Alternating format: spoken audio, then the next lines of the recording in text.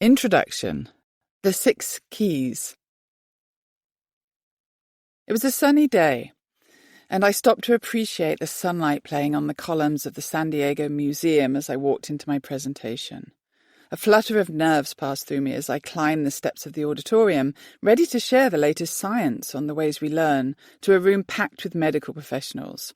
I speak regularly in front of teachers and parents, but was uncertain how a different audience would relate to my latest discoveries. Would my ideas fall flat? I needn't have worried. The response from the group of medical professionals was the same as that of the many students and educators I regularly work with. Most were surprised, some were shocked, and all could immediately see the crucial connections of these ideas to their work and lives. Several even started to see themselves in a new light.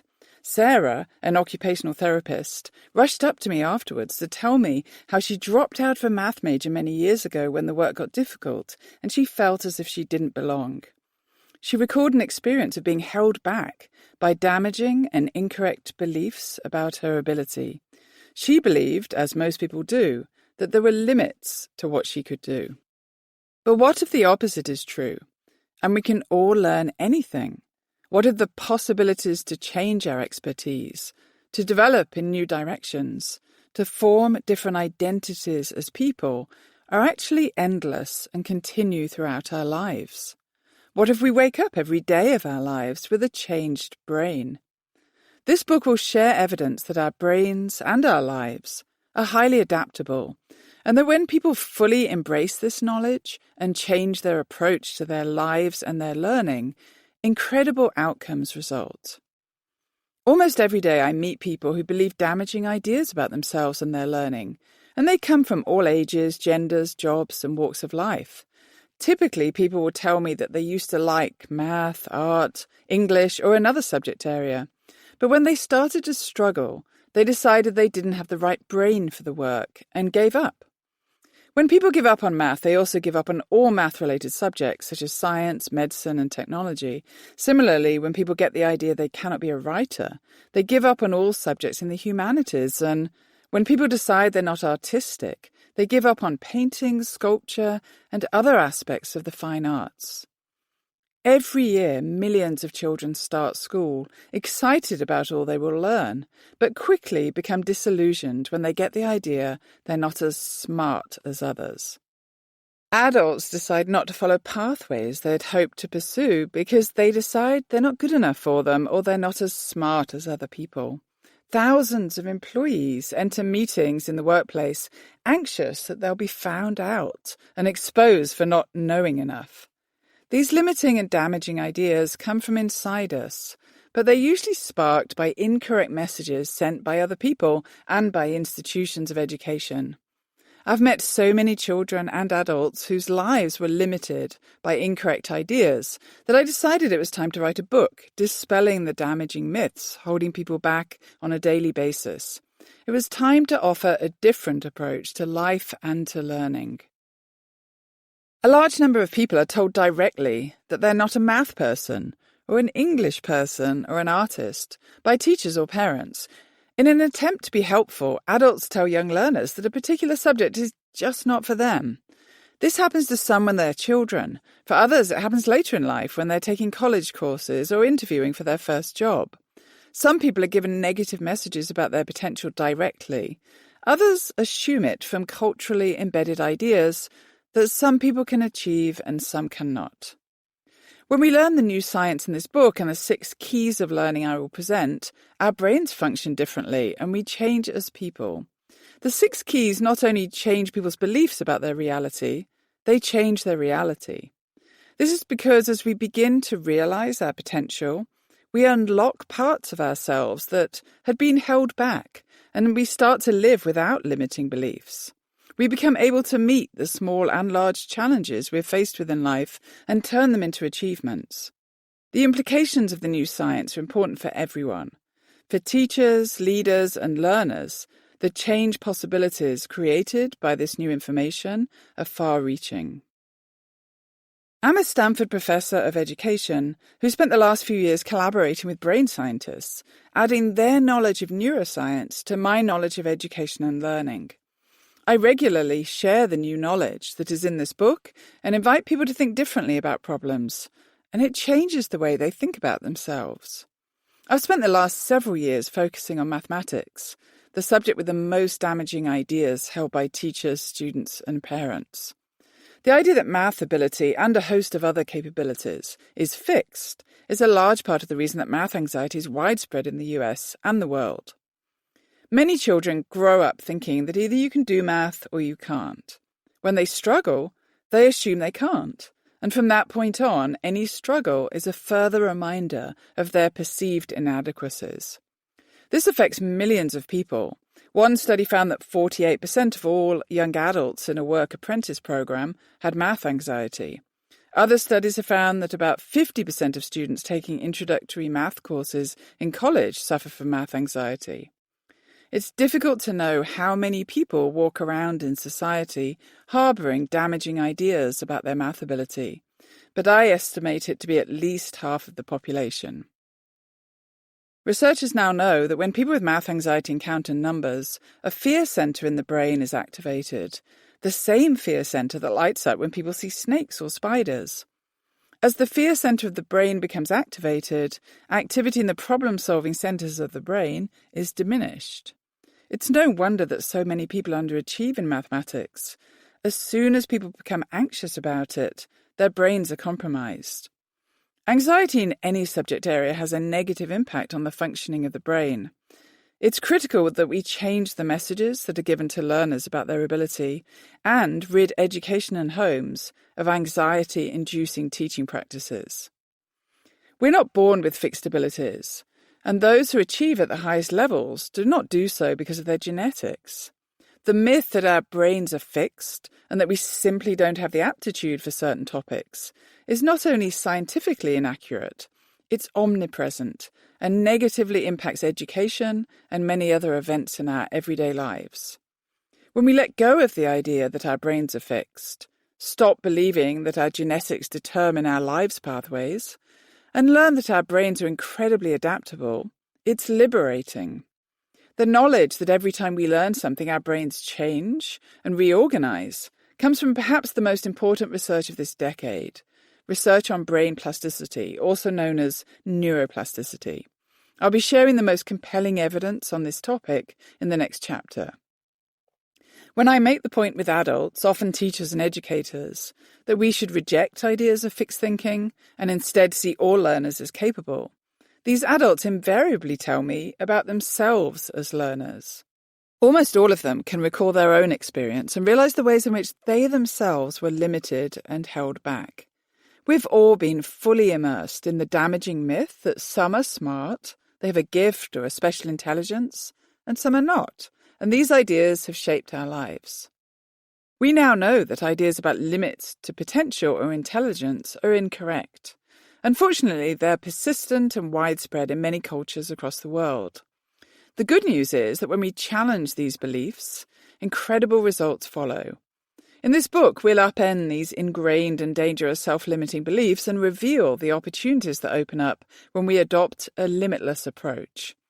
The limitless approach starts with knowledge from neuroscience and expands into a different approach to ideas and to life.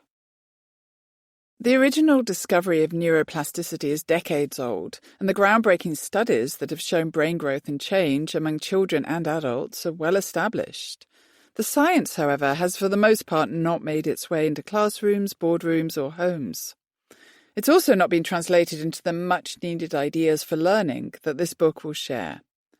Fortunately, a few pioneers who've learned about brain change have taken it upon themselves to spread the news. Anders Ericsson, a Swedish-born psychologist, is one of those people. He first became aware of the brain's incredible ability to grow and change, not from the neuroscience that was emerging at the time, but from an experiment he tried with a young athlete, a runner named Steve. Ericsson set out to study the limits of people's ability to memorize a random string of digits. A study published in 1929 found that people could improve their ability to memorize. The early researchers managed to train one person to memorize 13 random digits and another person 15. Ericsson was curious to know how people improved, so he recruited Steve, whom he describes as an average Carnegie Mellon undergraduate. On the first day that Steve began working with the researchers to memorize digits, his performance was exactly average. He could remember 7 numbers consistently, sometimes 8. On the following 4 days, Steve improved to just under 9 numbers. Then something remarkable happened. Steve and the researchers thought he'd reached his limit, but he managed to push through the ceiling and memorize 10 numbers, 2 more than had seemed possible. Ericsson describes this as the beginning of what became the 2 most surprising years of his career. Steve continued to steadily improve until he'd successfully memorized and could recall a string of 82 random digits. Needless to say, this feat was remarkable, and it was no magic trick. This was an average college student unlocking his learning potential to accomplish a rare and impressive feat. A few years later, Ericsson and his team tried the same experiment with a different participant. Renee started off much like Steve, improving her memory beyond the level of an untrained person, and she learned to memorize close to 20 digits. Then, however, she stopped improving, and after another 50 hours of training without improvement, she dropped out of the study. This set Ericsson and his team on a new quest to work out why Steve had managed to memorize so many more digits than Renee. This is where Ericsson began to learn more about what he called deliberate practice. He realized that Steve's love for running had made him highly competitive and motivated. Whenever he hit what seemed like a limit, he developed new strategies to become successful. For example, he hit a barrier at 24 digits. So he developed a new strategy of grouping numbers into 4 4-digit strings. At regular intervals, Steve developed new strategies. This approach illustrates a key takeaway. When you hit a barrier, it's advantageous to develop a new approach and come at the problem from a new perspective. Despite how logical this sounds, far too many of us fail to make adjustments in our thinking when we run into those barriers. We often decide instead that we cannot overcome them.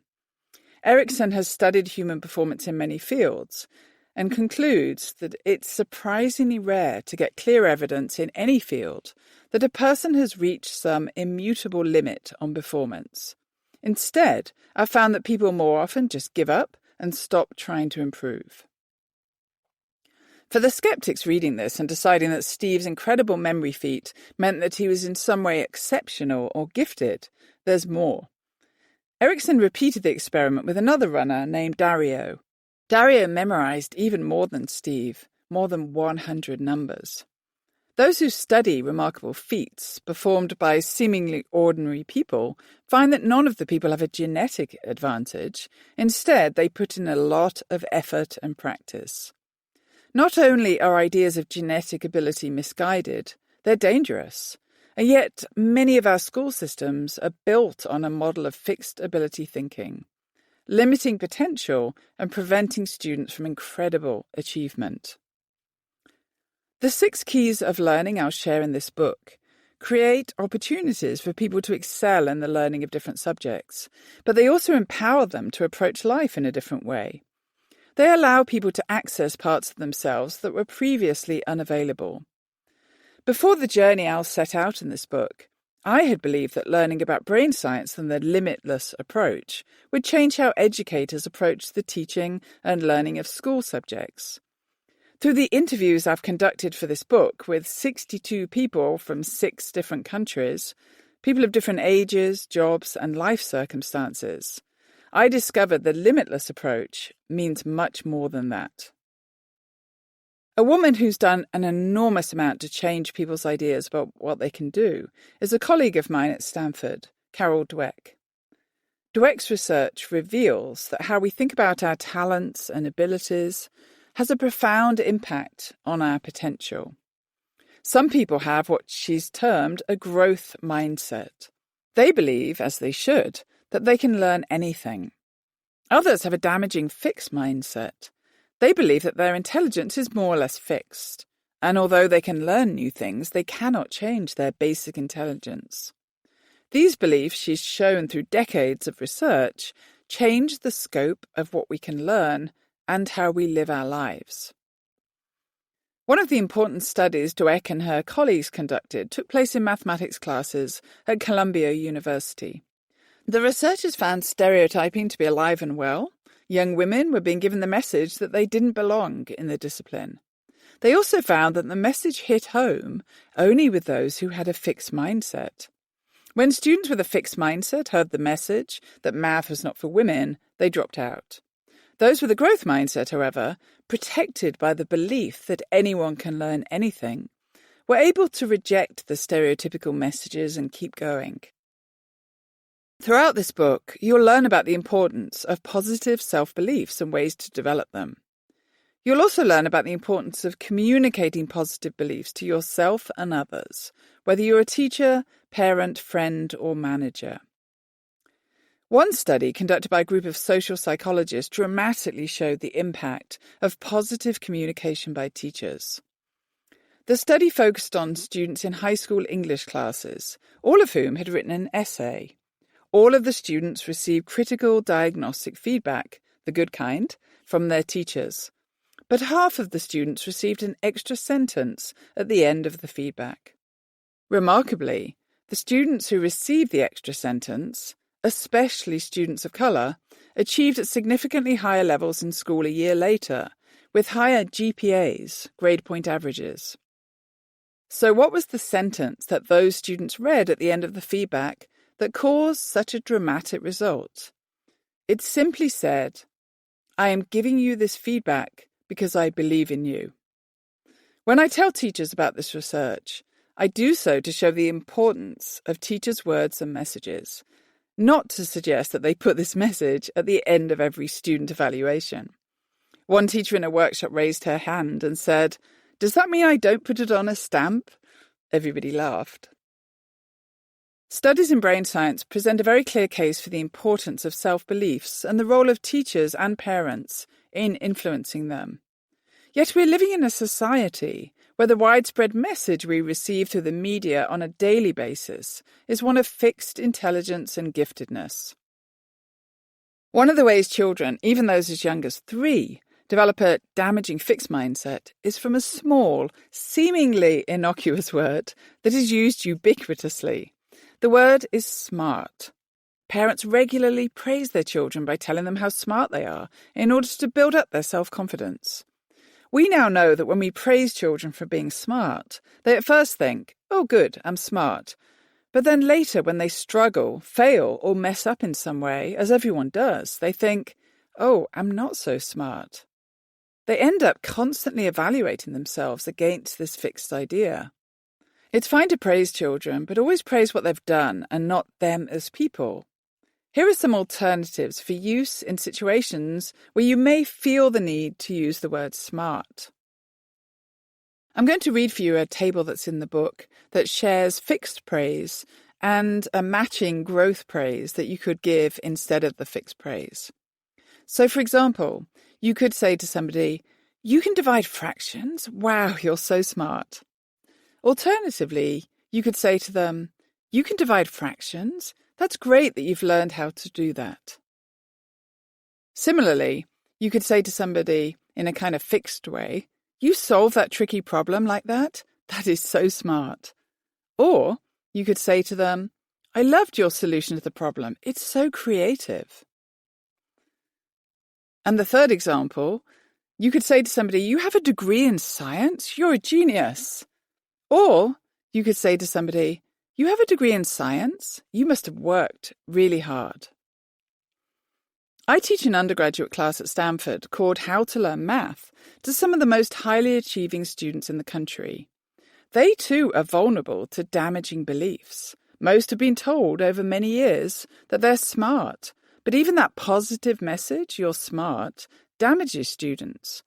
The reason it makes them vulnerable is that if they believe they're smart, but then struggle with some difficult work, that feeling of struggle is devastating. It causes them to feel they're not smart after all and give up or drop out. Regardless of your experience with the fixed brain myth, The information in these pages will change your understanding of ways to raise your and other people's potential. Taking a limitless perspective is about more than a change in our thinking. It's about our being, our essence, who we are. If you live a day with this new perspective, you'll know it, especially if it's a day when something bad happens, you fail at something, or you make a serious mistake.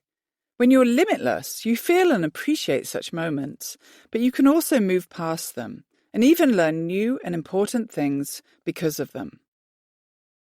George Adair lived in Atlanta after the Civil War. Originally a newspaper publisher and cotton speculator, he went on to become a highly successful real estate developer.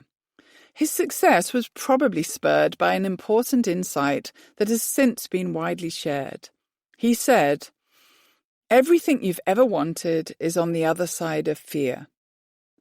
Let's think together now about ways to become limitless and move to the other side of negative beliefs and fear. Chapter 1. How neuroplasticity changes everything. The 6 keys all have the potential to unlock different aspects of people. The first key, however, is perhaps the most critical and the most overlooked. It originates from the neuroscience of brain plasticity. Although aspects of the evidence may be familiar to certain readers, many practices in schools, colleges, and businesses are based upon ideas that are the opposite of those I'll share. The result of fixed brain thinking is that we have a nation and world filled with underachieving people who've been limited by ideas that could and should be changed. So learning key number 1 is this. Every time we learn, our brains form, strengthen, or connect neural pathways. We need to replace the idea that learning ability is fixed with the recognition that we are all on a growth journey. Nestled in a part of California that's been described as a piece of Tuscany transplanted into North America is the villa that's the home of one of the world's leading neuroscientists, Michael Merzenich. It was Merzenich who stumbled upon one of the greatest scientific discoveries of our time, by accident. In the 1970s, he and his team had been using the newest technologies to map out the brains of monkeys. They were making what he called mind maps, maps of the working brain. It was exciting, cutting-edge work. The scientists hoped that the results of their studies would send ripples through the scientific community. But what Merzenich and his team discovered didn't send ripples, it sent crashing waves that would go on to change people's lives profoundly. The team successfully made mind maps of the monkeys' brains and then set the maps aside to continue on with other aspects of their work. When they returned to the mind maps, they realized the monkeys' brain networks, which they'd sketched out in the mind maps, had changed. Merzenich himself reflected, "What we saw was absolutely astounding. I couldn't understand it." Eventually, the scientists drew the only possible conclusion they could. The brains of the monkeys were changing, and they were changing quickly. This was the birth of what came to be known as neuroplasticity. When Merzenich published his findings, he received pushback from other scientists. Many simply would not accept an idea that they'd been so certain was wrong. Some scientists had believed that brains were fixed from birth, others that brains became fixed by the time people became adults. The evidence that adult brains were changing every day seemed inconceivable. Now, 2 decades later, even those who were the most vehemently opposed to the evidence from neuroplasticity research have conceded. Unfortunately, our schools, colleges, businesses, and culture have, for hundreds of years, been built around the idea that some people can and some people can't. This is why putting young students into different groups and teaching them differently made perfect sense. If individuals within a school or company weren't reaching their potential, it wasn't due to teaching methods or environmental factors, but to their limited brains. But now, with decades of knowledge about brain plasticity, it's time that we eradicate this damaging myth about learning and potential. Energized by the new evidence showing brain plasticity in animals, researchers began to look at the potential of human brains to change. One of the most compelling studies of the time came from London, the city where I had my first teaching and university job. London is one of the most vibrant cities in the world, and it's always filled with millions of residents and visitors. On any day in London, you'll see black cabs zipping around the thousands of major throughways, streets, and lanes. The drivers of these iconic taxicabs hold themselves to very high professional standards. Londoners know that if they get in a black cab and tell the driver a road to find and the driver doesn't know it, the driver should be reported to black cab authorities. Knowing all the roads in London is quite a feat, and drivers go to huge lengths to learn them. In order to become a black cab driver, you need to study for at least 4 years. The most recent cab driver I travelled with told me he'd studied for 7 years. During this time, drivers must memorise every one of the 25,000 streets and 20,000 landmarks within a 6-mile radius of the centrally located Charing Cross station, and every connection between them. This is not a task that can be accomplished through blind memorization. The drivers drive the roads, experiencing the streets, landmarks, and connections so they can remember them. At the end of the training period, the drivers take a test that is aptly named the knowledge. On average, people have to take the test 12 times in order to pass it. The extent and focus of the deep training needed by black cab drivers caught the attention of brain scientists, who decided to study the brains of the black cab drivers before and after the training.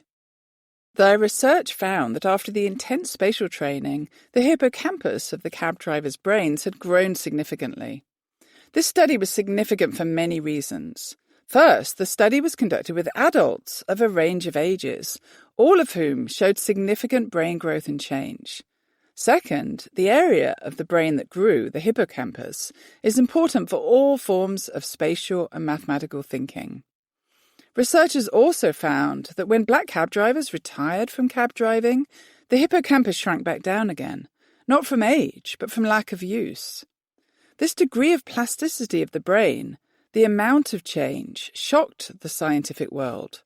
Brains were literally growing new connections and pathways as the adults studied and learned, and when the pathways were no longer needed, they faded away. These discoveries began in the early 2000s. At around the same time, the medical world was stumbling upon its own revelations in the realm of neuroplasticity. A 9-year-old girl, Cameron Mott, was suffering from a rare condition that gave her life-threatening seizures. Doctors decided to perform a revolutionary operation, removing the entire left hemisphere of her brain. They expected Cameron to be paralysed for many years or possibly life, as the brain controls physical movement. After the surgery, they were absolutely stunned when she started moving in unexpected ways. The only conclusion they could draw was that the right side of the brain was developing the new connections it needed to perform the functions of the left side of the brain. And the growth happened at a faster rate than doctors had ever thought possible. Since then, other children have had half of their brains removed. Christina Sandhaus was 8 when she had the operation, performed by neurosurgeon Ben Carson, who would later run for president. Christina went on to make the honour roll at her high school, graduate from college, and go on to achieve a master's degree. She's now a speech pathologist. We have multiple forms of evidence from neuroscience and from medicine that brains are in a constant state of growth and change. Every single day when we wake up in the morning, our brains are different than they were the day before. In the next chapters, you'll learn ways to maximize brain growth and connectivity throughout your life. A few years ago, we invited 83 middle school students to the Stanford campus for an 18-day math camp. They were typical students as far as their achievement levels and beliefs went. On the first day, each of the 83 students told interviewers that he or she was not a math person. When asked, they all named the one student in their class whom they believed to be a math person. Unsurprisingly, it was usually the student who was quickest to answer questions. We spent our time with the children, working to change their damaging beliefs. All students had taken a math test in their district before coming to us. We gave them the same test 18 days later at the end of our camp. The students had improved by an average of 50% per student. the equivalent of 2.8 years of school.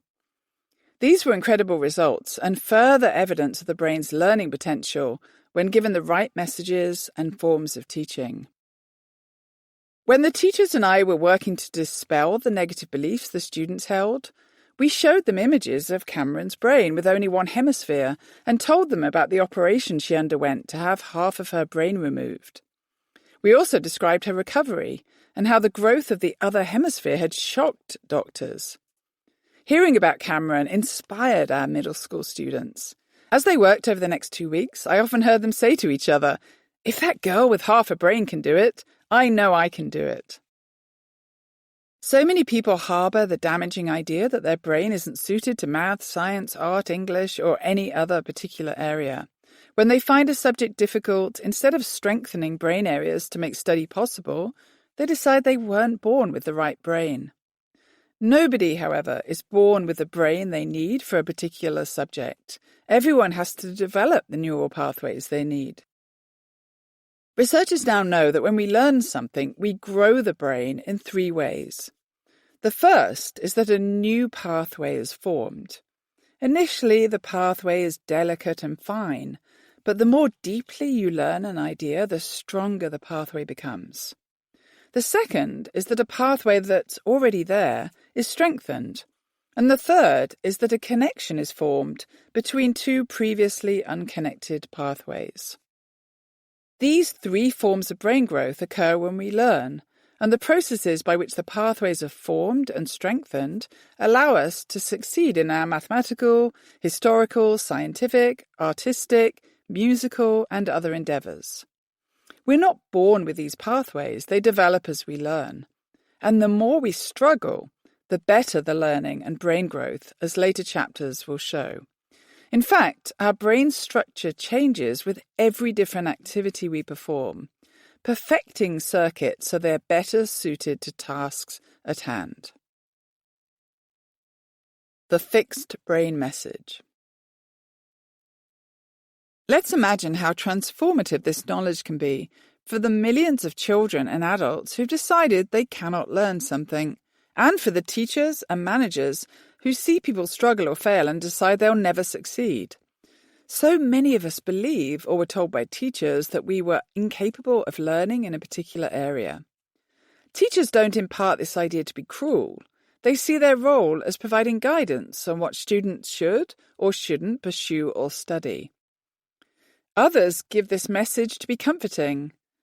"Don't worry if math isn't your thing," is tragically a common refrain heard by girls. Other students receive this message through faulty and outdated teaching measures, such as the separation of young children into ability groups or an emphasis on speed in learning. Whether it's through the educational system or in conversations directly with educators, far too many of us have been conditioned to believe that we don't have the capacity to learn. Once people get this terrible idea in their heads, their learning and cognitive processes change. Jennifer Britch is the mathematics lab director at California State University, San Marcos. She lectures in mathematics as well as directing the center. Jennifer works hard to dispel the damaging beliefs that her students hold about mathematics and their brains, one of very few university-level mathematics teachers doing so. Jennifer used to think, as she told me, that people were born with certain talents and you were restricted to those talents.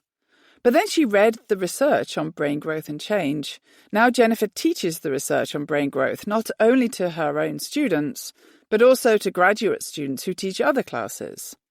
Teaching the new science can be difficult, and Jennifer tells me that she gets a lot of pushback from people who want to believe that some people are born with math potential and others just don't have it. A few months ago, she was sitting in her office going through emails when she heard the sound of sobbing coming from the office next door. Jennifer describes paying attention to the sound and then hearing the professor say, "It's okay, you're a female. Females have different brains than men, so you may not get this right away, and it's okay if you don't get it at all." Jennifer was horrified and took the brave step of knocking on the door of the other professor's office. She poked her head in and asked if she could talk to the male professor. She discussed the incorrect messages he was giving with him, which caused him to get upset and report Jennifer to the department chair. Fortunately, the department chair was a woman who also knew that his messages were incorrect and supported Jennifer. Jennifer's taking on the myths about math and learning, and she's just the person for it. She recently told me about her own challenging experience of being discouraged by a professor when she was in grad school. Jennifer writes, I was a grad student finishing my first year. I'd started some research for my thesis. I was doing great. I was working really hard and getting good grades. I was in this class, it was topology, and it was really challenging for me, but I was working really hard and I'd done really well on an exam. I was really proud of myself. We'd gotten the exams back and I'd gotten like a 98 or something, really close to perfect. I was so happy. Then I flipped to the back of the exam and there was a note from my professor that said to see him after class. And I was like, okay, well, maybe he's excited too. I was so happy and proud of myself. When I sat down in his office, he began this conversation about why I wasn't cut out for math. He wanted to know if maybe I cheated or memorized to do so well on the exam. He pretty much told me that he didn't think that I was a mathematician, that it shouldn't be my future, and encouraged me to consider my other options. I told him I was starting my thesis that summer and what my grade point average was. So he pulled up my grades and saw that I did both undergrad and my master's there. Then he pulled up my grade record and started looking at some of my grades. And he just kept asking me questions that all implied that I didn't earn those grades myself. It tore me apart when he did that, because he was a man I respected, someone I thought was so smart, who was very well known in the math department, very respected. A lot of the male students loved him. After that, I went to my car and cried. I was so upset. I just bawled my eyes out. My mum's a teacher, so I called my mum. When I reported the conversation, she of course got really defensive and angry. She told me to really just think about it and think about people who do well in math and why they do well. And she made me think about all these different things. I think that was the planting of the first seed that really helped me to start to understand what a growth mindset is. And following that, luckily the fierceness in me kicked in and the feistiness. And I used that to motivate myself to do even better in that course and in my career. And I made sure to give that professor a big smile as I walked across the stage at graduation. Jennifer's encounter tells us of a person, a professor, responsible for students' lives, who believes that only some people belong in mathematics. Sadly, this professor is not alone in his incorrect thinking. The Western world, in particular, is filled with a deeply ingrained cultural belief, pervasive in all subject areas and professions, that only some people can be high achievers. Many of us have been told this, and we have been conditioned to believe it. Once people believe that only some can reach high levels, it affects all areas of their lives and stops them from choosing fulfilling pathways. The belief that only some people can be high achievers is insidious and damaging and prevents all of us from reaching our potential. When teachers and others give people the idea that they don't have the brain to learn something, it's because they do not know or they refuse to accept the new scientific evidence. More often than not, these are STEM, science, technology, engineering, and mathematics, teachers and professors, an issue I'll return to. I think of these people as stuck inside the fixed brain regime.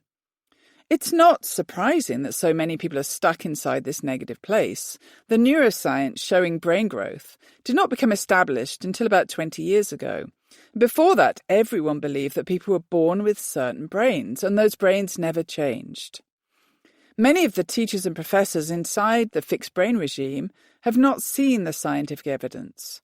University systems of reward mean that professors are most valued for publishing in scientific journals, not writing books, such as this one, for the public or sharing evidence widely. That means the most important evidence is locked up in journals, which are often behind paywalls, and doesn't get to the people who need it. In this case, educators, managers, and parents. Changing perceptions and brains. It is the lack of opportunities for important knowledge to get to the people who need it that prompted Kathy Williams and me to start UCubed.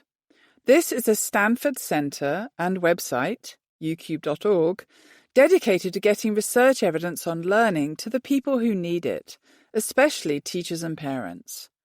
We're now in a new era, and many neuroscientists and doctors are writing books and giving TED Talks in order to bring people new information.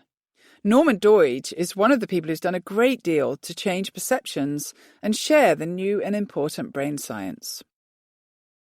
Doidge is a medical doctor who's written an incredible book with the title, The Brain That Changes Itself, Stories of Personal Triumph from the Frontiers of Brain Science. The book is exactly what the title describes. It's filled with inspiring examples of people with severe learning disabilities or medical conditions such as a stroke, who, although written off by educators and doctors, have undergone brain training and recovered completely. Doidge works to shatter a number of myths in the book, such as the idea that separate brain areas are compartmentalized and don't communicate or work together, and most important, the idea that brains don't change. Doidge describes the dark ages when people believed that brains were fixed, says that he's unsurprised that people are slow to understand the plasticity of the brain, and suggests that it will take an intellectual revolution for them to do so. I agree, because over the last few years in my teaching about the new brain science, I've met many people who seem unwilling to make the shift in their understanding of the brain and human potential. The vast majority of schools are still inside the fixed brain regime. Schooling practices have been set over many years and are very difficult to change. One of the most popular is tracking, a system in which students are placed in groups based on their supposed ability and then taught together in those groups. A study in Britain showed that 88% of students placed into tracks at the age of 4 remained in the same track for the rest of their school lives. This horrific result does not surprise me. Once we tell young students that they're in a lower track group, their achievement becomes a self-fulfilling prophecy. The same is true when teachers are told which track students are in. They treat students differently, whether they intend to or not. Similar results were found in a study of nearly 12,000 students from kindergarten to 3rd grade in more than 2,100 schools in the US. None of the students who started out in the lowest reading group ever caught up to their peers in the highest group. Such policies of placing students in groups based on their supposed level of ability may be defensible if it resulted in higher achievement for the low, middle, or high-achieving students, but it does not. Studies of schools' tracking policies in reading show that those schools that use tracked reading groups almost always score lower on average than schools that do not. These results are echoed in mathematics. I've compared students learning mathematics in middle and high schools in England and the US, and in both school levels and countries, the schools that taught students in mixed achievement groups outperformed those that used ability groups. San Francisco Unified is a large and diverse urban school district whose school board voted unanimously to remove advanced classes until 11th grade. This prompted a lot of controversy and opposition from parents, but within 2 years, during which all students took the same mathematics classes until 10th grade, algebra failure rates fell from 40 to 8% of students in the district, and the number of students taking advanced classes after 10th grade went up by 1/3. It's hard to imagine that the teaching practices of the district teachers changed dramatically in 2 years, but what did change were the opportunities students received to learn and the ideas students believed about themselves. All students, instead of some students, were taught high-level content, and the students responded with high achievement. International studies of achievement in different countries across the world show that countries that use tracking the latest and the least are the most successful. The US and the UK, 2 countries in which I've lived and worked, have 2 of the most highly tracked systems in the world. Nobody knows what children are capable of learning, and the schooling practices that place limits on students' learning need to be radically rethought. Someone whose story illustrates most clearly for me the need to change our expectations of young children is Nicholas Letchford. Nicholas grew up in Australia, and in his first year of school, his parents were told that he was learning disabled and had a very low IQ. In one of his mother's first meetings with teachers, they reported that he was the worst child they'd seen in 20 years of teaching. Nicholas found it difficult to focus, make connections, read or write. But over the next few years, Nicholas's mother, Lois, refused to believe that her son could not learn, and she worked with Nicholas, teaching him how to focus, connect, read and write. The year 2018 was an important one for Lois Letchford. It was the year that she published a book describing her work with Nicholas called Reversed. And it was also the year Nicholas graduated from Oxford University with a doctoral degree in applied mathematics. Research and science have moved beyond the fixed brain era, but fixed brain schooling models and limited learning beliefs persist. As long as schools, universities and parents continue to give fixed brain messages, students of all ages will continue to give up on learning in areas that could have brought them great joy and accomplishment. The new brain science showing that we have unlimited potential is transformative for many, and that includes those diagnosed with learning disabilities. These are individuals who are born with or develop, through injury or accident, physical brain differences that make learning more difficult. For many years, schools have traditionally put such students into lower-level classes and worked around their weaknesses. Barbara Arrowsmith-Young takes an entirely different approach. I was fortunate to meet Barbara on a recent visit to Toronto, during which I toured one of the incredible Arrowsmith schools she has set up. It's impossible to spend time with Barbara and not realize that she is a force to be reckoned with. She is passionate not only about sharing her knowledge of the brain and how we develop it, but in using her knowledge to change the neural pathways of those diagnosed with special educational needs through targeted brain training.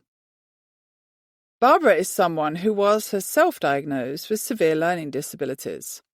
As she was growing up in Toronto in the 1950s and 1960s, she and her family knew she was brilliant in some areas, but they were told she was retarded in others. She had trouble pronouncing words and couldn't engage in spatial reasoning. She couldn't follow cause and effect statements, and she reversed letters. She was able to understand the words mother and daughter, but not the expression mother's daughter. Fortunately for Barbara, she had an amazing memory and was able to memorize her way through school and hide what she knew was wrong. As an adult, her own disabilities prompted her to study child development, and eventually she came across the work of Alexander Luria, a Russian neuropsychologist who'd written about stroke victims who had trouble with grammar, logic, and reading clocks. Luria worked with many people with brain injuries, produced an in-depth analysis of the functioning of various brain regions, and developed an extensive battery of neuropsychological tests. When Barbara read Luria's work, she realized she herself had brain injuries, became quite depressed, and started to consider suicide. But then she came across the first work on neuroplasticity and realized that particular activities could produce brain growth. She began months of detailed work on the areas she knew she was weakest in. She made herself hundreds of cards with clock faces and practiced so much she was reading them faster than regular people. She started to see improvements in her symbolic understanding and for the first time began grasping grammar, math and logic. Now Barbara runs schools and programs that give brain training to students diagnosed with learning differences. Chatting with Barbara on my visit, I found it hard to imagine that this woman herself had had such severe disabilities in the past, as she is an impressive communicator and thinker. Barbara has developed over 40 hours of tests that diagnose students' brain strengths and weaknesses, and a range of targeted cognitive exercises that enable students to develop brain pathways. Students come to her Arrowsmith schools with severe disabilities and leave without them. When I visited one of the Arrowsmith schools for the first time, I saw students sitting at computer screens, intensely concentrating on their cognitive tasks. I asked Barbara if the students were happy doing this, and she replied that students stay motivated because they can feel the effects of the program very quickly. Many of the students I spoke to talked in the same terms. After they started on the cognitive tasks, they felt a fog lifting and were able to make sense of the world. When I visited the Arrowsmith School for the second time, I sat and talked to some adults going through the program. Shannon was a young lawyer who'd become concerned after criticism for the length of time it took her to produce her work, as people typically pay for lawyers' time by the hour. She was referred to Arrowsmith and decided to enroll for a summer. When I met her a few weeks into the program, she told me that it was already life-changing for her. Not only was Shannon thinking a lot more efficiently, but she was able to make connections she'd not been able to make before. She was even making sense of events that had happened in her past, even though she'd not been able to make sense of them at the time. Shannon, like the others, talked about a fog lifting from her mind. She said she used to be a passenger in conversations, but now everything is clear, and she's able to participate fully. Barbara not only offers brain training for students who go to Toronto and enroll in the school, she's now developed a program that educators can be trained in and take back to their schools. Some students stay in the program for a few months, some for a few years, and now a remote program is being developed for students to work in different locations. Barbara is somebody who's leading the world in her brain training approach. Like many groundbreakers, she's had to endure critiques from the people who do not accept the idea of neuroplasticity or that brains can be exercised and developed. But she's continued fighting for the rights of students who've been made to believe that they're broken. Most of the students who contact Arrowsmith have been given the idea there's something terribly wrong with them, and many of them have been rejected by the school system. They leave Arrowsmith transformed. One of the results of my visits to the school was that I became determined to help spread the news of what is possible with brain training and share the Arrowsmith methods with our army of teachers and parents who follow UCubed. They call themselves UCubians. As mentioned, the approach of special education in schools has been to identify students' weaknesses and teach around them, essentially teaching to their strengths. Arrowsmith's approach is the opposite. The teachers work to identify brain weaknesses and then teach to them, building up the brain pathways and connections that students need. My hope is that all students with learning differences will be exposed to brain training and freed from the labels and limits they're being forced to live with, replacing these instead with hope engendered by a transformed brain. Many amazing individuals who were written off and told not to pursue particular studies have excelled in them. Dylan Lin was diagnosed as having dyscalculia, a particular brain condition that makes learning mathematics hard. But Dylan refused to accept that she couldn't learn math and pursued and achieved a degree in statistics.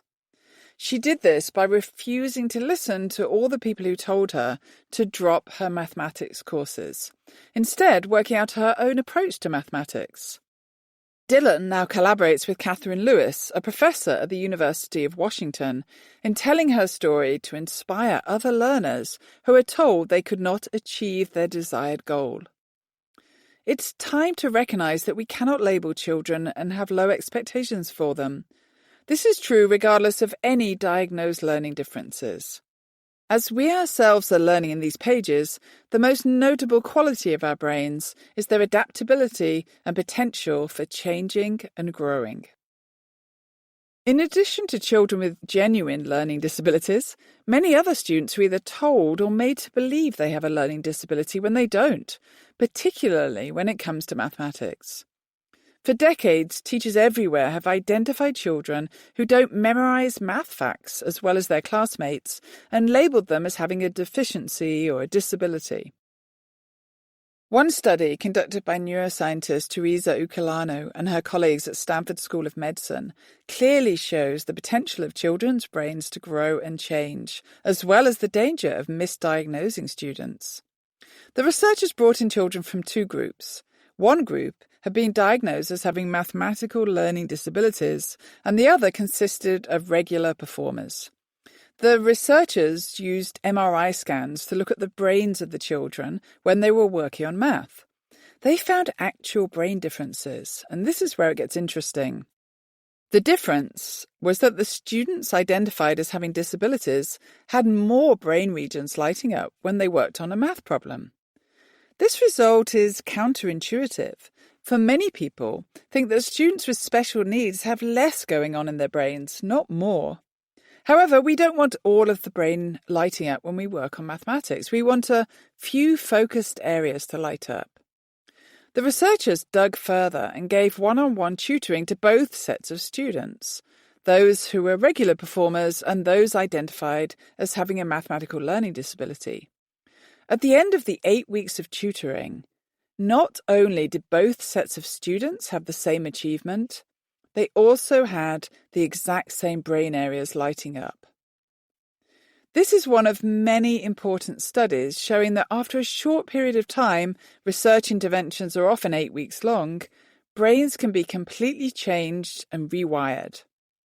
The so-called learning disabled student in this study developed their brains to an extent that allowed them to function in the same way as regular performers. Let's hope they returned to school and lost their mathematical disability labels. Just imagine how everything could change for those young children in school and in life. High-achieving students. The importance of knowing about brain growth is not limited to students diagnosed with learning differences. It extends across the entire achievement spectrum. Students come to Stanford with a history of school success. Often they've only ever received A's in school. But when they struggle in their first math or any other class, many decide they cannot learn the subject and give up. As mentioned, for the last several years, I've been working to dispel these ideas with students by teaching a class called How to Learn Math. The class integrates the positive neuroscience of learning with a new way of seeing and experiencing math. My experience of teaching this class has been eye-opening. I have met so many undergrads who are extremely vulnerable and too readily come to believe they don't belong in STEM subjects. Unfortunately, they are almost always women and people of colour. It's not hard to understand why these groups are more vulnerable than white males. The stereotypes that pervade our society based on gender and colour run deep and communicate that women and people of colour aren't suited to STEM subjects. One study published in the premier journal Science showed this powerfully. Sarah Jane Leslie, Andre Simpian and colleagues interviewed university professors in different subject areas to see how prevalent the idea of a gift was, the concept that you need a special ability to be successful in a particular field. Their results were staggering. They found that the more prevalent the idea of a gift was in any academic field, the fewer women and people of colour were in that field. And this held across all 30 subjects they looked at. On the enhancement, you'll find a graph showing the relationships the researchers uncovered. The top chart shows the science and technology subjects, and the chart below shows the arts and humanities subjects. The question I always ask when I see data like this is, if the idea of giftedness is harmful to adults to this extent, what does it do to young children?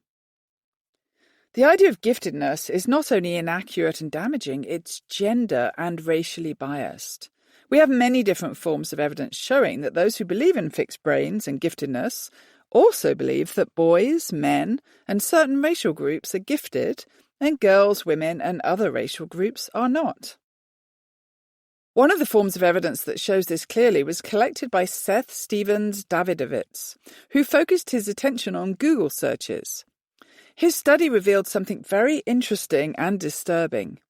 He found that the most commonly Googled word following "is my 2-year-old son ... is gifted. He also found that parents searched the words "is my son gifted" 2.5 times more than the words "is my daughter gifted." This is despite the fact that young children of different genders have equal potential. Sadly, the problem's not limited to parents. Daniel Storage and his colleagues conducted analyses of anonymous reviews on ratemyprofessors.com, and they found that students were twice as likely to call male rather than female professors brilliant, and 3 times as likely to call male rather than female professors geniuses. These and other studies show that ideas of giftedness and genius are intertwined with racist and sexist assumptions. I'm convinced that the majority of people who have gender or racial biases don't think about them consciously or perhaps even realize they have them. I also contend that if we were to dispel the idea that some people are naturally gifted and instead recognize that everyone is on a growth journey and can achieve amazing things, some of the most insidious biases against women and people of color would disappear. This is needed in the STEM fields more than anywhere else. It's no coincidence that STEM subjects evidence the strongest fixed thinking and the starkest inequities in participation. Part of the reason so many students are dissuaded from thinking they're capable of learning math is the attitudes of the teachers and professors who teach them. I've now met a few amazing mathematicians who devote large parts of their lives to dispelling the elitist ideas that pervade mathematics. University mathematician Piper Harron, one of my own heroes, is one of those people. On her website, called The Liberated Mathematician, she writes, "My view of mathematics is that it is an absolute mess, which actively pushes out the sorts of people who might make it better. I have no patience for genius pretenders. I want to empower the people." It's wonderful to have voices like Piper's to help dispel the myths about who can achieve in mathematics. Unfortunately, there remain too many academics and teachers who continue to transmit false elitist ideas and willfully and openly state that only some people can learn their subjects. Just last week, I learned of 2 examples that are typical. A community college professor started her class by telling the students that only 3 of them would make it. And a high school math teacher in my local school district announced to his eager 15-year-old students who were placed in his high-level math class, "You may think you're hot shit, but no one gets above a C in this class." These are the words of elitists who revel in the low number of students who are successful in their classes, as they think it shows that they're teaching really difficult content. It's this sort of thinking and speaking to students that has kept so many amazing people from pursuing pathways that would have been rewarding for them. Such ideas harm people, and they harm the disciplines, because access is denied to the diverse thinkers who would have provided beneficial insights and breakthroughs in these fields. One of these thinkers was the incredible mathematician Maryam Mirzakhani. The story of Maryam's life and work appeared in newspapers worldwide when she became the first woman in the world to win the coveted Fields Medal, the equivalent of the Nobel Prize for mathematicians. Maryam grew up in Iran and, like many others, was not inspired by school math classes. In 7th grade, Maryam was told by her math teacher that she wasn't good at math. Fortunately for the world, Maryam had other teachers who believed in her. At age 15, things changed for Maryam when she signed up for a problem-solving class at Sharif University in Tehran. She loved mathematical problem-solving and went on to study advanced mathematics. During her PhD studies, she proved several previously unproved theories in mathematics. Her approach was different from that of many mathematicians, and her work almost entirely visual. The field would be narrower, less rich, visual, and connected without Maryam's contribution, one that could so easily have been lost if she'd listened to the teacher who told her that she was bad at math. When Maryam came to Stanford, we found many occasions to meet and discuss mathematics learning, and I enjoyed chairing a PhD exam for one of her students. At age 40, Maryam tragically died. The world lost an incredible woman, although her ideas will always live on and continue to broaden mathematics. The American Mathematical Society recently devoted the November issue of its journal to Maryam, And one of those reflecting on Mariam's amazing contribution to mathematics was Yenia Sapir, the doctoral student whose thesis defense I chaired, now a mathematician herself. Here are her reflections on Mariam. Mariam would paint beautiful, detailed landscapes in her lectures. If she were giving a talk about concepts A, B, and C, she wouldn't just explain that A implies B implies C. Rather, she would paint a mathematical landscape where A, B, and C lived together and interacted with one another in various complicated ways. More than that, she made it seem like the rules of the universe were working harmoniously together to make A, B, and C come about. I was often amazed by what I imagined her inner world would be like. In my imagination, it contained difficult concepts from disparate fields of mathematics, all living together and influencing one another.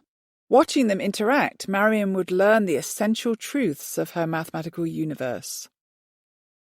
The world is filled with cases of people who think differently, often more creatively, and are dissuaded from pursuing careers in sports, music, academics, and many other fields. Those who persist despite the negative messages they receive often go on to achieve incredible feats. But how many are there who don't go forward, who believe negative judgments, and who turn away from fields and dreams? One of the people who thought differently and received extensive rejection is the author of the Harry Potter series, J.K. Rowling, now the most successful author in history. Shortly after the death of her mother, she was at a very low point in her life. She was recently divorced, a single mother, living in poverty, but she focused on something she cared deeply about: writing. Rowling, also called Jo, sent her Harry Potter manuscript to 12 different publishers, all of whom rejected it. She began to lose confidence in her book when the editor at Bloomsbury Publishing sat down to read the book. She also gave it to her 8-year-old daughter. The young reader loved it and encouraged her mother to publish it. Rowling's books have now sold over 500 million copies, and she's a role model for any who face rejection yet believe in their ideas. Today, she actively works to end poverty and support children's welfare. I love many of her words, but this is perhaps my favourite quote of all.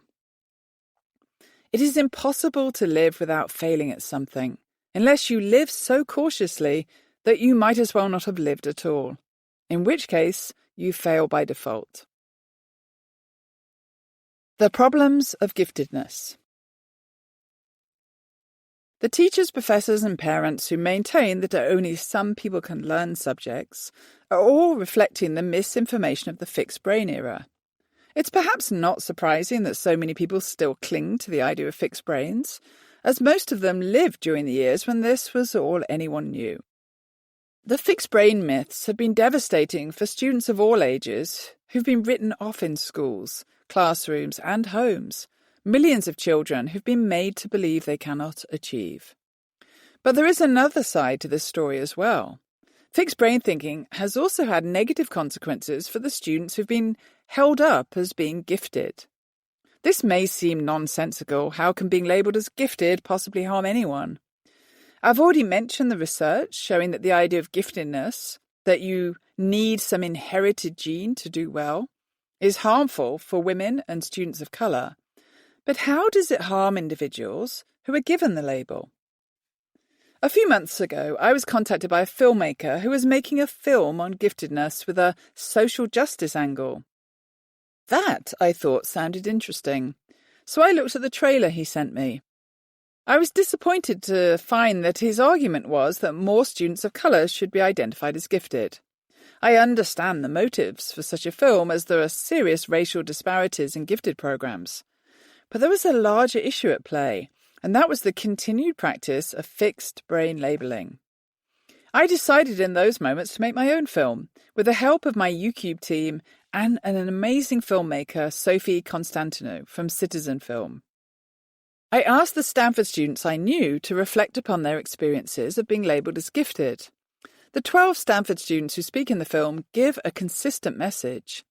They received advantages, but at some costs. The students talk about feeling that they had a fixed thing inside them, and when they struggled, they thought it had run out. They say they learned that they couldn't ask questions, they could only answer other people's questions. They say that they tried to hide any struggles in case people found out that they didn't have a gift. At the end, a student named Julia strikingly says, "If I grew up in a world where no one was labelled as gifted, I would have asked a lot more questions." The gifted movement has the worthy ideal of ensuring that high-achieving students get a rich and challenging environment, which I agree is needed. But they've done so by perpetuating an idea that some students are worthy of this because they have a fixed gift, like a present they've been given. Although the programs point out that some students need especially challenging material because they've reached an elevated point, they omit the fact that others can also reach that point if they work hard. The message is that some people are born with something that others cannot achieve. And this, in my view, is damaging, both for those who get the idea they have no gift and for those who get the idea they have a fixed brain. One of the reasons that it can be damaging to receive the gifted label is that you don't expect to struggle, and when you do, it is absolutely devastating. I was reminded of this when chatting with my education students at Stanford last summer. I was explaining the research on brain growth and the damage of fixed labels when Susanna raised her hand and sadly said, "You're describing my life." Susanna went on to recall her childhood when she was a top student in math classes. She had attended a gifted program and been told frequently that she had a math brain and a special talent. She went on to enroll as a math major at UCLA, but in the second year of the program she took a class that was challenging and that caused her to struggle. At that time, she decided she didn't have a math brain after all, and she dropped out of the program. What Susanna didn't know is that struggle is the very best process for brain growth, more on that later, and that she could grow the neural pathway she needed to learn more mathematics. If she'd known that, Susanna would probably have persisted and graduated with a math major. This is the damage that's caused by fixed ability thinking. The story Susanna told me relayed her experience of being labelled as gifted with a math brain, and the ways this fixed labelling led her to drop the subject she loved. This could be repeated with any subject: English, science, history, drama, geography, anything. When you're valued for having a brain that you did not develop, one you were just given at birth, you become averse to any form of struggle and start to believe you do not belong in areas where you encounter it. Because of my field or specialty, I have met many people who have dropped out of STEM subjects because they thought they didn't have the right brain. But the problem isn't limited to STEM subjects. It comes about whenever people are led to believe that their intellect is fixed. Although I decry the labels given to students of giftedness or the opposite, I do not maintain that everyone is born the same. At birth, everyone has a unique brain, and there are differences between people's brains. But the differences people are born with are eclipsed by the many ways people can change their brains. The proportion of people born with brains so exceptional that those brains influence what they go on to do is tiny, less than 0.001% of the population. Some have brain differences that are often debilitating in some ways, such as those on the autism spectrum, but productive in other ways. Although we're not born with identical brains, there's no such thing as a math brain, a writing brain, an artistic brain, or a musical brain. We all have to develop the brain pathways needed for success, and we all have the potential to learn and achieve at the highest levels. Best-selling author Daniel Coyle, who has spent a lot of time in what he calls talent hotbeds, agrees. He's interviewed teachers of the most, as he says, talented, the people Coyle describes as having worked in particularly effective ways. Their teachers say that they see someone they regard as a genius at a rate of 1 person per decade. To decide that 6% of students in every school district have a brain difference that means they should be siphoned off and given special treatment is ludicrous. Anders Ericsson has studied IQ and hard work for decades and concludes that the people regarded as geniuses, people like Einstein, Mozart, and Newton, are made, not born. And their success comes from extraordinary hard work. Importantly, we should communicate to all students that they are on a growth journey, and there's nothing fixed about them, whether it's called a gift or a disability. We're no longer in the fixed brain era. We're in the brain growth era. Brain growth journeys should be celebrated, and we need to replace the outdated ideas and programs that falsely deem certain people more capable than others, especially when those outdated labels become the source of gender and racial inequalities. Everybody is on a growth journey. There's no need to burden children or adults with damaging dichotomous thinking that divides people into those who can and those who cannot. The idea that women have to work hard to be successful, whereas men are naturally brilliant, was a notion I myself encountered in high school, not from my math teacher, but from my physics teacher. I remember it clearly. It was the time when all students took a practice exam known as a mock exam, in preparation for the high-stakes exam all students take at age 16 in England. 8 students, 4 girls and 4 boys, received borderline scores, and I was one of them. At this point, my physics teacher decided that all the boys had achieved their scores without trying, but all the girls had achieved their scores from working hard, and so they could never do any better. As a result, he put all the boys in for the higher exam, and the girls were entered for the lower exam. Since I did hardly any work in high school, I was bored a lot of the time from just having to memorize facts, and skated by with minimal effort, I knew he was wrong about the girls having worked harder. I told my mother about the teacher's decision based on gender. My mum, being the feminist she was, complained to the school, so they grudgingly put me in for the higher exam, telling me it was a stupid risk on my part because the only grades given for the higher exam were A, B, C, or failing. I said I'd take the risk. Later that summer, I received my result, an A. I was fortunate that I had a parent who got the sexist decision the teacher made overturned, and countering his thinking gave me a reason to work especially hard for the exam. The unfortunate impact for me, however, was that I decided I would not go any further in physics. I just did not want any more to do with the man who was the department chair or the subject. Luckily, I didn't receive such sexist dissuasion in math, and some of my best and highest level math teachers and professors were women. I chose to take advanced mathematics instead. I took all the sciences at advanced levels except physics. This is an example of the particularly insidious impact that men like my physics teacher have when they limit pathways based on gender, or race, or other characteristics. A group of young women recently shared with me their experience of approaching their mathematics professor with a question after one of their first classes at a top university. When they asked their question, the professor said it was too basic and they should take a class at the local community college. The women, all African American students, decided at that moment to leave STEM subjects for good. They had experienced enough of these messages, and like many other students before them, they walked away.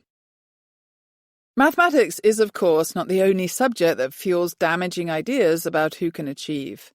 Art, English, music, sports, all of these are areas where students are initially interested until they begin to struggle and decide they don't have the right kind of brain or body. In all cases, when students get these damaging ideas, some portion of their future potential is foreclosed. And not only in school, fixed ideas about potential impact their work lives as well. I've now talked with many professionals who tell me that before they learned about brain science, they were too nervous to offer ideas in meetings in case they were wrong, and they were always living in fear of being judged. This is not surprising, as we've grown up in a fixed brain world that judges everyone on their smartness. Many of us have grown up feeling judged for everything, often feeling not good enough and worrying about being found out. When people let go of fixed brain ideas, they become unlocked, especially when they combine this knowledge with other findings from neuroscience that we'll explore shortly. Workers suffer the effects of fixed brain thinking, but often managers do as well. Managers in companies are just as likely to write off an employee as not having a good brain or being smart enough. If instead managers saw the limitless potential of the people they work with, they would talk to them differently and open up opportunities rather than close them down. Instead of deciding that some workers are of limited value, managers might decide that they could be given different opportunities for learning. Some may need something to read or study or build, more on this in later chapters. This would change the ways many companies operate and empower many more employers to create important ideas and products. The first step in living a limitless, unlocked life is to know brains are constantly reorganizing, growing, and changing. Remembering that every day of our lives we wake up with a changed brain. In every moment of our lives, our brains have opportunities to make connections, to strengthen pathways, and to form new pathways. When we face a challenging situation, rather than turn away because of fear of not being good enough, we should dive in, knowing that the situation presents opportunities for brain growth. As we start to recognize the huge implications of the adaptability of our brains, we will start to open our minds and live differently. The key information that will enable our new pathways and approaches to be enhanced further will be shared in the remaining chapters. Chapter 2. Why we should love mistakes, struggle, and even failure. Our lives are filled with mistakes. We make them all the time, and they're simply part of everyday life. Even though mistakes sometimes make no difference or end up producing fortuitous results, most of us instinctively respond to mistakes by mentally beating ourselves up and feeling terrible. It's not surprising that large sections of the population respond negatively to mistakes. Most of us have grown up with the idea that mistakes are bad, especially if we attended test-driven schools where we were frequently marked down for making mistakes, or our parents punished mistakes with harsh words and actions. This is unfortunate, and this is why. Learning key number 2. The times when we're struggling and making mistakes are the best times for brain growth. When we are willing to face obstacles and make mistakes in the learning process, we enhance neural connections that expedite and improve the learning experience. The research on the positive impact of mistakes and struggle is emerging from both neuroscience and behavioral studies of high-achieving people. Some of this work is counterintuitive, as we've believed for so long in the absolute necessity that everything be correct. Releasing people from the idea that they must always be correct and not make any mistakes turns out to be transformative. The science of mistakes. I first became aware of the positive impact of mistakes when I was hosting a workshop for teachers, and Carol Dweck, the pioneer of mindset research, joined us. The teachers attending the workshop that day had gathered in a large group and listened attentively to Carol. She announced that every time we make mistakes, synapses fire in the brain, indicating brain growth. All of the teachers in the room were shocked, as they'd all been working under the premise that mistakes are to be avoided. Carol was drawing from work that has researched the brain's response when we make mistakes, particularly investigating the different ways brains respond when people have a growth or a fixed mindset. Jason Moser and his colleagues extended Carol's work investigating the brain's response when we make mistakes. Moser and his team found something stunning. They'd asked participants to take tests while they monitored the participants' brains with MRI technology. They looked at the scans when people got questions correct and when they got them incorrect. The researchers found that when people made mistakes, brains were more active, producing strengthening and growth than when people got work correct. Neuroscientists now agree that mistakes positively contribute to the strengthening of neural pathways. This learning key is particularly significant because most teachers design classes so that everyone is successful. Curricula and textbooks are designed with trivial, unchallenging questions so that students will get a high percentage of answers correct. The common belief is that getting most answers correct will motivate students toward greater success. Here's the problem, though. Getting questions right is not a good brain exercise. For students to experience growth, they need to be working on questions that challenge them, questions that are at the edge of their understanding. And they need to be working on them in an environment that encourages mistakes and makes students aware of the benefits of mistakes. This point is critical. Not only should the work be challenging to foster mistakes, the environment must also be encouraging, so that the students don't experience challenge or struggle as a deterrent. Both components need to work together to create an ideal learning experience. Author Daniel Coyle studied what he called talent hotbeds, places producing a larger proportion than normal of high achievers, and concludes that achievement comes not from any natural-born ability, but rather from a special kind of work and practice. He's studied examples of those who excel at learning in music, sports, and academic subjects. His research reveals that all of the people who achieved at very high levels engaged in a particular kind of practice that caused the coating of brain pathways with myelin. Our brains function through an interconnected web of nerve fibers, including neurons, and myelin is a form of insulation that wraps around fibers and increases their signal strength, speed, and accuracy. When we revisit an idea or kick a soccer ball, myelin coats the neural pathways involved, optimizing the particular circuits and making our movements and thoughts more fluid and efficient in the future. Myelin is vital to the learning process. Most learning takes time, and myelin aids the process by reinforcing signals and slowly strengthening pathways. Coyle gives a number of examples of the highest achieving mathematicians, golfers, soccer players, and pianists practicing their craft, and describes the role of myelin in wrapping layers of insulation around their neural circuits. He characterizes the world's experts as having super-duper pathways, wrapped in layer upon layer of myelin, which makes them very effective. So, how do we all develop super-duper pathways? This occurs when people are working at the edge of their understanding, making mistake after mistake in difficult circumstances, correcting mistakes, moving on and making more mistakes, constantly pushing themselves with difficult material. Coyle starts his book with an interesting story of learning. He describes the case of a 13-year-old girl he calls Clarissa, who's learning the clarinet.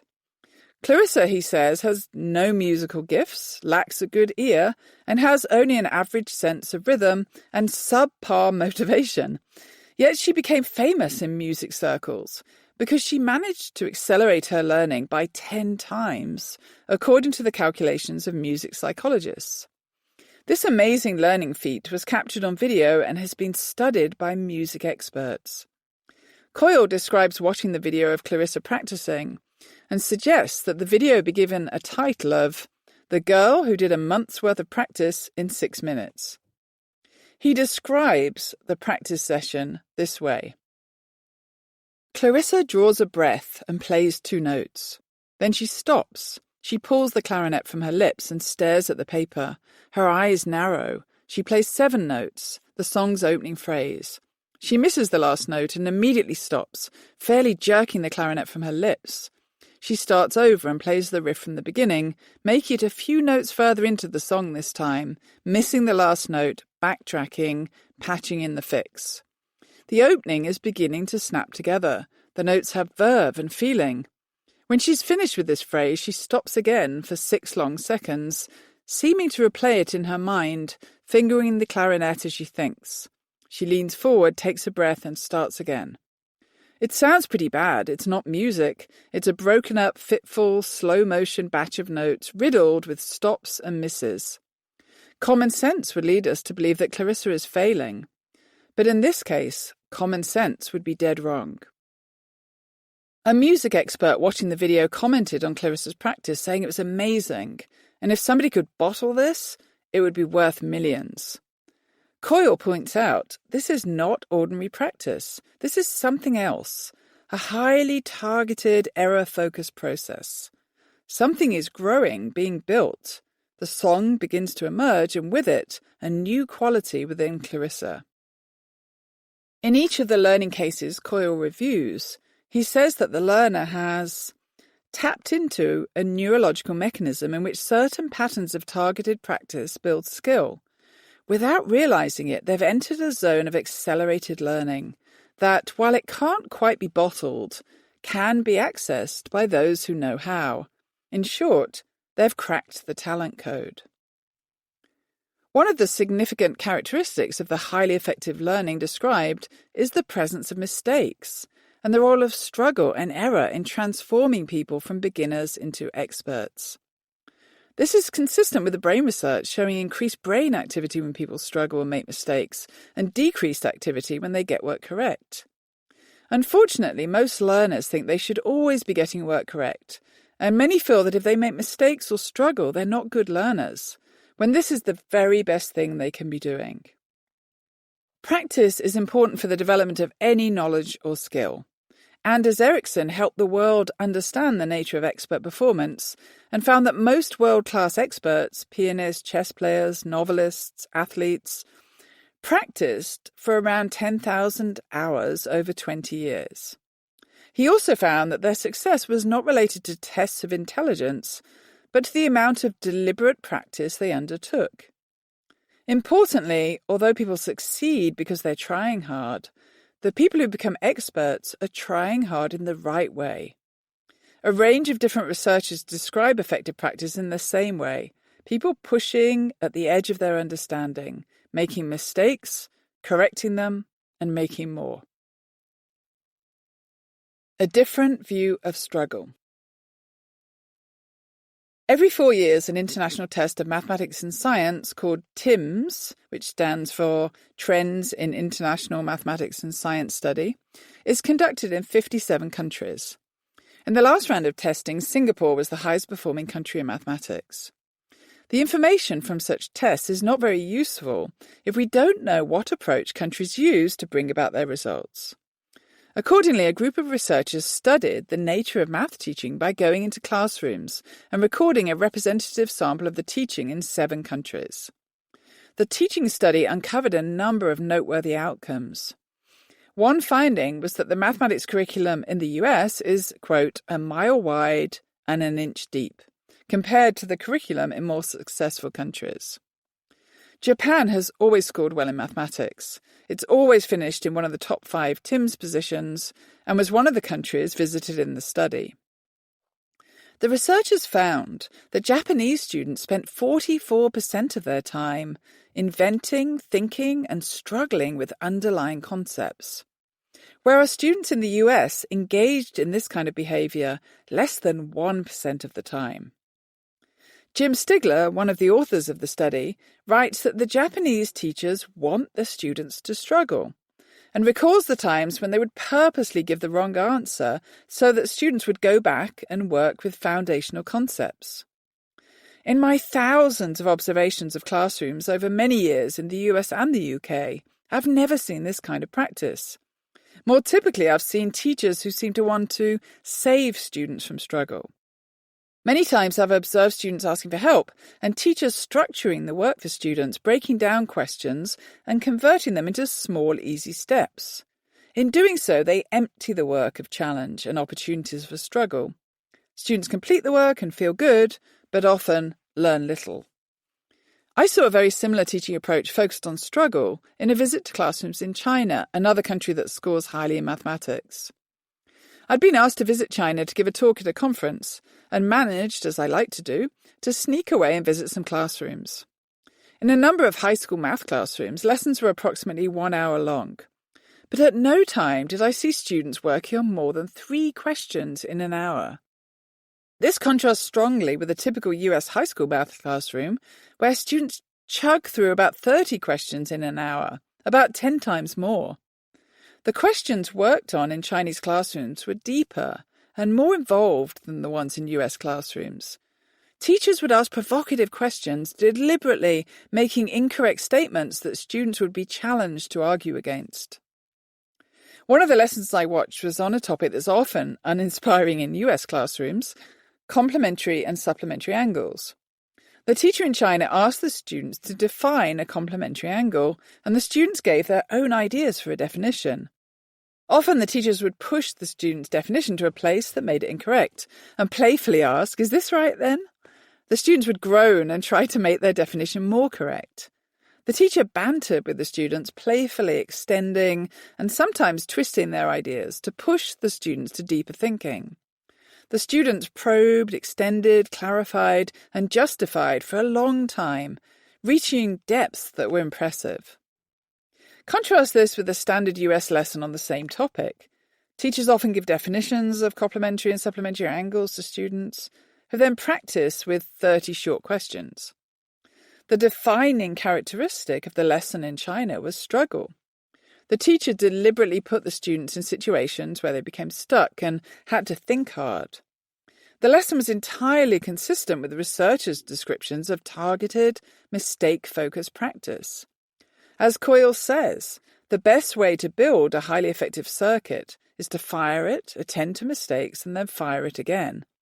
This is what the teachers in China were enabling their students to do. Elizabeth and Robert Bjork are scientists at UCLA who have studied learning for decades. They point out that a lot of learning that happens is very unproductive, as the most important learning events often go against intuition and deviate from standard practices in schools. They highlight the importance of what they call desirable difficulties, again suggesting that the brain needs to be pushed to do things that are difficult. They particularly highlight the act of retrieving information from the brain, as every time we retrieve something, it changes in the brain and is more accessible when needed later. Many people study for tests by rereading materials, but the Bjorks point out that this is not very helpful for the brain. A much more helpful way of reviewing material is to test yourself, so that you keep having to recall the material and hopefully make mistakes and correct them along the way. Learning scientists point out that these tests should not be performance events, as these cause stress and reduce the learning experience. Non-evaluative self-testing or peer testing is most beneficial.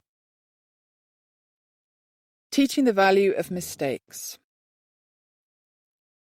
As neuroscience becomes more established as a field, it seems that more and more evidence is revealing the value of mistakes and struggle.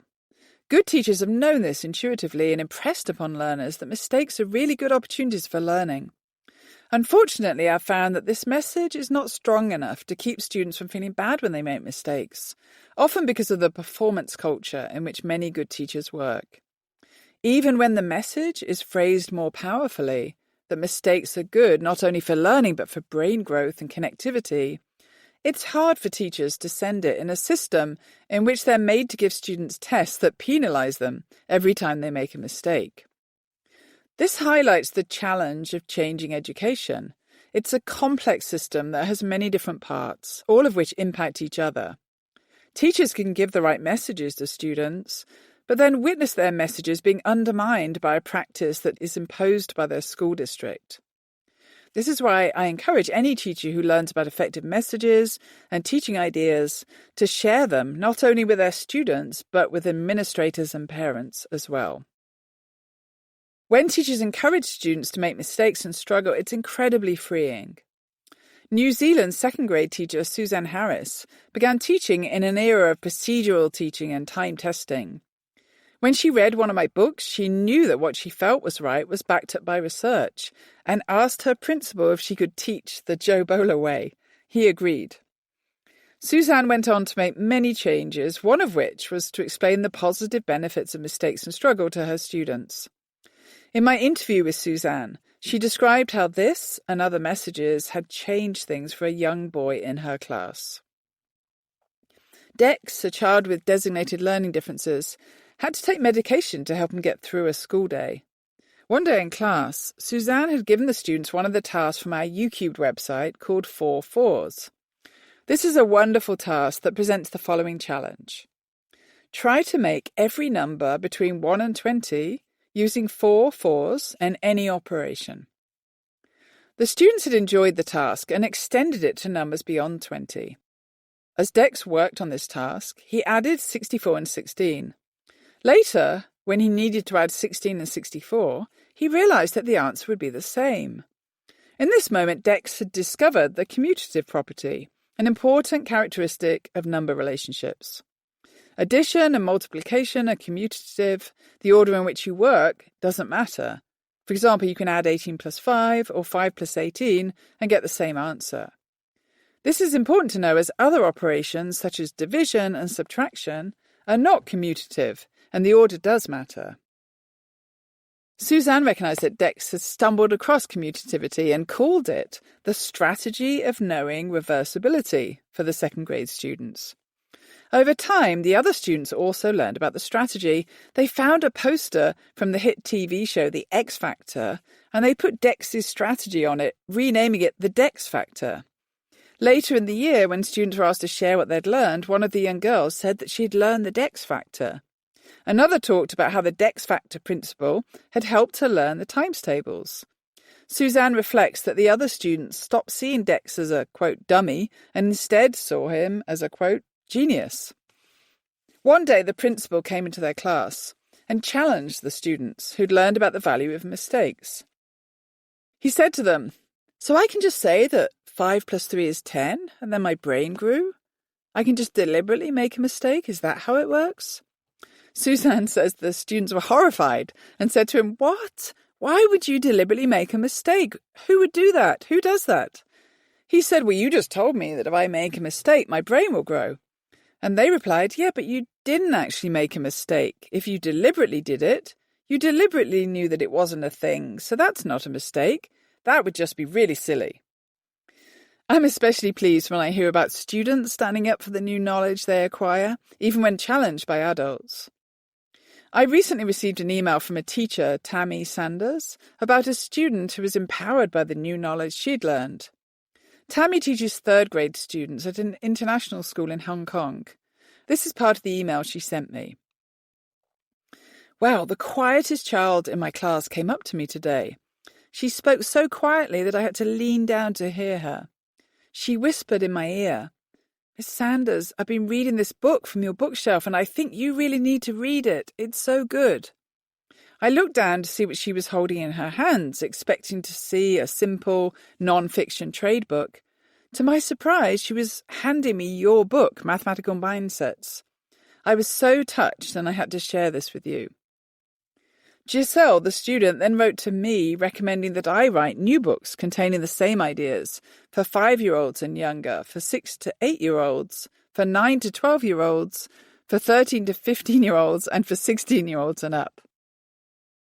I haven't done this yet, but I really like her ideas and her passion to spread the ideas more broadly. Giselle also sent me a drawing, capturing the moment when she told her teacher about my book. When we taught our UCube summer camp for middle school students a few years ago, we told the students that we loved mistakes. They caused brain growth, and they were a really important part of learning. This caused the students to become freer in their learning, and it changed their approach in many different ways. The students became more willing to share ideas, even when they didn't know if they were right. They also became persistent when faced with difficult problems. The simple idea that mistakes are good for our brains proved transformative. Receiving the positive mistakes message was a significant aspect of the change in their learning pathways and their growth as learners. One of the camp students in the class that I co-taught with Kathy Williams was named Ellie. Ellie was one of the shortest students in the class and always wore a baseball cap set at an angle. When she gathered at the board with other students in her group to sketch out ideas, she would often bounce on her toes to reach the work of the other students. But Ellie's physical size did not match her desire to learn. If I were to choose some words that characterized Ellie during our teaching sessions, they would be determined, obstinate, and I'm going to figure this out if it kills me. Ellie was one of the lowest achieving students on our pretest. She was 73rd out of 83 students. She told interviewers before she came to camp that math class was usually boring and she didn't want to come to our camp. She would have preferred to stay at home and play Minecraft. And yet Ellie was present during every moment of camp, always arguing her case, pushing for complete understanding. She sometimes became extremely frustrated when she didn't quickly understand a problem, but she stayed focused and asked question after question. She would also make many mistakes, frequently pushing herself beyond them to the correct answer. An observer watching the class in camp would probably have said she was a low achiever who was working hard to understand. What makes Ellie's experience so compelling? Ellie was the most improved of all the students in camp, moving from one of the lowest scores on the pretest at the start of camp to one of the highest scores 18 days later.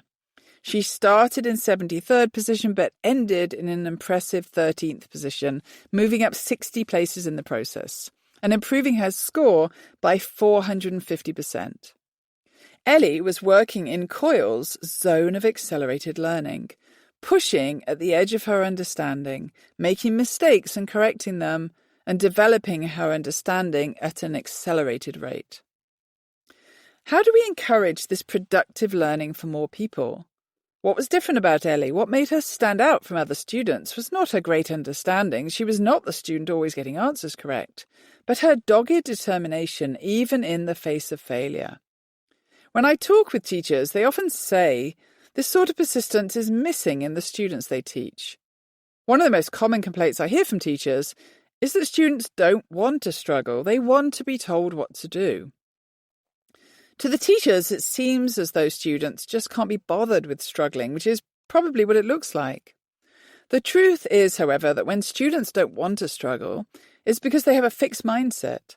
At some point in their lives, they're being given the idea that they cannot be successful, and that struggle is an indication that they're not doing well. Many of the 83 students at our camp were risk-averse and unwilling to persist, like those the teachers were describing. But in our camp environment, where we actively valued mistakes and struggle, they became willing to persist, even when they found work difficult. In the moments when they turned to us looking forlorn or despondent and said things like, "This is too hard," we would say, "These are the greatest moments of brain growth. That feeling of it being too hard is the feeling of your brain growing. Keep going, it's really important and valuable." And they would turn back to their work. By the end of the camp, we saw students who were willing to struggle and keep going when questions were hard. When we asked questions of the whole class, hands would shoot up all around the room. When I tell teachers about Ellie, they're hungry to know how they can get more of their students to take her approach. They want their students to embrace struggle and difficulty and keep going. Jennifer Schaefer is one teacher who's learned how to encourage students to struggle in her classroom. Jennifer teaches 6th grade in Ontario, Canada. She was one of the teachers who contacted me because learning about the new brain science had caused her teaching to go through a profound change. Like many other women I interviewed, Jennifer describes her own upbringing as one of compliance. She was rewarded for being nice and neat and not taking risks. She said she would never answer questions in a class unless she was sure she was right. As a former youth worker, Jennifer understood the importance of boosting children's self-esteem and confidence as part of her teaching. Learning about the brain science added what she called an extra layer to her understanding, a layer that changed the way she teaches. Jennifer knows that when her students come to her, they've already decided if they're smart or not. As soon as Jennifer learned about brain growth and mindset, she spent all of September and October instilling the important ideas. As Jennifer reflected, it was more than just building up their confidence. It was giving them information, giving them true facts about their brain. That's the different layer that I see to it. It was something so concrete that was about their learning. Yeah, I've always tried to build kids' self-esteem up, but this is different because it attaches to their learning. It isn't just about how they feel good with their friends. It's about their learning. Jennifer is unusual in the way she's understood mindset and brain research and used it in her teaching and parenting. Many teachers tell their students about the important mindset information, but they don't, as Jennifer has, allow the new brain science to fully permeate and inform their teaching. I've learned over recent years that teachers' and parents' interactions with students as they work, especially in those very important moments of struggle, are critical to the development of a growth mindset. When Jennifer first started to encourage struggle with students, she used the metaphor of steps. She now places the image of the steps on Post-it notes all around her classroom, and you'll find that image in the enhancement. Jennifer tells her students that these are the steps of struggle, and they don't have to be the smug person that's shown on the top step, but they shouldn't also be the sad person that you see on the bottom step. They simply need to get onto the steps of struggle, as that is a really important place to be. And as Jennifer described it to me, nobody wants to be that guy on the bottom step. He looks kind of huffy and mad. And the guy at the top is annoying because he's finished and he's super happy. I always say, you don't have to be that guy. That guy is annoying. Be in the middle, right? Jennifer's students liked the step analogy, but they liked another one even more. It comes from James Nottingham, an educator in the UK. And he came up with the idea of the learning pit, or the pit of struggle, a really important place to be. Jennifer asked her students to make their own drawing of the learning pit as a class. And you can see both James Nottingham's image and Jennifer's students' images in the enhancement. The students write about their feelings. When they struggle, you can see, I'm so confused, I'm not good at math, this doesn't make any sense. Feelings we've all experienced. They also write about their feelings as they progress in the struggle pit with, don't let your confusion control you, climb the walls step by step, and other positive thoughts.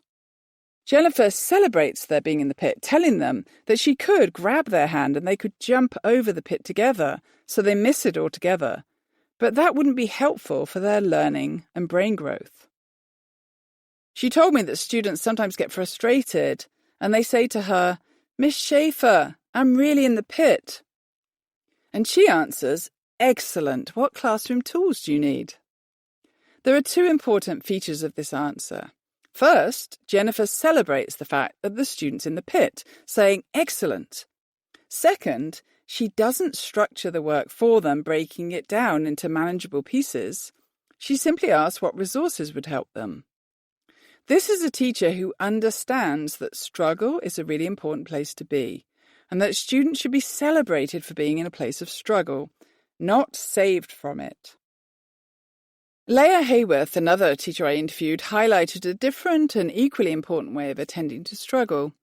She related her own story and went on to describe her teaching method, which had a big impact on a young student of hers who started the school year in tears.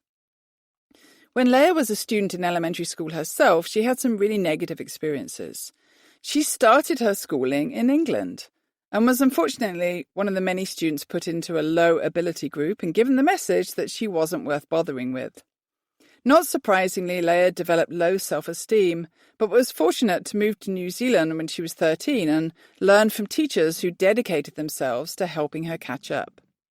When Leah became a teacher, she was already acutely aware of the importance of encouraging students, particularly those who'd given up on themselves. One of those students was Kelly. When Leah saw Kelly cry, she knew it was because she'd developed the idea that she wasn't a good student. She also knew that Kelly would become especially anxious when she struggled with work. So Leah decided to assist Kelly when work was difficult and then gradually withdraw the help. She also shared with Kelly and all the other students that when she was in school, she didn't feel good about herself, and she too would cry when she felt she couldn't do something. As the school year went on and Leah gave Kelly more and more difficult work with less and less support, Kelly changed. She became more confident, stopped crying, and started smiling. As Leah reflected, it was amazing to see in just over a year how far this girl had come, not only in her mathematical abilities, but her complete mindset shift, and how she applied that way of thinking to other aspects of learning. She went from absolutely no self-belief that she could try any type of challenging math problem, crying and no willingness to be involved in discussion, to having a go at anything and even sharing her misconceptions openly with the class. The whole class went on that journey, but her journey was just amazing to see. And it was one of those moments that made me sit back and think, this is why I became a teacher. Leah had shifted her teaching to encourage her students to have a growth mindset and to embrace struggle, and this made a big difference for a lot of students. Before Leah made these changes, 65% of her students would reach the content standards. After the first year with the new approach, 84% of students reached the standard. This sort of shift is typical for teachers we work with, and although we aim to get 100% of students to reach the standards, reaching 84% in the first year is impressive. Leah achieved this through giving positive messages to all of her students, including those who lacked self-belief, and encouraging important times of struggle. When I initially brought the positive new research about mistakes and struggle to students and the public, I described it as mistakes grow your brain. This message is simple and powerful, and I know many students across the world have been helped by it. I've been criticized for this message by people who take grow literally and narrowly to mean that brains get bigger and bigger. What we know is that when mistakes are made, connectivity increases and brains grow in capacity and strength.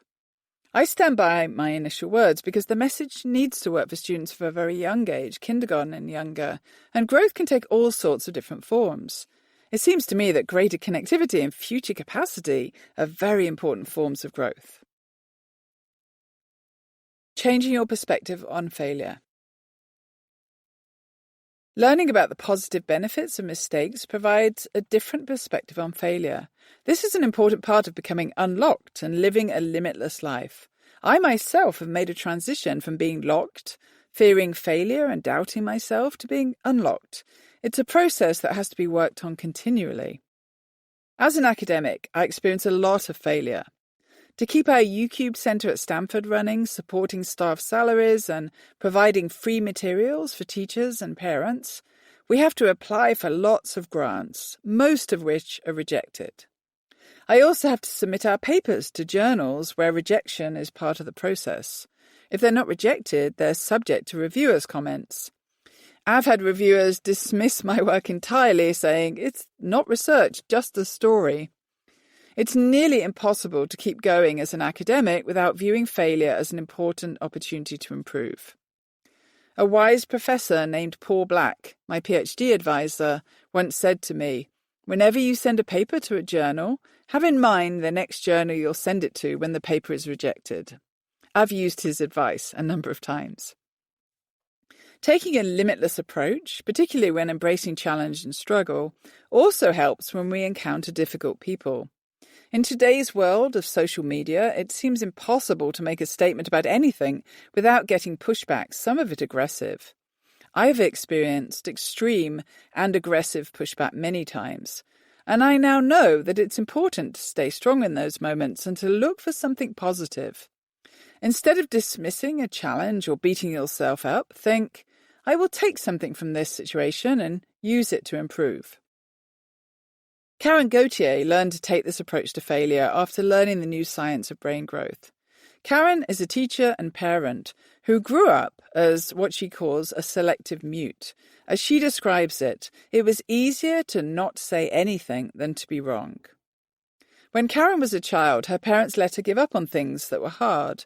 She quit softball, piano, and other activities that she found challenging. As a teacher or parent, we may think it's best to let children give up to save them from struggle. That can seem supportive, but it may backfire. I remember being in a very effective high school classroom at Railside, watching a student work on some mathematics at the whiteboard. She was explaining her work to the class, and then she paused. She then faltered completely, saying she didn't know what to do. The whole class was watching, and the room fell silent. This may seem to an observer like a horrible situation, but the teacher told the girl not to sit down but to keep going. The girl stayed at the front, worked through her confusion, and continued on the problem. Later, the girl reflected on that moment and said something that surprised me. She said, "The teacher didn't give up on me." Other students in the class agreed with her, interpreting their teachers pushing them to do hard things as a sign that the teacher believed in them. This was one of the first times I made the link between pushing students, or one's own children, to hard places, and they're interpreting this as an inspiring vote of confidence. Karen had chosen to become a teacher because she wanted to give students a better experience than she had known. An amazing teacher, Karen received the Orange County Teacher of the Year award. Soon after that, Karen was invited to become an Orange County math coach, and it was during this time that Karen experienced what she describes as complete failure. Karen had just started working as a coach and had asked teachers to try new methods, but they hadn't been receptive to her ideas. Karen recalled being about 10 weeks into the work and realizing she was failing in her new role. And that's when she reverted back to her childhood, thinking, "Oh my gosh, I'm not good enough. Who am I fooling? I can't do this."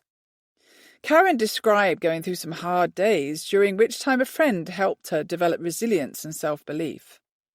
It was during this time of self-doubt that Karen read with interest the research on mistakes and brain growth. And this changed her.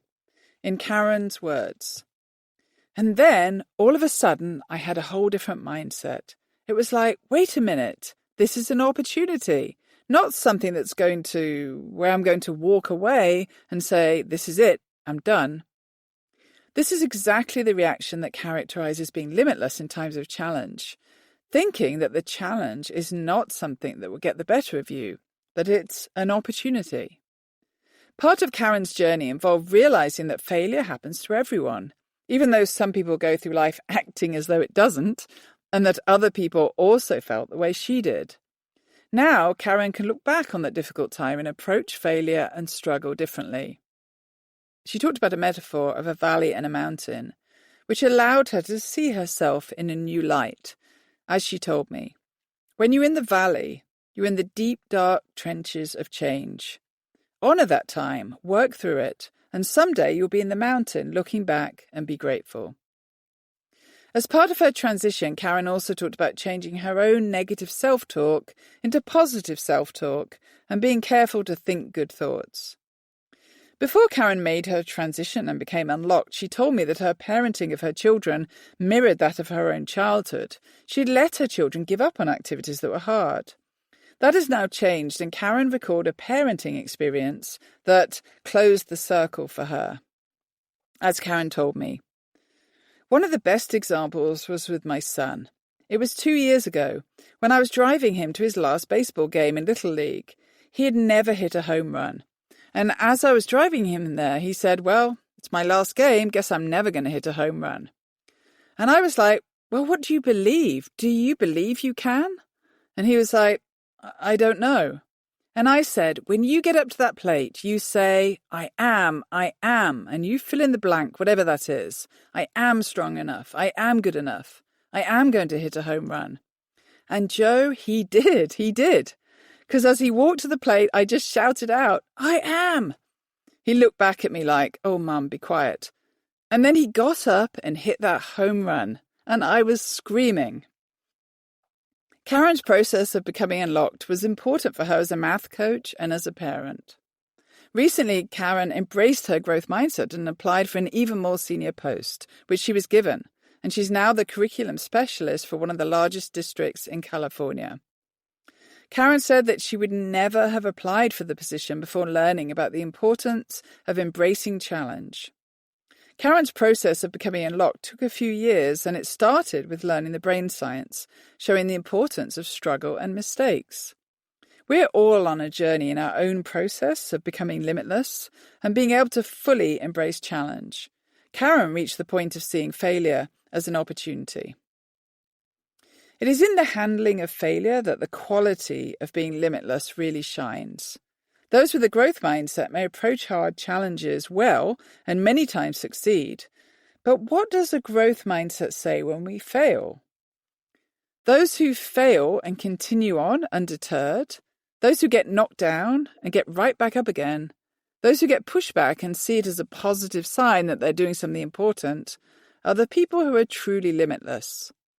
It's easy to feel open and free when things are going well. It's when things are going badly and challenges or aggression stand in our way that it is most important to be limitless. One person who exemplified this for me was Kate Rizzi. When Kate was growing up, she was extremely curious, but her family didn't value curiosity. They valued following instructions and being compliant. Feeling that her curiosity was inappropriate made Kate question who she was, and as a result, she didn't value herself. Such disapproval caused Kate to feel as though she had to shrink herself to make herself into a different person from the one she was. It's a devastating feeling, and one felt by many gay and transgender youth as well. The shrinking resulted in Kate's lack of self-confidence.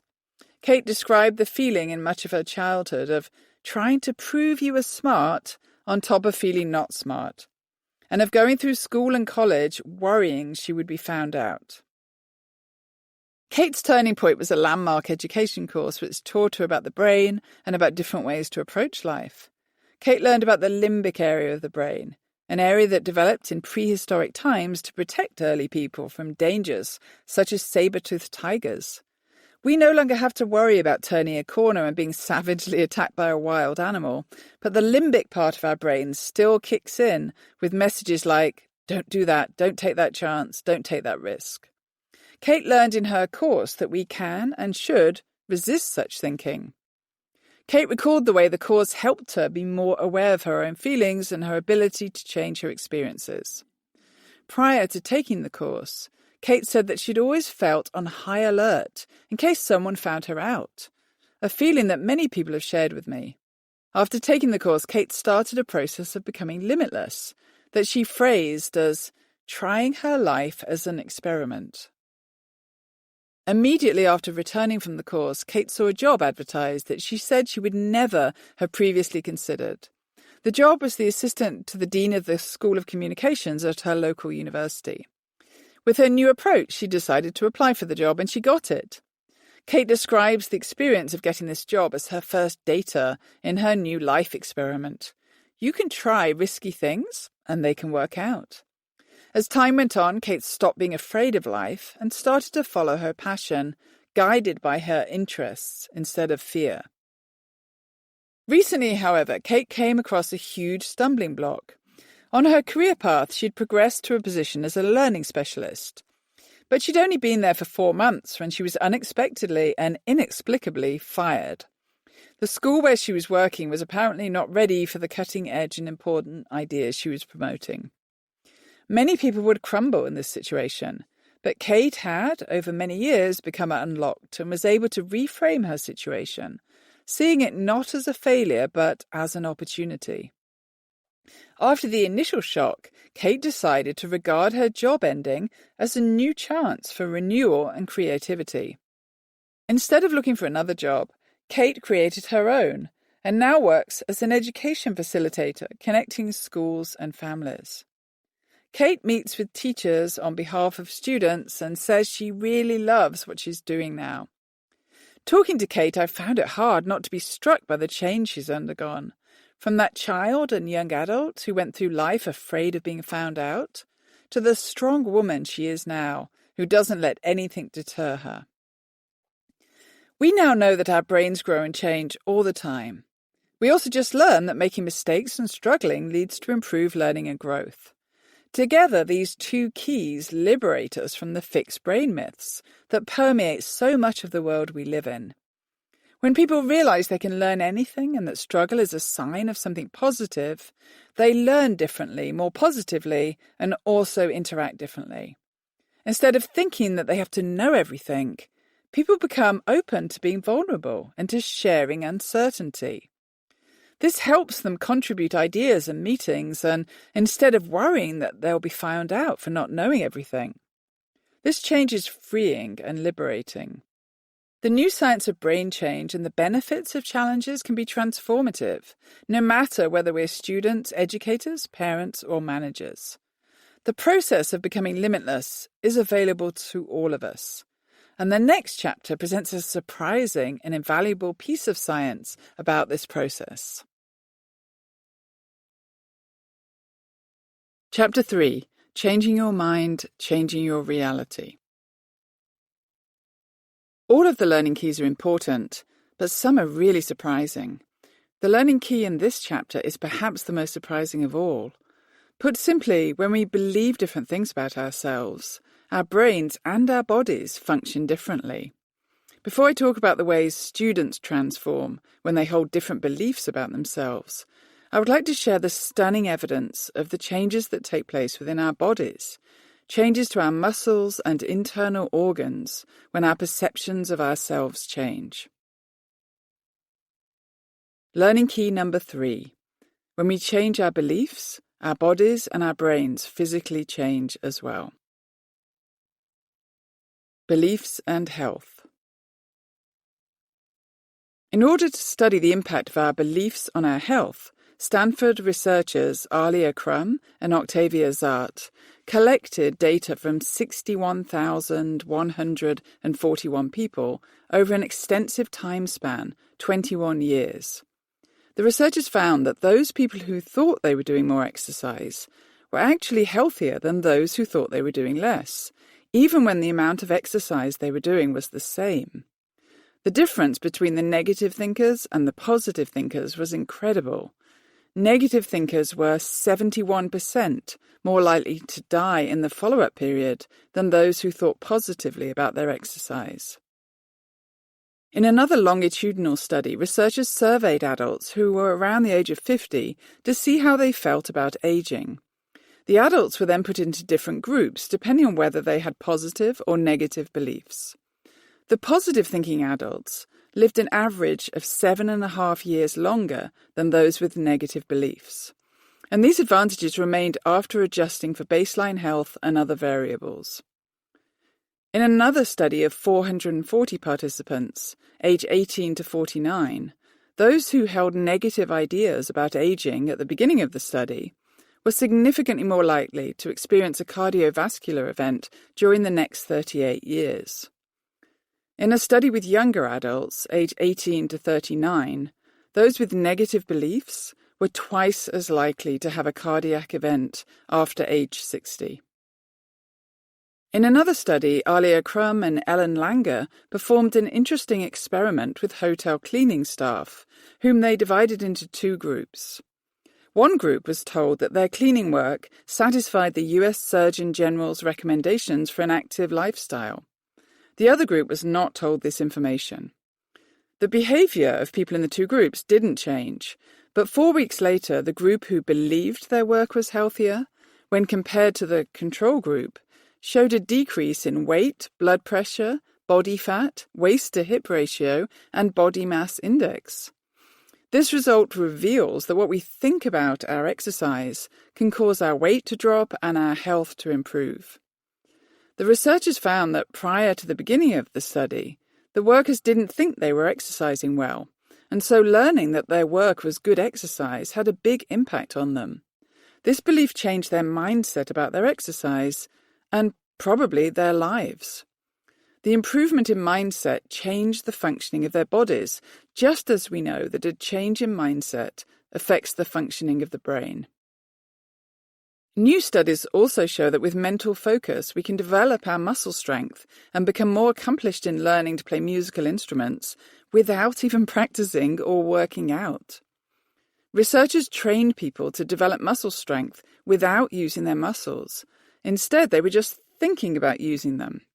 The participants in the study engaged in either mental training or physical training. In the mental training, participants were asked to imagine their finger pushing hard against something. In the physical training, participants were asked to actually push with their finger to develop muscle strength. The training lasted for 12 weeks, with 5 15-minute trainings each week. The group imagining pushing increased their physical strength by 35%. The physical group increased their strength by 53%. The researchers explain this result, that strength improved without the muscles actually moving, by saying that the mental training improved the cortical output signal, which drives the muscles to a higher activation level and increases strength. The study concludes, the mind has remarkable power over the body and its muscles. When I told my colleagues about this study, they joked that they were so pleased they no longer needed to go to the gym. All they had to do was think about going. But they are in part correct. When our mind imagines in a focused way the development of muscles, the muscles actually strengthen through the development of enhanced signaling in the brain. A similarly impressive result came from a study of pianists. Professional pianists were recruited to learn and perform a musical piece, but half of the pianists trained by imagining playing the music, and the other half trained by actually playing it. The group who imagined playing the piece not only improved their performance, so that they were almost indistinguishable from those who actually played it, but they improved in all of the same ways as the actual players, in movement velocity, movement timing, and movement anticipation patterns. Scholars point out that imaginary practice is beneficial for pianists because it can save them from overuse of their hands, which may lead to physical strain. Beliefs and conflict. It's no exaggeration to say that my colleague Carol Dweck has changed the lives of millions of people through her work on mindsets. We all have different mindsets about our own ability. Some people believe they can learn anything. Others believe their intelligence is fixed and there are limits to what they can learn. She and her team have conducted many different studies showing that the ideas we hold about ourselves matter. Before I share some of the ways that changing ideas can change one's achievement, I'll highlight some incredible new work that the Mindset team has been conducting on people's ability to move out of conflict and become more peaceful. I first met David Yeager when he was a doctoral student at Stanford. He's now a psychologist at the University of Texas at Austin. He and Carol Dweck have conducted important research on mindsets and conflict. They found that people with fixed mindsets, individuals who believe that their abilities and qualities are static and can't be changed, have a heightened drive for aggressive retaliation during conflicts. Yet when they're given information that causes them to change their mindset, these aggressive tendencies fade away. The researchers point out that people with a fixed mindset are more likely to be aggressive since they believe that people, including themselves, cannot change, and that any failure they've experienced themselves is an indication of their own weakness. This causes them to harbour more negative feelings about themselves. Those with a fixed mindset feel more shame, view their adversaries as bad people, and express hatred towards them. The researchers found that people with a growth mindset respond to conflict with less hatred, less shame, and less desire to be aggressive. Their improved response to conflict comes about because they view others as being capable of change. Importantly, the aggressive feelings that those with a fixed mindset experience were not fixed, and when they were helped to develop a growth mindset, they became more forgiving and wanted to help people act in better ways in the future. In other studies, researchers have found that people with growth mindsets are less prejudiced about race. When people learn that others are not fixed in their thinking and could become less prejudiced, they change the ways they interact with those from other racial groups. These new studies say something important about the ways fixed beliefs impact many aspects of our lives. The research also reveals that when people change their mindset and believe in personal change, they open up in different ways, including feeling less aggression towards others.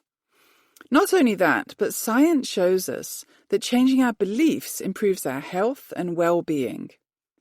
Given these impressive outcomes, it's perhaps not surprising that when we change our beliefs about our own learning and potential, our achievement significantly improves. Beliefs and learning.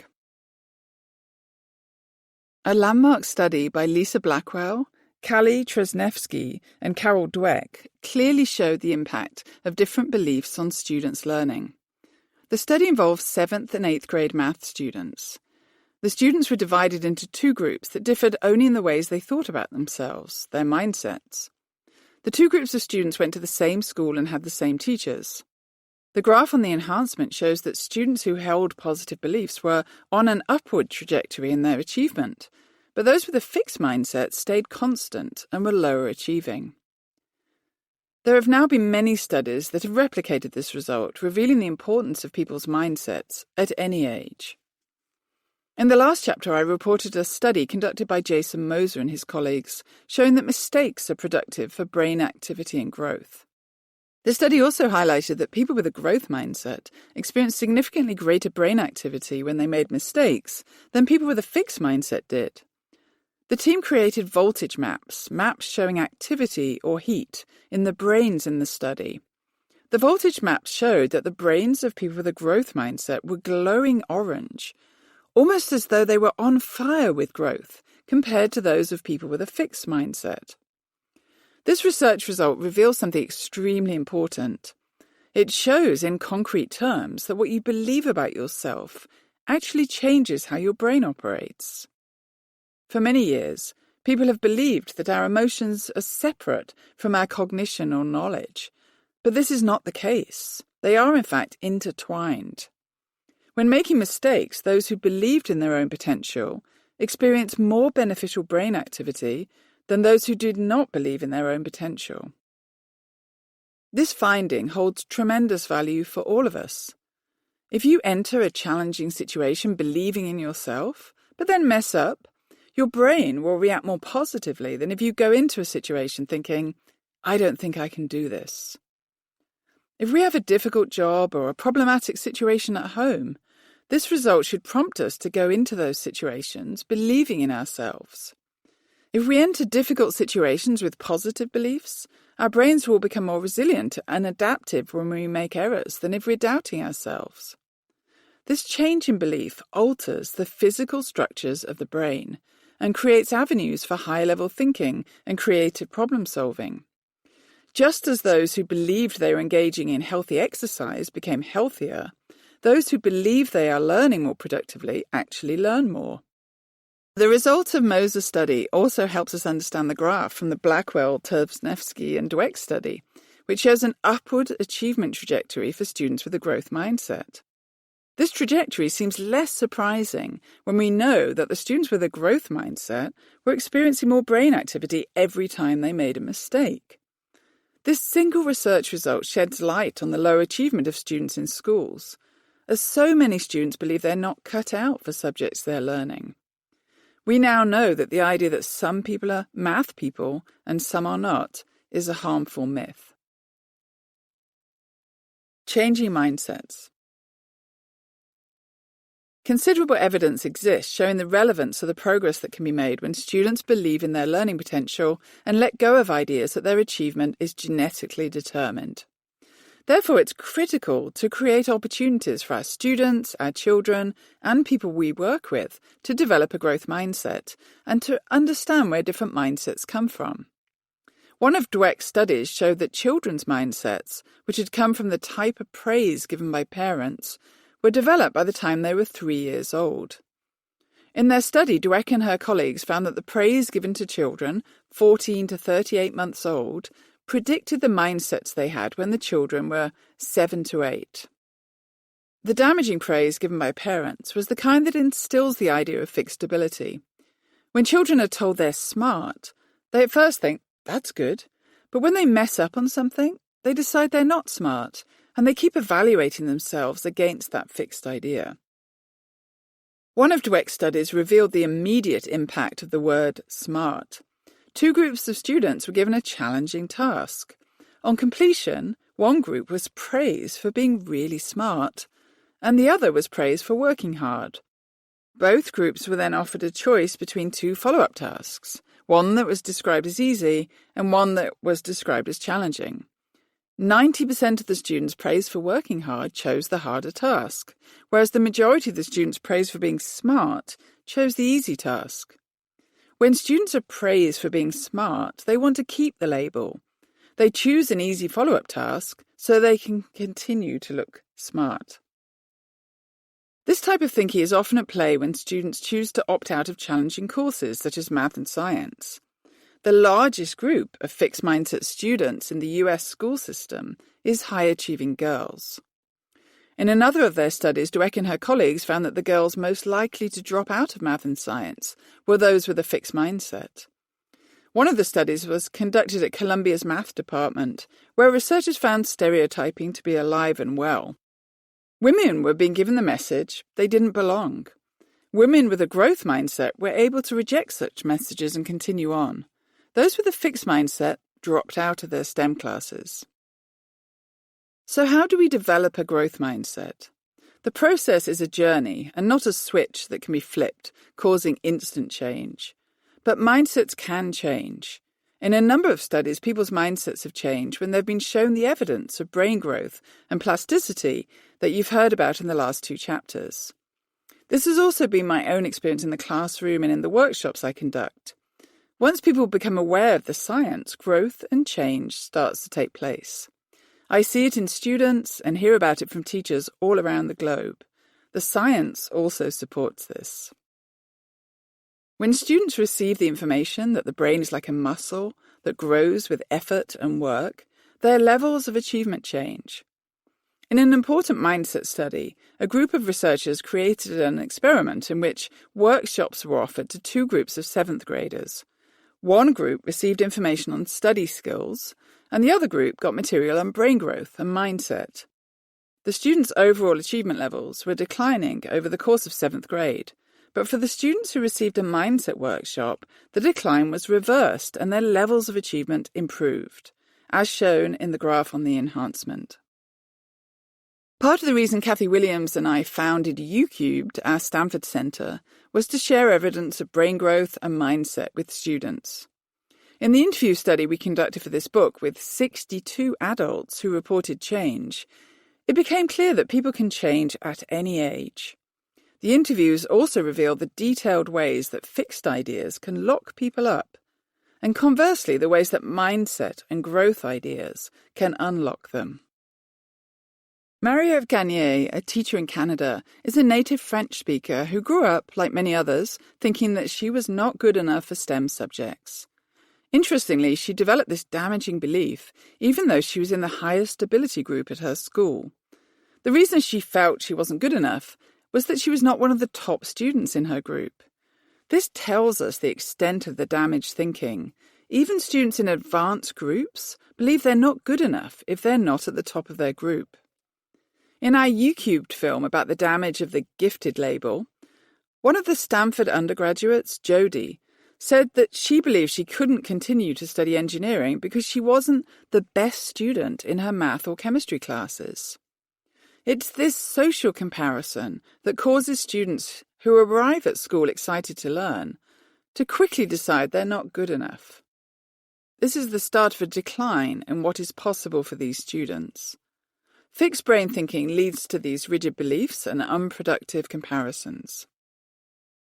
It's just as important to take on ideas about social comparison with students as it is to make them aware of the value of struggle. I've had many conversations with learners of all ages who argue that brains must be fixed because some people appear to get ideas faster and to be naturally gifted at certain subject areas. What they don't realize is that brains are growing and changing every day. Every moment is an opportunity for brain growth and development. Some have simply developed stronger pathways on a different timeline. It's critical that students understand that they too can develop those pathways at any time. They can catch up with other students if they take the right approach to learning. Angela Duckworth, the author of the best-selling book Grit, highlights this point with her recollection of David, an algebra student she taught as part of a low-track class at Lowell High School in San Francisco. Low-track students, of course, would not get access to higher-level courses. David worked really hard and did well on all of her assessments, so she arranged for him to move into the higher track. David's transition was bumpy, and he at first got D's on tests in his new class. But David approached this as an opportunity to work out what he was doing wrong and improve. By his senior year, David was taking the harder of the two versions of calculus and achieved 5 out of 5 in the AP exam. David went on to attend Swarthmore and study engineering, and is now an astronautical engineer. Things could have been so different for David if he'd given up when placed into low-track math as a freshman, and if he'd not had a teacher who fought for him to move to the higher track. There are many other students who don't get such opportunities, and who end up as low achievers simply because they didn't get access to high-level content, or because they didn't believe they could be successful.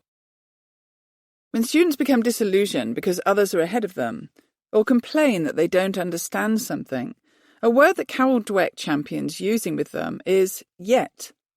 When I ask adults to visually represent an idea, I often hear them say, "I'm terrible at drawing." I tell them, "You mean you haven't learned to draw well yet?" This may seem like a small linguistic change, but it's an important one. It moves the focus from the perceived personal lack to the process of learning.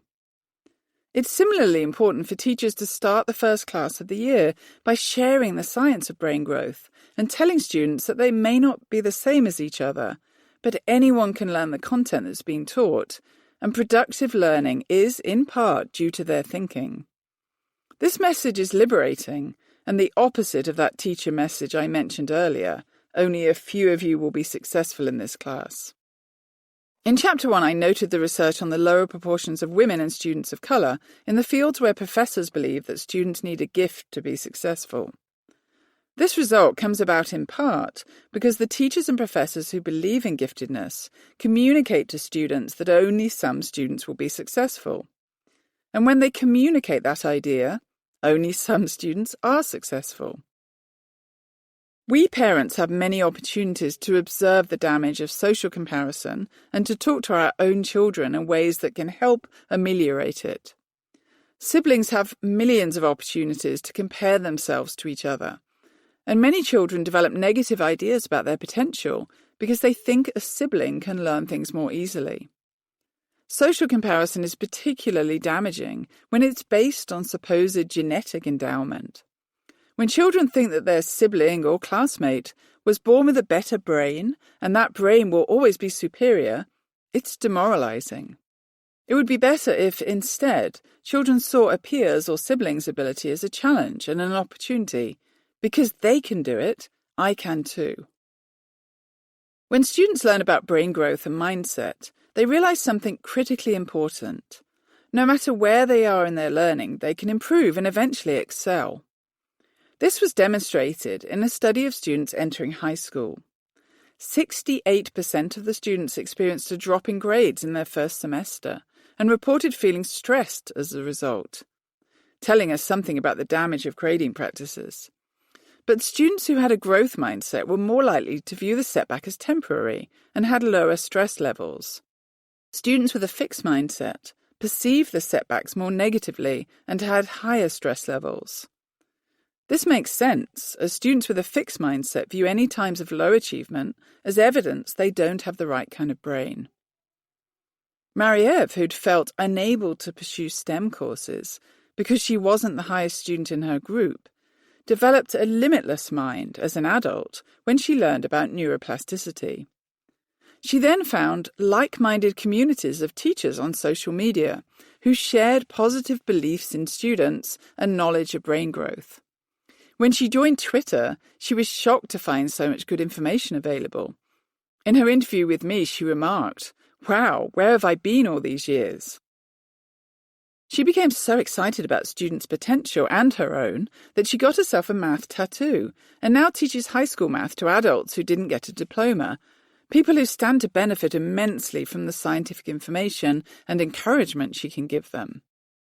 Talking to Marie-Ève and hearing her excitement about learning made me reflect that this amazing teacher might never have found her way back to mathematics if she'd not read about neuroscience and realized that the perceptions she had lived with, that she didn't have the right brain, were wrong.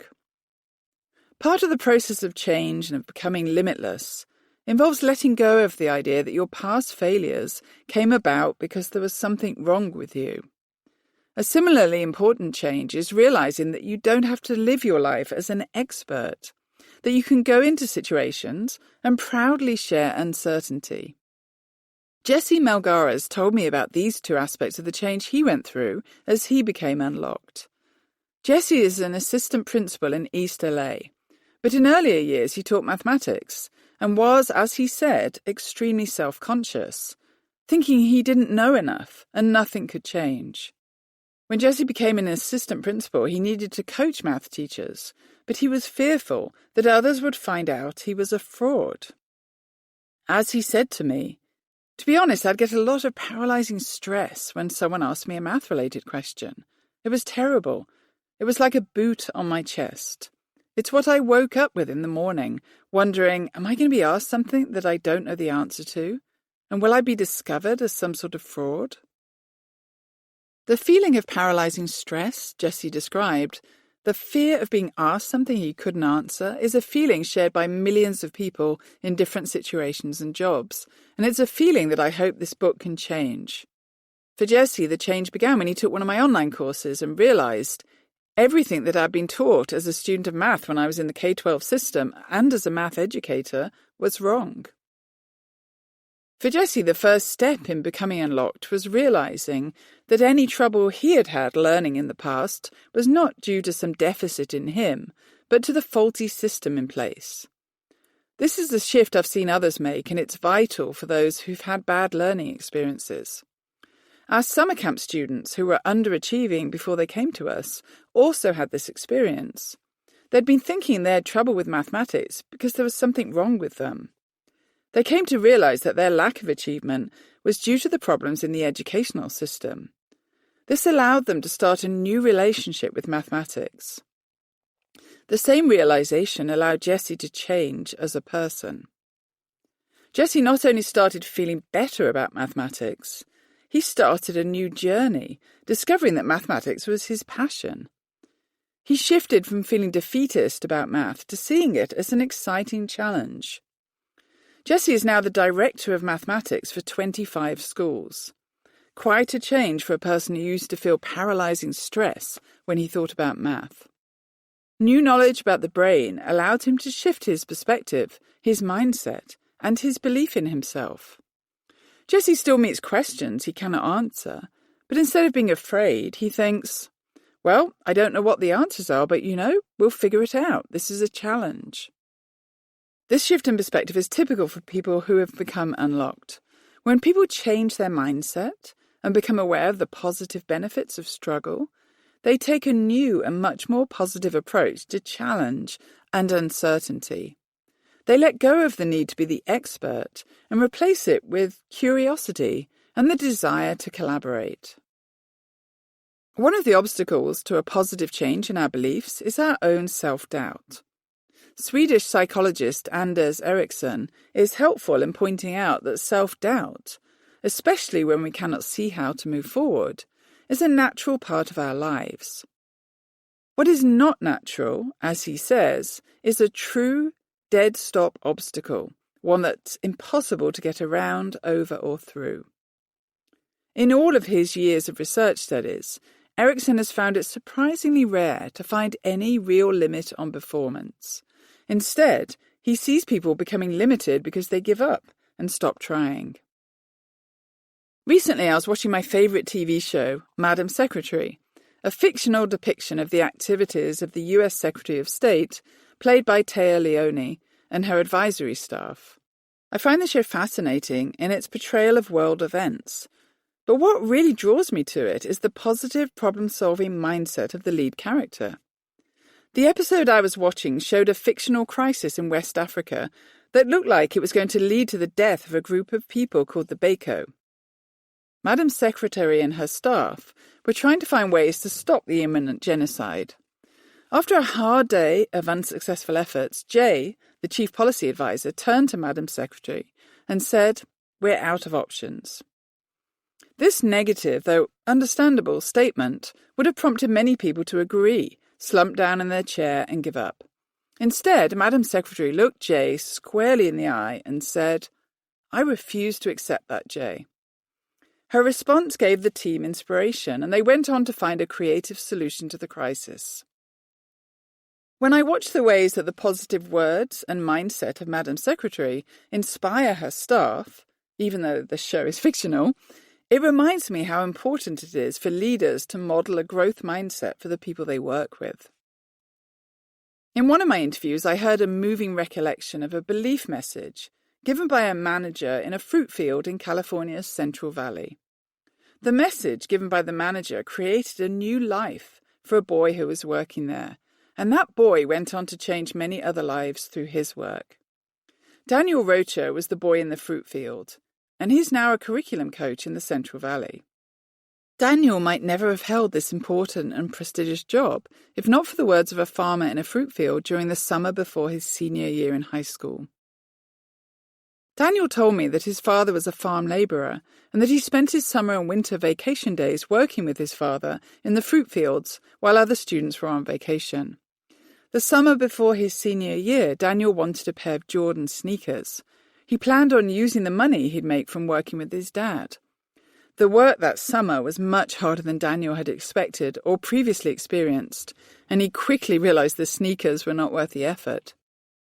But the most noteworthy part of Daniel's difficult, back-breaking summer was the message that changed his life. In Daniel's words, "We were working in a field when I noticed the owner of the orchard, the farmer, coming. Since my dad was the foreman, the farmer came over and started talking to my dad.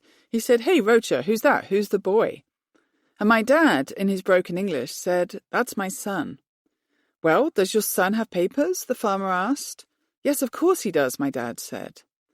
The farmer mumbled something to my dad, but I didn't want to look that way. I didn't want to draw any attention to myself. But the next thing I knew, I was standing on the top of a ladder, holding about a 40, maybe 50-pound sack of fruit in front of me, trying to keep my balance on the top of the ladder, when suddenly the ladder starts shaking. As I began to lose my balance, I looked down to see that it was the farmer who was shaking the ladder. He shouted to me angrily, "What are you doing here?" Nervously, I replied, "I'm just trying to work." The farmer insistently shouted, "You need to get out of my fields. I don't ever want to see you here again. Let this be the last time I ever see you in these fields again. Next year, you better be in college, and I better not hear that you're here anymore." It shook me. It shook me to my core. And that day, as we were driving home, my dad turned to me and said in Spanish, "Do you want to work in the fields, or do you want to go to school?" "Well, I want to go to school," I said. My dad replied with a heavy heart, "Then you got to figure that out, because I can't help you anymore. I don't know how to, and I can't help you anymore, so just figure it out." When I returned to school, I found a teacher who was helping other students complete their financial aid applications. I walked in and said, "I need some help." And that brought me to where I'm at. The farmer shaking the ladder was a fortunate event for Daniel, because he hadn't heard the idea that he should go to college anywhere else. Recently, Daniel's father visited him. Daniel had just come home from work and was still wearing a suit and tie.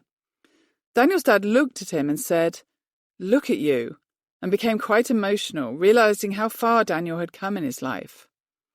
Daniel was an amazing teacher before he became a curriculum leader and coach, and made a point of communicating to all of his students that he believed in them. He knew from personal experience just how important that message was for all of his students. Daniel not only told his students that anything was possible, he helped them believe it. Research is telling us what some would never have believed a few years ago, that when we have positive self-beliefs about what we can do, our brains and bodies function differently and lead to more positive outcomes. In this chapter, we've learned from research and from personal stories of incredible change inspired by a few words. These few words shifted perspectives. Hotel workers were told that their jobs were healthy. Daniel was told that he should go to college. These words changed people's mindsets about their bodies and about what they could do with their lives, which went on to change their actual bodies and their lives. These kinds of transformations are available to us all. We can improve our own lives by thinking differently, and we can change the lives of others by encouraging them through positive thinking and knowledge of the growth and change that anyone can achieve. Recently, I chatted with Carol Dweck when we'd both been asked to speak to a group of visiting Australians at Stanford. She told me that she has changed her thinking about two aspects of the way mindset functions. She had started her career thinking that people have either a growth or a fixed mindset, but she's now realized that we all have different mindsets at different times and places. We need to recognize when we're having fixed mindset moments, and even to name them. That day, she recounted working with a business team manager who had decided to name his fixed mindset Dwayne, saying, "When we're in a crunch, Dwayne shows up. He makes me super critical of everyone, and I get bossy and demanding rather than supportive." A female team member responded to him saying, "Yes, and when your Dwayne shows up, my Iana comes roaring out. Iana responds to the macho guy who makes me feel incompetent. So your Dwayne brings out my Iana, and I become cowering and anxious, which infuriates Dwayne." Carol talks about the importance of being in touch with your different mindset personas, because the more you can be on the lookout for your fixed mindset thinking, the more you can be ready to greet it and warn it to stop. Carol also shared her updated thinking on the dangers of false growth mindset thinking, which involves a fundamental misinterpretation of what mindset means. She explains that false growth mindset thinking is telling students they simply need to try harder and praising them for effort, even if they fail. She says that this backfires because students know that the praise is a consolation prize. Instead, teachers and others should praise the learning process, and if students are not making progress, help them find other strategies and different approaches. Crucially, praise should be linked to effort that leads to something important. A student might ultimately fail on a problem, but a teacher could praise the fact that correct thinking was used for part of it, or that the effort led to some result that could be used to build on moving forward. Teachers hold an incredible amount of influence. They can change the pathways of students, as many of the interviews I've shared have shown. They do this when they communicate to students that they believe in them, that they will value times of struggle and mistakes, and that they will honour different types of thinking and ways of approaching life. Parents play a similar role in valuing their children's ways of being and unlocking their children to be the people they can be. Brains and bodies, it turns out, are incredibly adaptable. The power of this knowledge is amplified when teachers, parents, coaches and managers, as well as students and other learners, approach learning with this in mind. A resources section at the end of the book contains a range of free resources for parents and teachers, from videos for different age learners demonstrating important science to posters, lessons, tasks and short articles. We now have extensive evidence that highlights the potential of brains and bodies to change, and that calls into question the myths of natural genius and giftedness. Once we know that brains and people can achieve almost anything, it should lead us to think of human potential and institutions of learning entirely differently. But we won't realise the potential of the new information on brain growth and mindset without a different approach to learning drawn from new findings in neuroscience, one that I'll be sharing in the next chapters. When we combine different approaches to thinking about ourselves with new approaches to knowledge, the results are powerful. Chapter 4: The Connected Brain. It's so important to approach life with a growth mindset, knowing that on the other end of struggle is success and that nothing is out of reach. At this point in time, many people are aware of the importance of growth mindset thinking. But there's another important part to living a life without limits that's not well known, yet is critical to keeping pathway options open.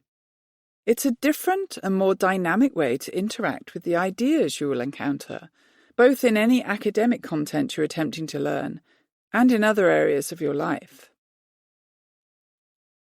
Learning key number 4. Neural pathways and learning are optimized when considering ideas with a multidimensional approach. Although there's been a great deal of justifiable attention paid to mindset and the need to believe in ourselves at all times when it comes to learning, telling students to have a growth mindset isn't enough to overcome the conflicting messages in our culture. Carol Dweck herself has written that the information on the value of changing mindsets needs to be accompanied by a different approach to teaching, one that enables students to learn differently. One of the things that she says keeps her up at night is when students are told to put in effort and that success is all about hard work, without their being given the tools by teachers to learn more effectively. As she says, effort is key for students' achievement, but it's not the only thing. Students need to try new strategies and seek input from others when they're stuck. Alfie Kohn, a great educational writer and leader, has criticised the mindset movement, saying it's unfair to tell students to change, to tell them to try harder, without changing the system. I agree completely, and over many years I've learned something important. For students to develop a growth mindset, teachers need to teach with a growth perspective, opening content to the multiple ways students can learn, so that students can see the potential for growth inside it. It's challenging for students to develop a growth mindset when subjects are presented in a fixed way, as a series of questions with one answer and one method to get to it. So how do teachers, parents and leaders teach in ways that amplify and support the positive messages about growth and learning? The solution is a multidimensional approach to teaching and learning. This approach draws from the recent neuroscience out of Stanford and elsewhere, as well as from the many different experiences of those who teach across the K-16 age range. In my work at Stanford, I collaborate with neuroscientists, in particular a group of researchers led by Vinod Menon at the medical school. Lang Chen, a neuroscientist in Menon's lab, works with U-Cubed on a regular basis. The researchers at Stanford study the interacting networks in the brain, particularly focusing on the ways the brain works when it is, for example, solving mathematics problems. They've found that even when we work on a simple arithmetic question, 5 different brain areas are involved, and 2 of them are visual pathways. The dorsal visual pathway is the main brain region for representing quantity. You can see this in the illustration on the enhancement. They and other neuroscientists have also found that communication between the different brain areas enhances learning and performance. In 2013, research scientists Jun-Koo Park and Elizabeth Brannon reported on a study in which they found that different areas of the brain were involved when people worked with symbols, such as numbers, than when they worked with visual and spatial information, such as an array of dots. The researchers also found that mathematics learning and performance were optimized when these 2 areas of the brain were communicating with each other. We can learn mathematical ideas through numbers, but we can also learn them through words, visuals, models, algorithms, tables and graphs, from moving and touching, and from other representations. But when we learn by using 2 or more of these means, the different areas of the brain responsible for each communicate with each other, and the learning experience is maximized. This hasn't been known until recently and has rarely been made use of in education. The researchers who look at the interplay of different brain areas have chosen to study what happens when people work on mathematics, but the results apply to all content areas. Learning new knowledge requires different pathways in the brain, pathways that focus on attention, memory, reasoning, communication, and visualization, for example. When we stimulate all of those pathways by looking at knowledge in a multidimensional approach, our brains are strengthened and learning is maximized. Surprising findings about fingers. The new emerging details of the ways the brain processes mathematics are sometimes surprising. For example, the research showing the importance of fingers to mathematical understanding. Researchers Ilaria Bertoletti and James R. Booth analysed a specific region of the brain dedicated to the perception and representation of fingers, known as the somatosensory finger area. They found that when 8 to 13-year-olds were given complex subtraction problems, the somatosensory finger area lit up, even though the students didn't use their fingers. Remarkably, we see a representation of our fingers in our brains, even when we don't use fingers in a calculation. This finger representation area was, according to their study, also engaged to a greater extent with more complex problems that involved higher numbers and more manipulation. Because of research showing the relationships between fingers and mathematical thinking, neuroscientists highlight the importance of finger perception, knowing your individual fingers really well. A test for finger perception is to hide one of your hands under a book or table and ask someone to touch your fingertips.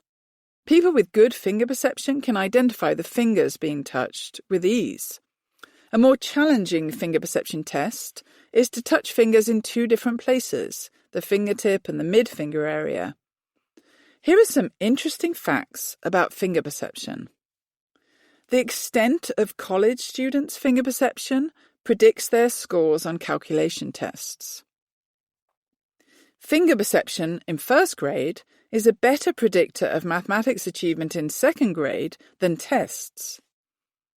And musicians' achievement in higher mathematics, a relationship that's been noted for many years, is now thought to be due to their opportunities for developing good finger perception. Neuroscientists know that it's important for young children to develop the finger area of the brain, which comes about when they use their fingers to represent numbers. Despite the knowledge of the importance of fingers, many schools and teachers discourage finger use, and students often regard it as babyish. I've tried to help with this situation by communicating the new neuroscience widely in news, media, and journal articles. In addition, I'm working now with an interdisciplinary group of neuroscientists, engineers, and educators to make small robotic devices to encourage finger perception in young children. The new discoveries about the working of the brain are revealing the need for a different approach to teaching that's more physical, multidimensional, and creative than the approaches that have been used in the past in most institutions of learning. What about trailblazers? In their quest to better understand the ways people become high-achieving, scientists have uncovered additional interesting data on brain communication. Some people who were really high-achieving and have made great contributions to music and science, such as Mozart, Curie, and Einstein, are often regarded in a fixed way as geniuses. But Anders Ericsson, Daniel Coyle, and others who study expertise have shown that the great achievements of these super high-achieving people came from extreme dedication and hard work over many years. Ericsson takes on the idea that Mozart was born with a special gift and recalls the activities he engaged in that led to his great musical accomplishments, even at a young age. He points out that Mozart was known to have had what's often referred to as perfect pitch. This seems to be a great example of a genetic gift, as only 1 in 10,000 people in normal circumstances has perfect pitch. But careful consideration of Mozart's upbringing shows that from the age of 3 he engaged in the activities that develop a perfect pitch. The Japanese psychologist Ayako Sakakibara reported on a study in which 24 students were taught to develop perfect pitch. The children used coloured flags to identify chords and kept working on this until they could identify all chords perfectly. In this study, every single one of the students developed perfect pitch. This is an example of a quality that people believe to be a gift, but that actually comes from a particular kind of learning. The kind that engages students via multiple pathways, in this case by connecting visual ideas with sounds. Albert Einstein, probably the person most thought of as a genius, embraced mistakes and approached learning in a particularly productive way. Some of my favourite quotes from Einstein include these. "A person who never made a mistake never tried something new. It's not that I'm smart, it's just that I stay with problems longer. I have no special talent, I'm only passionately curious. In the middle of difficulty lies opportunity."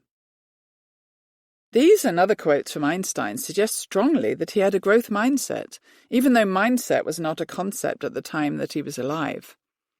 Einstein talked about embracing struggle, staying for a long time with difficult problems, being curious and making mistakes, and rejected fixed ideas of talent and giftedness. Einstein also engaged with ideas visually.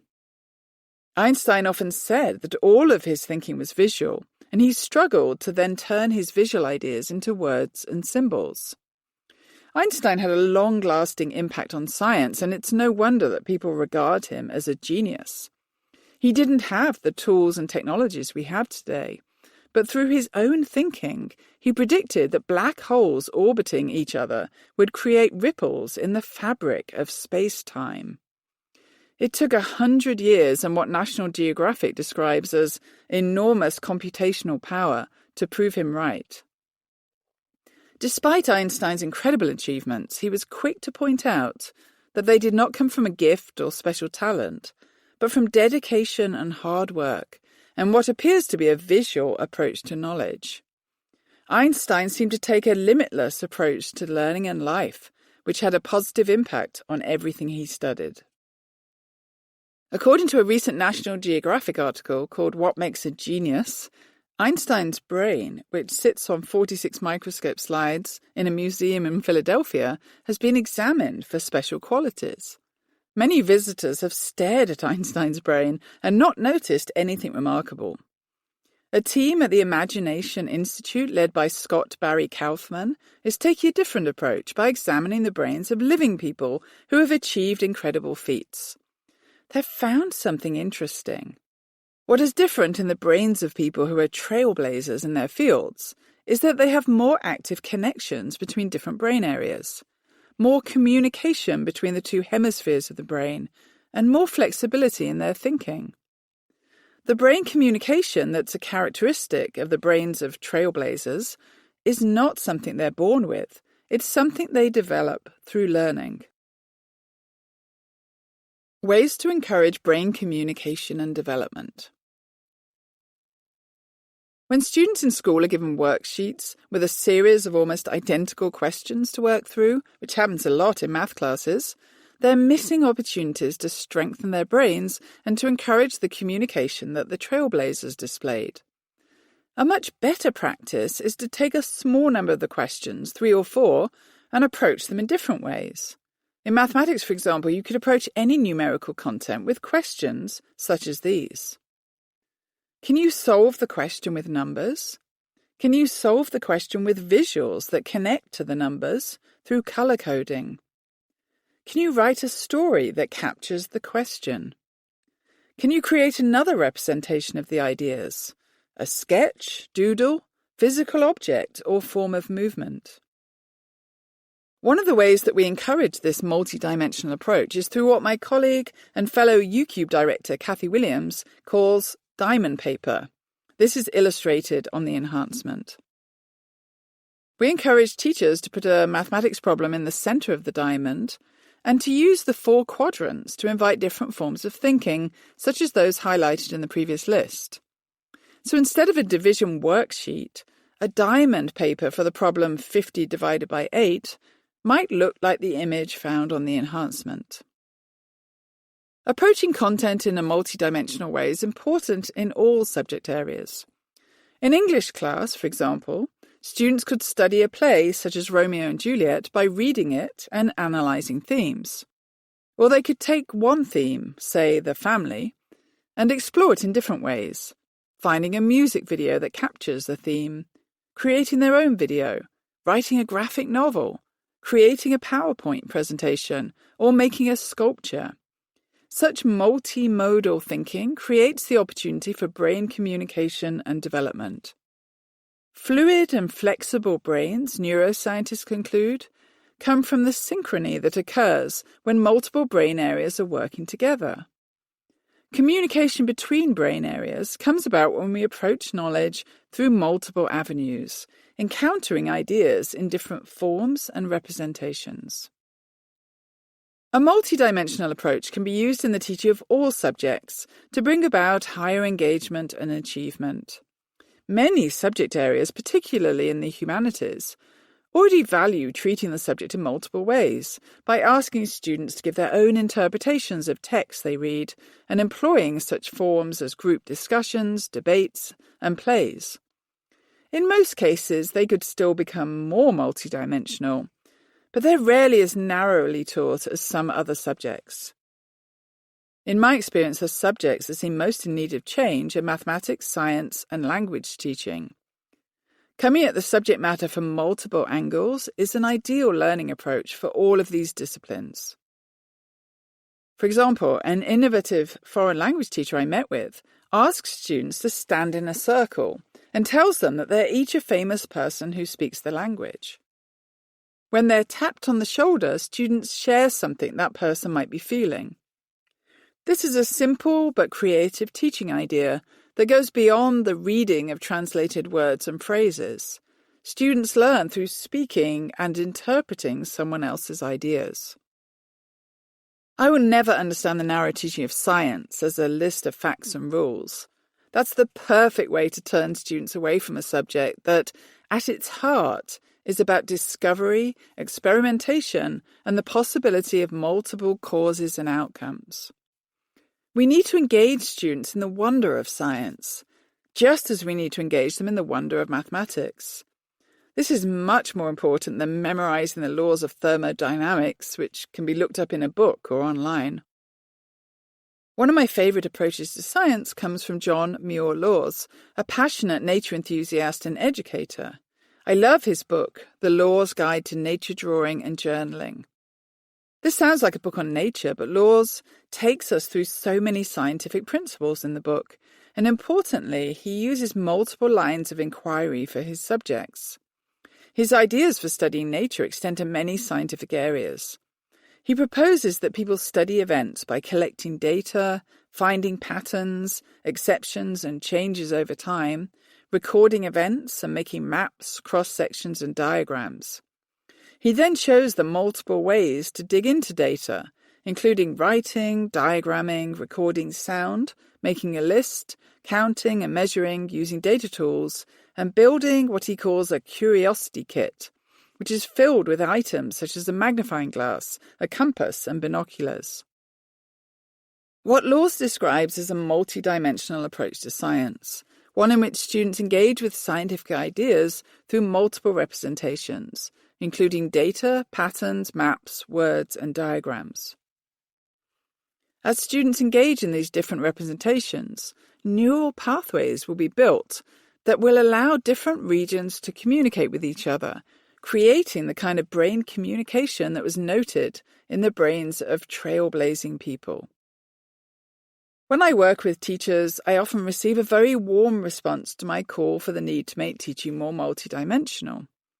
This is then immediately followed by the pressing question, how do we teach this way when we have textbooks that we have to work through? Many teachers work in districts with prescribed textbooks whose authors are unaware of the value of multidimensional learning. When teachers ask me this question, I suggest that they prune a page of repetitive questions down to 3 or 4 of the best questions, and then invite students to engage with them differently in the ways I suggest above. Any teacher can do this. It doesn't require new resources, and students can be invited to engage with the content in multiple ways in any subject area and at any grade level. When teachers start to work in these ways, they often become inspired and begin to think more creatively about their own subjects and the ways they teach them. This in turn creates more joy and fulfillment, especially as teachers experience the increased engagement of students. My 2 daughters both attended a local public elementary school in Palo Alto. The teachers didn't give a lot of homework, which I appreciated, as I know that homework has limited, if any, benefits and is often harmful to students' well-being. When my daughters did receive math homework, it was often puzzles or kenkens, which are Japanese math puzzles. But occasionally they would bring home a worksheet of nearly identical questions. Often when they had worksheets of questions to complete, there would be tears and frustration. It continually baffles me why teachers think students should be working on repetitive and boring content in the evenings when they're tired. I don't work when I'm tired, but my children are forced to when they're given homework.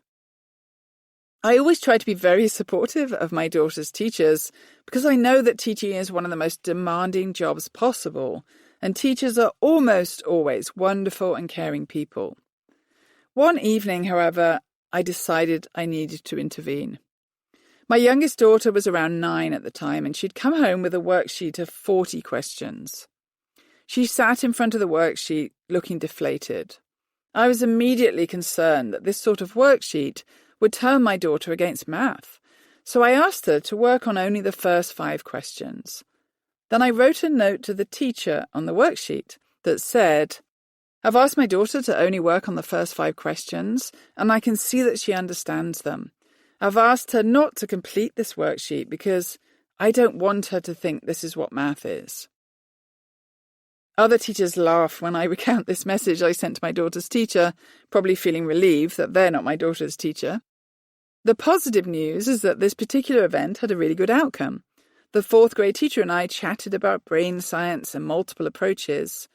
Now, instead of worksheets, she gives 4 questions and asks students to solve them in different ways. She asks for a numerical solution, a story about the problem, and a visual solution. For my daughter, this was a great improvement over the boring, repetitive worksheets. There were no longer tears at homework time, and my daughter was happy to write her own story and draw her own picture. As she did so, multiple brain areas were involved in communicating with each other, and she was getting an opportunity to understand deeply. Working in these multiple ways encourages brain communication while also bringing the content to life. The vast majority of students think about math as a set of numbers and methods, and about English as books and words.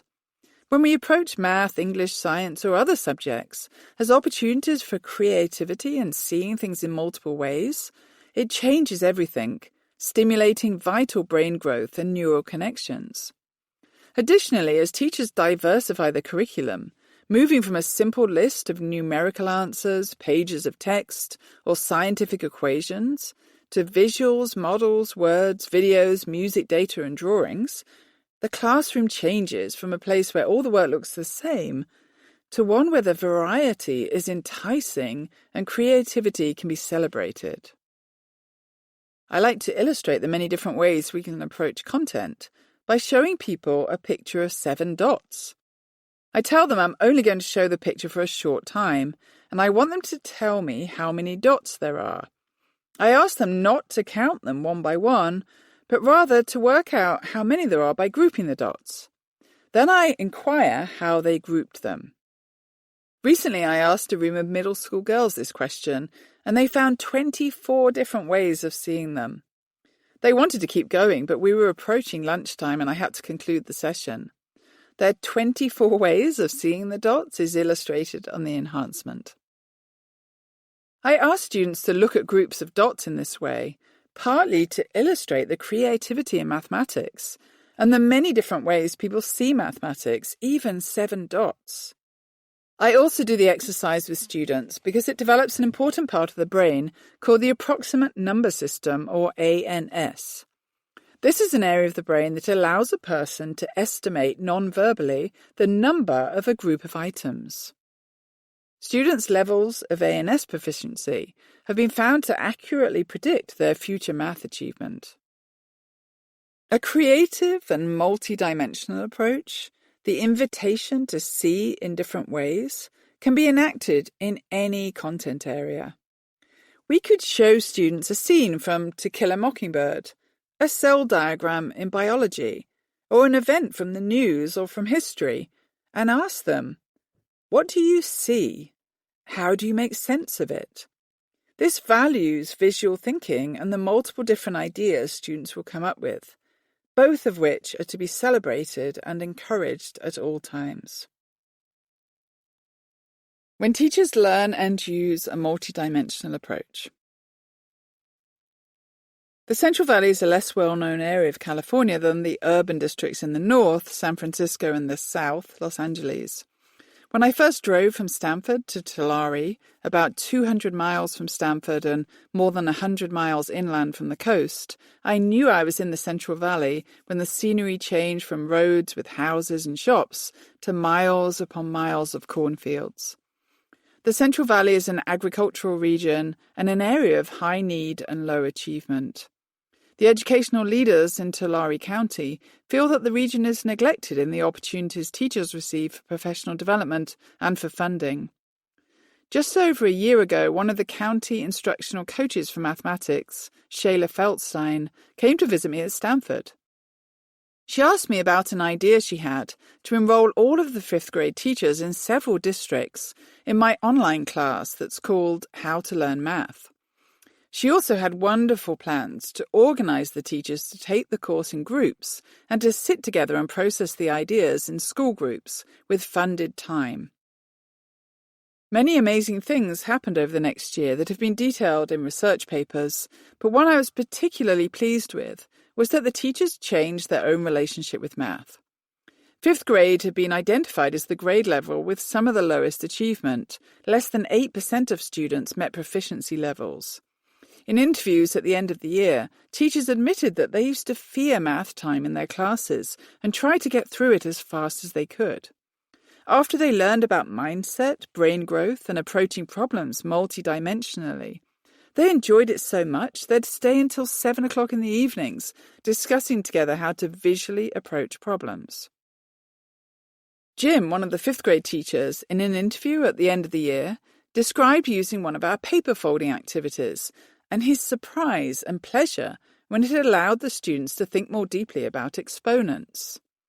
As Jim said to me, they started folding the paper with triangles from a square, and on their own they discovered that there was an exponential relationship. So when they folded it once, they had 2 pieces, and then when they folded it twice, they had 4.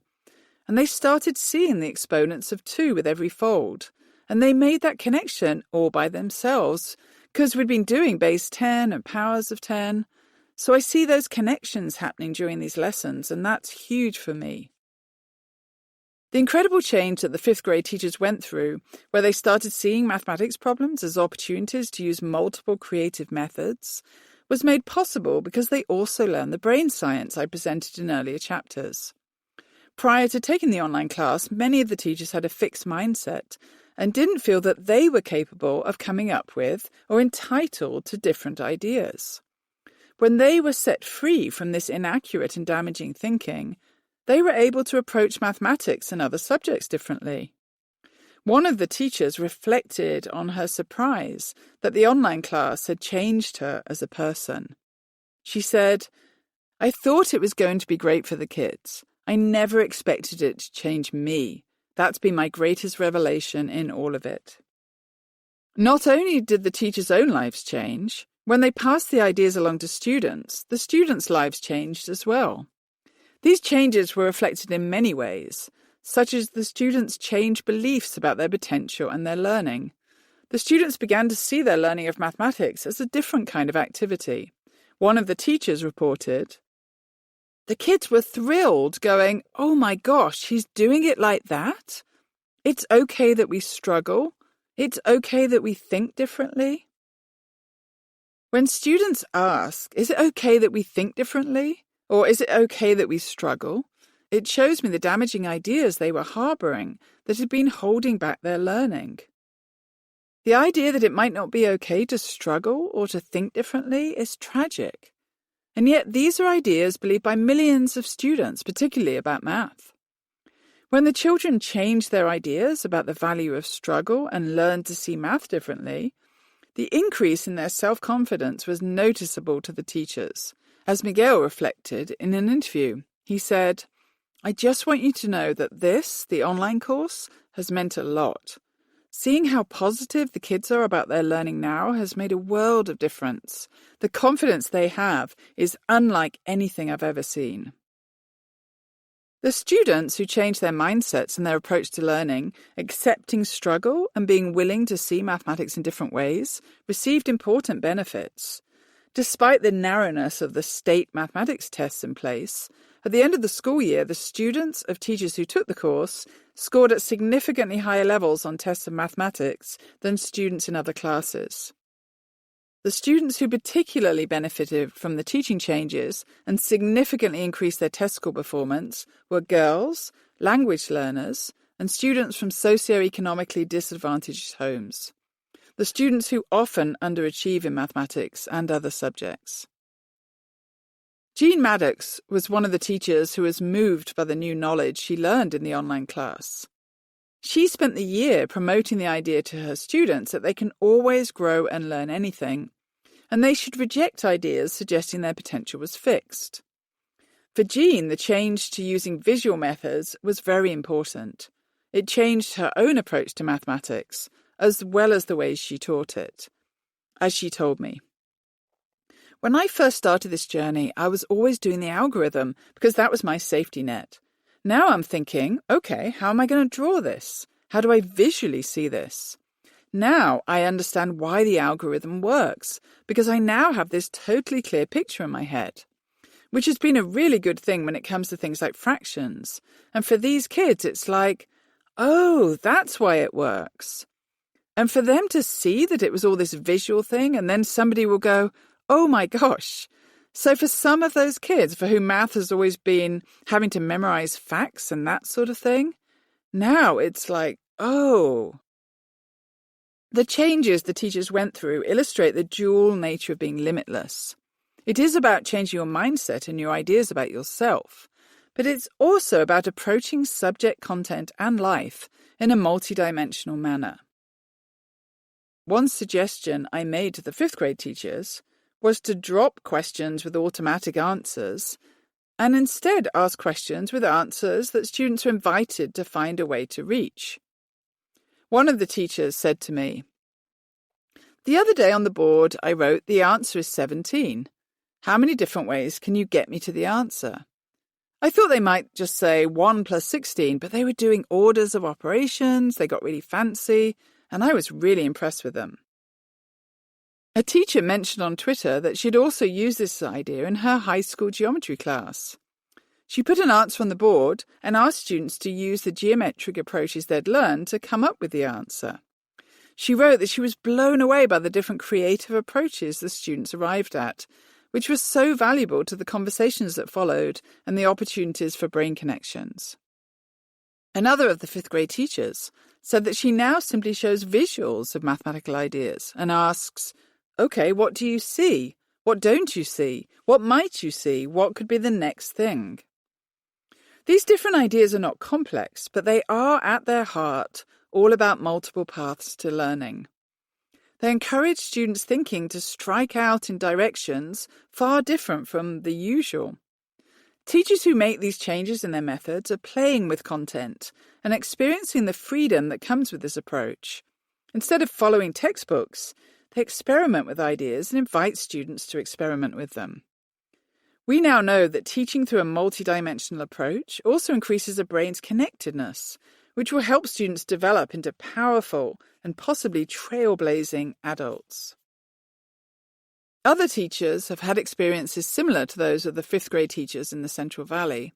Holly Compton still remembers being scared by one of her first experiences with math when she was told to work through a textbook page of multi-digit arithmetic problems in 1st grade. She decided, as did her mother, that she didn't have a math brain. What followed for Holly were years of frustration and remediation. Holly's negative relationship with mathematics all started with a one-dimensional tool, a worksheet, that prompted her to decide that she was no good at math. Math, sadly, has the potential to crush students' confidence more than any other subject. This is partly because of incorrect ideas about the ways it should be taught and learned, which produce 1st grade experiences like Holly's. It's also because society says that people who can do math are really smart, and those who struggle with it are not smart. This can be devastating for many people, and Holly was one of those people. Unfortunately, I don't think the devastation Holly experienced is uncommon. Holly described the way her negative experiences in math impacted her entire life. She told me, "It was really all-encompassing. My entire life was impacted by this lack of belief in myself." Fortunately, Holly learned new ideas about herself and her ability to learn that caused her to become unlocked. A game-changing part of the process for Holly was seeing that math problems could be solved in different ways, showing the very important part that multidimensionality plays in becoming limitless. As Holly mentioned in an interview, she said, "Now I view math as the most creative subject, because you can take things apart and put them back together, and you could have an hour-long conversation about 13 plus 12. Holly retaught herself math and was encouraged by her students' thinking.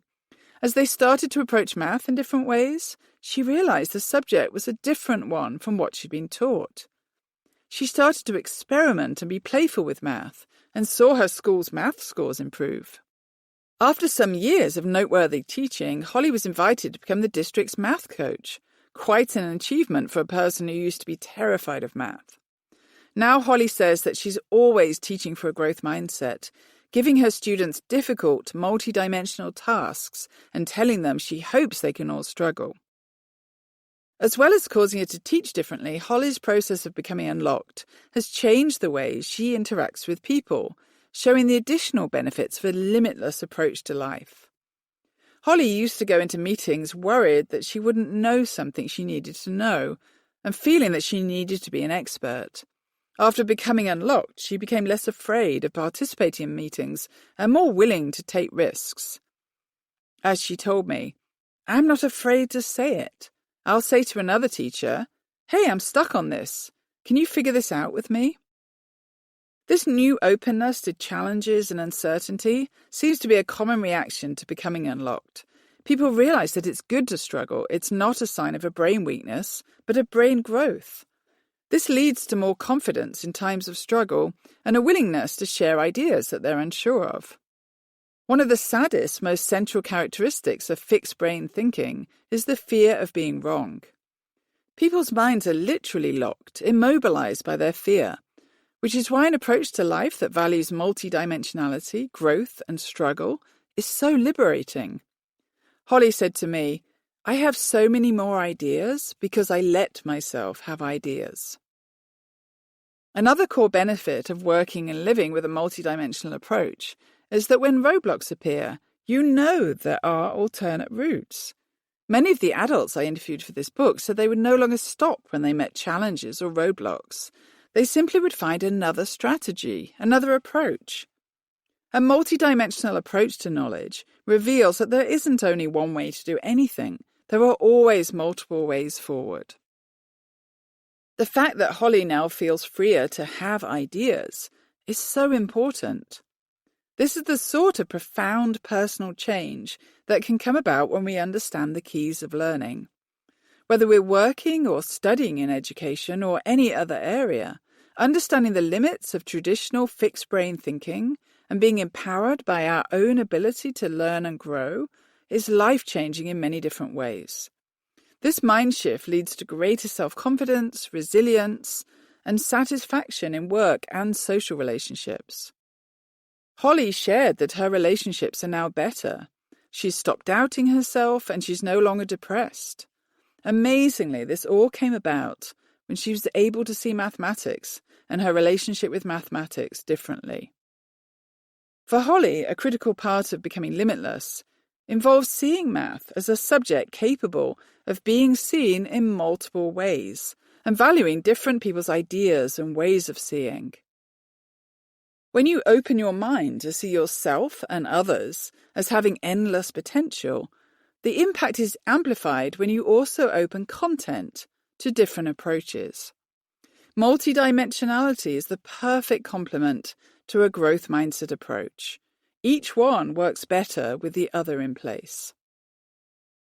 Part of the huge success of our math camp, which resulted in an increase in student achievement by the equivalent of 2.8 years of school, came about because we used a multidimensional approach. When we interviewed students a year later, some of the students told us that they went back to classrooms where they were asked to do worksheets, but that they took the questions home and thought visually about them with their parents. One girl told me with regret that math class was not interesting now because she was told she always had to follow the teacher's method and was not able to use her own methods. I was sad to hear this, but I also realized that the student now knew that there were multiple ways to think, not just the teacher's. And even though she was not able to use her methods, she was aware that they were important. She was frustrated, but her unlocked perspective was still operative. In many classrooms, students are given problems they don't know how to access, which causes them to think negatively about themselves and their learning. When problems are changed to become what we call low floor and high ceiling, problems that are accessible by all but lead to more challenging work, everybody can access them and take them to different places. We used these kinds of tasks in our camp, and we also valued multiple different ways of working, different ways of seeing problems, and different strategies and methods. We also encouraged rich discussions in which students shared their different ways of seeing and solving problems, and we all talked about them and compared the different approaches. For all of these reasons, students were able to work productively and learn, and they could tell they were learning, so they were motivated to continue. We gave students clear access to the problems, and we gave them multiple examples of ways to explore answers. It's this combined approach of mindset and multidimensionality that's often missing in classrooms, homes, and offices. It's similarly hard for students to become unlocked and develop limitless minds when they're in schools that give frequent tests and grades, as these also send fixed brain messages to students.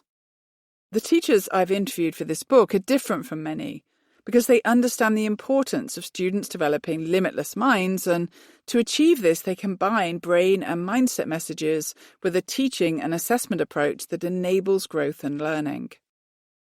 I use a multidimensional approach to teach math to my undergraduate class. We spend 10 weeks together seeing mathematical ideas visually and sometimes physically, as well as numerically and algorithmically, all of which create powerful brain connections. This is one of the anonymous evaluations that came from one of my students. They wrote, "Math used to stay on the page, at least for me. Since I've started this class, problems have found their way into three-dimensional space. The walls of my room, the back of the name tag you asked me to make, my notebook for non-STEM classes. Squares, diagrams, excitement converge in the brain space I had reserved for calculations. It used to be one-dimensional, one solution. The dimension I reserved for mathematics has now explosively expanded." Other students wrote in different ways about the ways that seeing mathematics visually and creatively and learning about brain science and mindset had given them a resilience that was changing their lives and giving them greater success in their other classes at Stanford. Mark Petrie exemplifies a person whose life has changed dramatically as a result of learning about the benefits of struggle and of approaching content differently. Mark is in his 60s now, but when he was a young boy, he had an accident that left him partially disabled. His mother refused to accept that he would not recover and would have to attend special schools for the rest of his life. She took it upon herself to heal him by throwing beanbags for him to catch and developing his coordination. When Mark was a little older, learning to skate was a constant process of falling, getting up again, falling, and getting up again. He said that those early years of struggle gave him a growth mindset, because he would have, as he said, gotten nowhere without one. When Mark read about struggle in my previous writing, he immediately saw a connection to his own life and the ways that struggle had made him the person he is now. Mark developed a growth mindset early in life, but it was a U-Cubed workshop that he attended a few years ago that gave him the language to talk about it with his 8th grade students. Before Mark came to the workshop, he mainly taught from an uninspiring textbook. He returned to his classroom in Santa Ana after the summer workshop and changed his method. He now starts class every Monday morning with a video of someone who has a growth mindset. On the day of our interview, Mark had shown a video of a 15-year-old student who developed a test for pancreatic cancer. His videos, which he finds from various sites on the internet, exemplify mindset thinking in action. Every Wednesday, Mark presents his favourite no, a mathematical problem with mistakes that the students have to work to find. On Fridays, students work on mathematics and art projects. As well as these regular class plans, Mark takes a multidimensional approach to all of his teaching, encouraging students to make comics that illustrate mathematical ideas or showing them visuals of patterns or objects and asking them what they see. He told me that in both mathematics and art lessons, teachers project images and paintings and ask students what they see. He also invites students to build quilts of patterns and to explore the work of famous artists, looking at the symmetry in paintings, for example. Before Mark made these changes, 6% of his students were meeting district levels of proficiency in mathematics. When he moved to the multidimensional mindset approach, the success rate went up to 70%. Because Mark spoke of using so many wonderful and different ways to teach mathematics through art, film, and other creative outlets, I asked him if he also worked from the textbook. Mark explained that he can achieve more when the students spend only 25 to 30 minutes, no longer, on textbook stuff, and the remainder of the 55-minute period on other projects. This makes complete sense to me. Mark takes a growth mindset approach not only to his mathematics teaching, but also to life. He explained that a few years ago when his son was young, His wife developed cancer and went through 5 different surgeries. Despite multiple surgeries and 18 months of chemotherapy sessions, she continued to practice law. Mark had to be extremely strong during this time, as he had to take care of his wife and his son and teach. Mark said that he had to be the most positive person I could be. Now his son is in college and his wife is in recovery, and Mark and his wife spend their Saturdays baking cookies for those in shelters. His wife also knits hats for women who are in chemotherapy.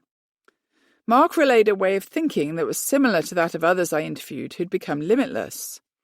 This is the approach of turning something negative into something positive. He talked about a concept in Judaism called tikkun olam, healing the world, and how he sees this as related to having a growth mindset. Mark reflected, "It's almost to me, why am I on this planet? Why am I here? Why am I in this classroom? There has to be a reason." Mark's positive approach to life, even in times of extreme adversity, is inspiring. The changes he made in his classroom have resulted in huge gains in student achievement. It's affected other teachers in his school as well. After the 6th and 7th grade teachers saw Mark's success in 8th grade, they started to follow some of his ideas, and they too saw significant increases in their own students' achievement levels. Anyone can learn content from any subject with a multidimensional approach. Appendix 1 at the end of the book offers readers an opportunity to think visually about mathematics. Learners who are in classrooms that don't approach content multidimensionally can take this approach on their own. I've talked about the summer camp we conducted with 83 middle school students who came to the Stanford campus. When we followed up with the students a year later, one of the boys told us that he understands volume more deeply now because he always thinks back to what a 1 centimetre cube looks and feels like from an activity we worked on with sugar cubes. It's unfortunate that those students didn't get to continue with opportunities to think visually, physically, and in multiple other ways at school. But the 18 days had, fortunately, given them a different perspective on learning that they were able to take into their lives. Leah Hayworth, one of the teachers I interviewed, talked about the enormous changes that came about for her students when, instead of ruled exercise books, she gave them expansive blank journals and told them to use the journals to play with ideas, to draw ideas and to think. Giving students a creative space in which to think and explore is perfectly aligned with a multidimensional approach to content. A few years ago, I was conducting a trial of our week of inspirational math tasks in a local school. These are a set of visual and creative K-12 mathematics lessons that we provide free on our YouTube site for anyone to use. I was walking down the corridor after one of the lessons when a mother of one of the girls rushed up to me. She asked me what we'd been doing in her daughter's math class for the last few days. Her daughter, who had always hated math and could never learn it, had changed her mind. She now saw a future for herself in math. This was really good to hear, as I know that when children change their minds about what is possible and open their hearts to a different approach, their learning pathways change. The first 3 learning keys, which address the value of understanding growth and challenge, are critical to unlocking learning potential. However, others can find these messages frustrating and counterproductive without the proper context for creative brain development.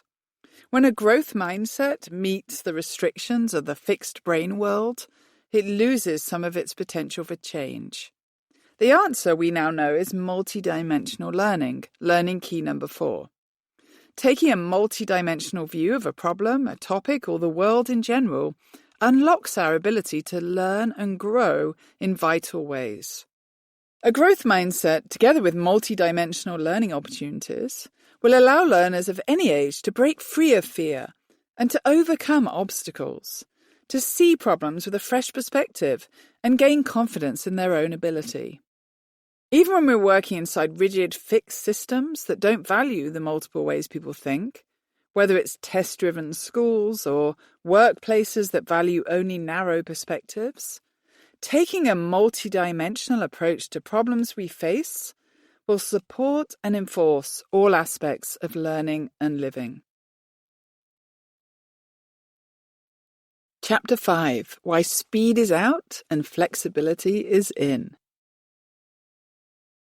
Incorrect ideas, faulty methods, and false assumptions restrict learning potential in so many ways. The good news is that we now have the science and a wealth of proven contrasting approaches that unlock learning and potential. We've discussed 2 of the major damaging myths: the idea that brains are fixed and that struggle is a sign of weakness. When people let go of these faulty ideas, they change in profound and generative ways. This chapter deals with another harmful myth and offers its liberating counterpart: the idea that to be good at math or any other subject, you need to be a fast thinker. When we let go of the idea that speed is important and approach learning as a space for deep and flexible thinking, it enables a breakthrough in the ways we encounter the world. Creative and flexible thinking is the kind employed by trailblazers in their fields, as I mentioned in the last chapter, and is available to us when we approach knowledge with a new perspective. Learning key number 5. Speed of thinking is not a measure of aptitude. Learning is optimized when we approach ideas and life with creativity and flexibility. Mathematics, more than other subjects, has been damaged by the idea that to be good at the subject, you need to be fast. This has come about in part because of damaging school practices, such as timed tests of math facts, often given to children as young as 5 years of age. Parents also use speed-based math activities such as flashcards with their children. These are all part of the reason that most people associate math with speed, thinking that if they're not speedy with numbers, they cannot be successful. I show images of worksheets to audiences, like the one reproduced in the enhancement, and they're often met with groans, although a few people, a small minority, say they enjoyed taking the tests. We now know that timed math fact tests given to young children are the beginning of math anxiety for many, and new brain research helps us understand the process by which this happens. The effects of stress and anxiety. Neuroscientist Sian Beilock has studied the brain when people are working under pressure. A particular area of the brain called the working memory is needed when we do calculations. The working memory is sometimes referred to as the search engine of the mind, and like all areas of our brains, is developed through practice. What Beilock has shown is that when we're stressed or under pressure, our working memory is impeded. The students who are the most compromised are those with the most working memory. This means that when students are given timed math tests and they become anxious, as many do, their working memory is compromised, and they cannot calculate the answers. Anxiety sets in, and a pattern of harmful beliefs soon follows. The feeling of stress impeding your brain may be something you've known yourself. Have you ever had to work on a math calculation under pressure and felt as though your mind went blank? That's the feeling of stress blocking your working memory. When we give timed tests to young children, many of them experience stress. Their working memory is compromised and they cannot recall math facts. When they realize they cannot achieve, anxiety sets in. I've taught Stanford undergraduates for many years, and every year a substantial proportion of my students have this anxiety and fear. I always ask those who are mathematically traumatized what happened and when. Almost every student I have asked has responded in the same way, recalling the timed math test they took in 2nd or 3rd grade. Some became anxious and didn't do well, while others did well on them, but the test caused them to think, not surprisingly, that mathematics was a subject of shallow recall, and they turned away from math. Teacher Jody Campinelli described a set of devastating events she went through as a young child who struggled with timed tests. Jody was told at the end of 2nd grade that she might have to repeat the year because she didn't do well on timed tests. This first part of the story horrifies me, but there's more. She was told she would have to go to tutoring with the principal, which Jodie describes as torture. To add to this, her parents made her do time tests in the kitchen in the evenings. They set up a timer next to her that ticked away as she worked feverishly on the calculations. I hate to think of this second-grade child undergoing this kind of stress. She was given the idea that math fact tests were an indication of her intelligence, her worth as a person, and then told she was failing. Jodie often didn't finish the tests in the time her parents gave her, or if she did, she made mistakes, after which her mother told her it was okay, as she wasn't good at math either. Jodie said that the sound of a kitchen timer still freaks her out to this day, and I'm not surprised to hear that.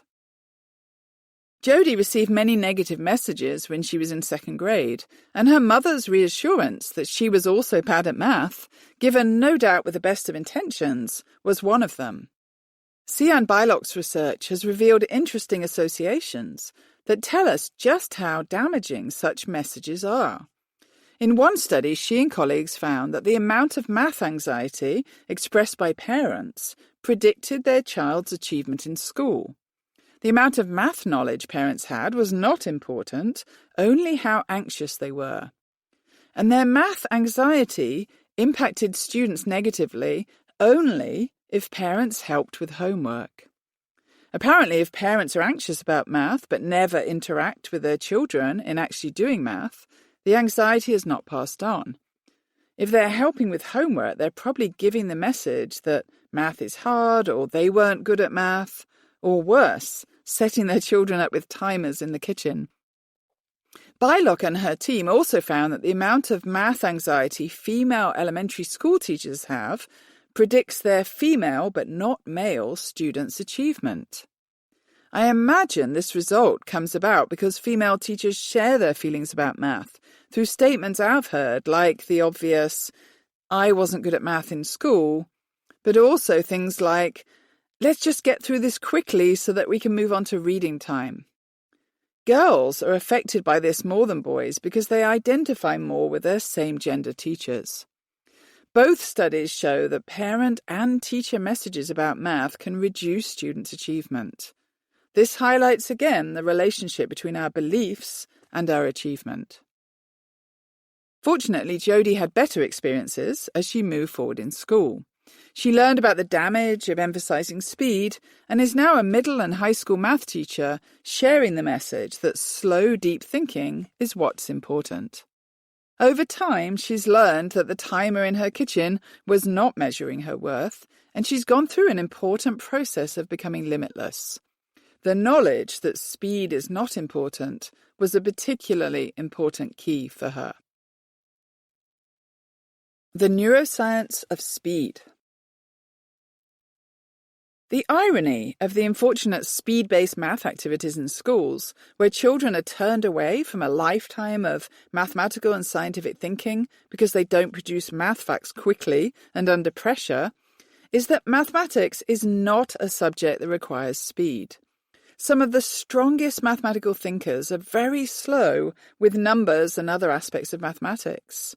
They don't think quickly. They think slowly and deeply. In recent years, some of the world's greatest mathematicians, including those who've won the Fields Medal, such as Lawrence Schwartz and Mariam Mirzakhani, have talked openly about how slow they are with math. After Schwartz won the Fields Medal, he wrote an autobiography about his school days, in which he talked about feeling stupid in school because he was one of the slowest thinkers. This is from his autobiography. He says, "I was always deeply uncertain about my own intellectual capacity. I thought I was unintelligent. And it's true that I was, and still am, rather slow.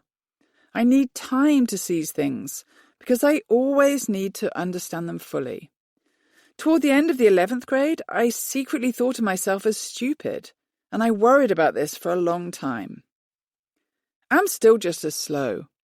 At the end of the 11th grade, I took the measure of the situation and came to the conclusion that rapidity doesn't have a precise relation to intelligence. What is important is to deeply understand things and their relations to each other. This is where intelligence lies. The fact of being quick or slow isn't really relevant. When I was in school, I was a fast thinker to the great annoyance of my 10th grade math teacher. She would start class each day by writing about 80 questions on the board, and I would amuse myself while she was doing this by working out all the answers as fast as she could write out the questions. By the time she put her chalk down and turned to face us, I'd finished all the questions and would hand her my paper. She never looked pleased, and one time told me that I was just doing it to irritate her. There's a lot to think about in that statement. She would look through all of my answers, hoping I'd made a mistake, but I don't remember ever making one. If I could go back in time with the knowledge I have now, I might point out to my teacher that I was finishing the questions so quickly because they didn't require any deep or complex thinking, although that probably wouldn't have gone down well. At the time I was speeding through my math questions, I was myself working under the myth that speed is what is important. In our archaic school system, it's not surprising that millions of students believe speedy performance is what's valued. Now, many years on, I've learned to approach content differently. I no longer look at math problems as something to answer quickly, but as something to think about deeply and creatively. That change has helped me greatly. I now get more, not only from mathematical thinking, but any scientific or technical reading or work. The change in my approach has helped me so much and has fueled my passion to help others disarm this pervasive myth in the pursuit of understanding, creativity, and connections.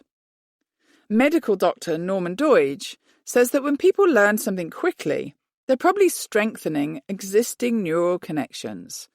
These he describes as easy come, easy go neural connections, which can be rapidly reversed. This is what happens when we study for a test and we go over something we've already learned. We cram information in and reproduce it in a day or so, but it doesn't last and is quickly forgotten.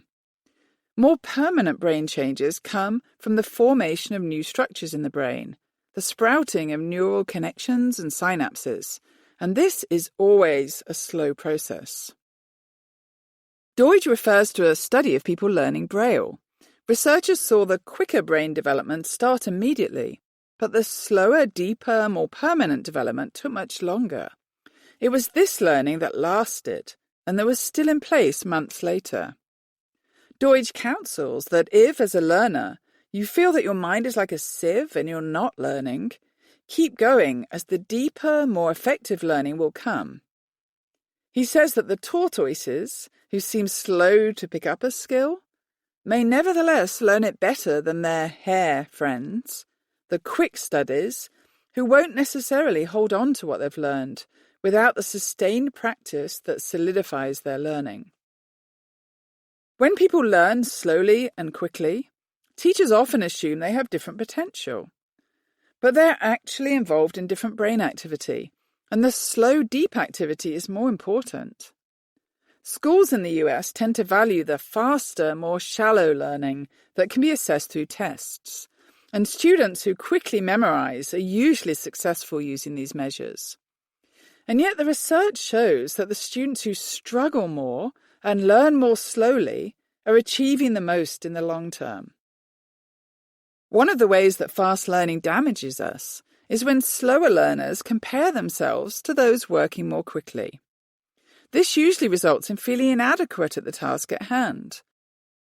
In schools and colleges across the country, students regularly write themselves off when they see others working more quickly.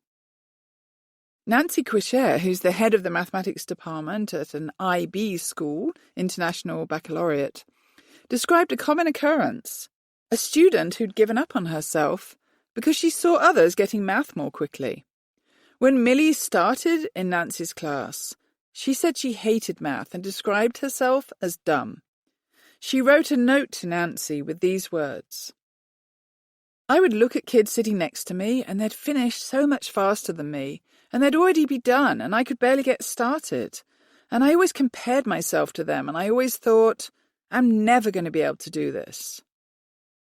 Millie is not alone in these feelings, and they're feelings that we now know cause our brains to function less well. Nancy decided to change Millie's trajectory, which she did very purposefully and carefully. She asked Millie to only focus on herself, not others, and to set herself a goal, one thing she would like to achieve in the next few weeks. Millie said she finally wanted to understand integers. Okay, Nancy said, we're not here to know all the material for the rest of the year. We're just going to know integers, so we're going to work together. Nancy gave Millie a range of visual representations, number lines, thermometers, and pictures of Prada purses to think about mathematically. And throughout the year, she found ways for Millie and other students to work more creatively. By the end of the school year, Millie was a changed person, and she ended the year by writing this note to Nancy. Dear Miss Quisher, I just wanted to thank you so much for being a great teacher. I'm not just saying that you were a great person, I'm saying that you were truly a good teacher. At first, I thought your videos about people not being able to do math were wrong. I truly thought I couldn't do math. I didn't realize if I thought like that, I would never be able to get any further. You as a teacher not only taught me the subject, but taught me how I see things and how I do math. I'm a creative person, so math was never my thing. When you started doing visuals and showing us why we do it instead of just how, I was starting to get it. I knew that once I got it, I had to keep going. You helped me so much with all of that. It's been almost a year now, and I feel like I've grown so much. I really didn't think I could make it this far. Just try it, Millie. You'd always say that, and I thought, I could try, but I won't succeed. I was very wrong. You knew that I could do it, and that helped me get through the whole year, so I just wanted to say thank you. Millie says something very illuminating in this note.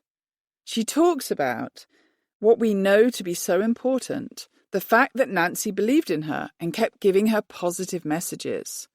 But she also says this. When you started doing visuals and showing us why we do it instead of just how, I was starting to get it. I knew that once I got it, I had to keep going. Here, Millie captures a core component of learning that I talked about in the last chapter.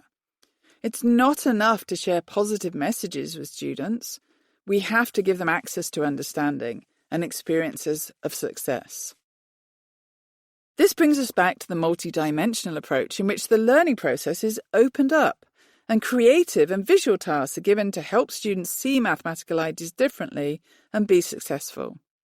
This approach is far more effective than the shallow, rote memorization techniques used in the past. And yet in many areas we continue to promote memory skills, even though we now know that good memorizers do not have more math potential. The memorizers find they can be successful by following teachers' methods, often without developing any understanding. I've met many successful mathematics students, even those majoring in math at top universities, who lament that they have really understood none of the work they've completed over the years. When we value memorization over depth of understanding, we harm the deep thinkers who turn away from the subject. We also harm the successful memorizers who would have been helped by an approach to knowledge that gave them access to deep understanding. When Nancy made mathematics visual and gave students insights into why we do it instead of just how, Millie experienced her first success. And once she experienced that, she kept going, and she started to reject the myth she'd believed that she could never be good at math. Nancy not only worked to create a positive mathematics experience for all of her class and other classes in the school, but she saw students who'd given up on themselves and worked to change their experiences. She gave Millie work to do at home that she knew would help her see math differently. She even arranged during one of the tests at the school to sit with Millie and show her how she could answer the questions with visual thinking.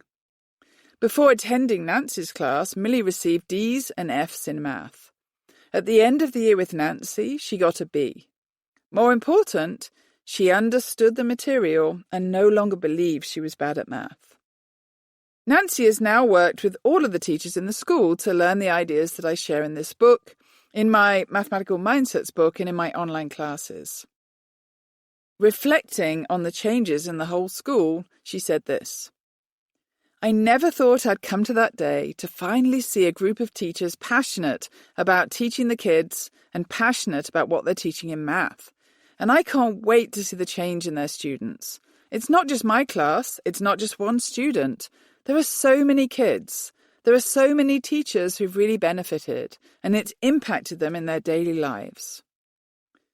The wonderful story of the transition Nancy worked to bring about in Millie, a shift in perspective and approach that would change Millie's life, highlights some of the important ways learners can develop limitless minds. To better understand this concept, we're going to take a deeper dive into the world of math learning with the results of a fascinating study that has implications for all teachers and learners of any subject, as well as parents and leaders. The study gave interesting insights into the working of the human mind and the role of flexibility. Thinking flexibly. Two British professors, Eddie Gray and David Tall, both at the University of Warwick, worked with groups of students ages 7 through 13 who'd been categorised by their teachers as low, average or high achievers. The researchers asked the students numerical questions, showed them visuals and collected their strategies. For example, they gave the problem 7 plus 19, showing the numbers visually as a group of 7 circles and a group of 19 circles. The researchers found that the difference between the high and low achieving students was not that high achieving students knew more, but that they engaged with numbers flexibly. The researchers categorized the different strategies. In counting all, students simply counted all the numbers. In counting on, they started with a number and counted upward. Known facts indicated when students remembered the math facts, and number sense indicated when students used numbers flexibly. For example, approaching an addition problem such as 7 plus 19 by working out 6 plus 20 instead. These were the strategies the researchers collected from the high-achieving and low-achieving students. Amongst the high-achieving students, 30% of them used known facts, 9% counted on, and 61% used number sense. But amongst the low-achieving students, 6% used known facts, 72% counted on, 22% counted all, and 0% used number sense. The results were dramatic. The high-achieving students were thinking flexibly. 61% of them used number sense. This strategy was completely absent among the low-achieving students. The low-achieving students had developed counting strategies such as counting on or counting back, starting with a number and counting down, and they clung to these strategies, using them for all questions, even when they really didn't make sense. The researchers made an important point. The low-achieving students, who were not thinking flexibly, were learning a different mathematics, and the mathematics they were learning was more difficult. They illustrate this with the problem 16 minus 13. The low-achieving students approached 16 minus 13 by counting back, which is actually rather difficult to do. Try starting at 16 and counting down 13 numbers, with a lot of room for error. The high-achieving students dealt with the numbers flexibly, subtracting 3 from 6 and 10 from 10 to get 3. This kind of number flexibility is extremely important. But when students are trained to memorize math facts blindly and work with algorithms before they understand them, they automatically resort to memorization and never develop the ability to think of numbers flexibly. Students who appear to be low-achieving in the early years of school, particularly with number problems, are often pulled aside and drilled, a drill and practice approach, aptly renamed by many students as drill and kill. This is probably the last thing they need. They are underachieving because they have the wrong approach to mathematics, thinking they need to use memorized methods. They've memorized counting strategies that they keep using even when number sense would be much more helpful. They need, instead of being drilled, to engage with numbers flexibly and creatively. They need to approach numbers differently. Conceptual learning. What does it mean to approach numbers conceptually? This may be a foreign idea for many readers who've always been encouraged to approach numbers as methods, facts, and rules. Gray and Toole distinguish between concepts and methods in early mathematics, as shown in the chart found on the enhancement. We learn methods, such as counting, in order to develop the concept of a number. We learn to count on in order to develop the concept of a sum, and we learn repeated addition in order to develop the concept of a product. Mathematics is a conceptual subject, but many students don't learn it conceptually. They learn it as a set of rules or methods to memorize. As discussed, this turns out to be a serious problem for many students, and some fascinating research on the brain sheds light on the reasons why. When we learn new knowledge, it takes up a large space in the brain. It literally occupies more room as the brain works out what it means and where it connects with other ideas already learned. But as time goes on, the concepts we've learned are compressed into a smaller space. The ideas are still there so that when we need them, we can quickly and easily pull them from our brain and use them. They just take up less space. If I were to teach arithmetic to kindergarten students, the concepts would take up a large space in their brains. But if I asked adults to add 3 and 2, they would quickly do so, pulling the answer from their compressed knowledge of addition. William Thurston, a mathematician who won the Fields Medal, described compression in this way. Mathematics is amazingly compressible. You may struggle a long time, step by step, to work through the same process or idea from several approaches. But once you really understand it and have the mental perspective to see it as a whole, there is often a tremendous mental compression. You can file it away, recall it quickly and completely when you need it, and use it as just one step in some other mental process. The insight that goes with this compression is one of the real joys of mathematics. Now, you may be thinking that few students describe math as a real joy, and part of the reason is that we can only compress concepts.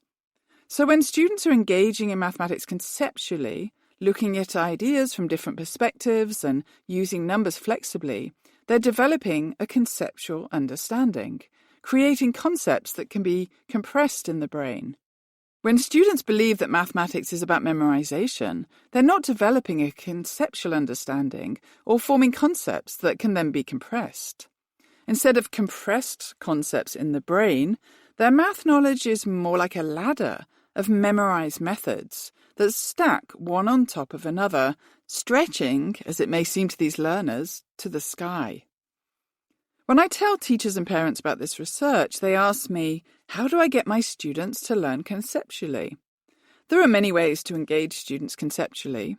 First, it's important to give students access to the reasons why methods work, not just give them methods to memorize.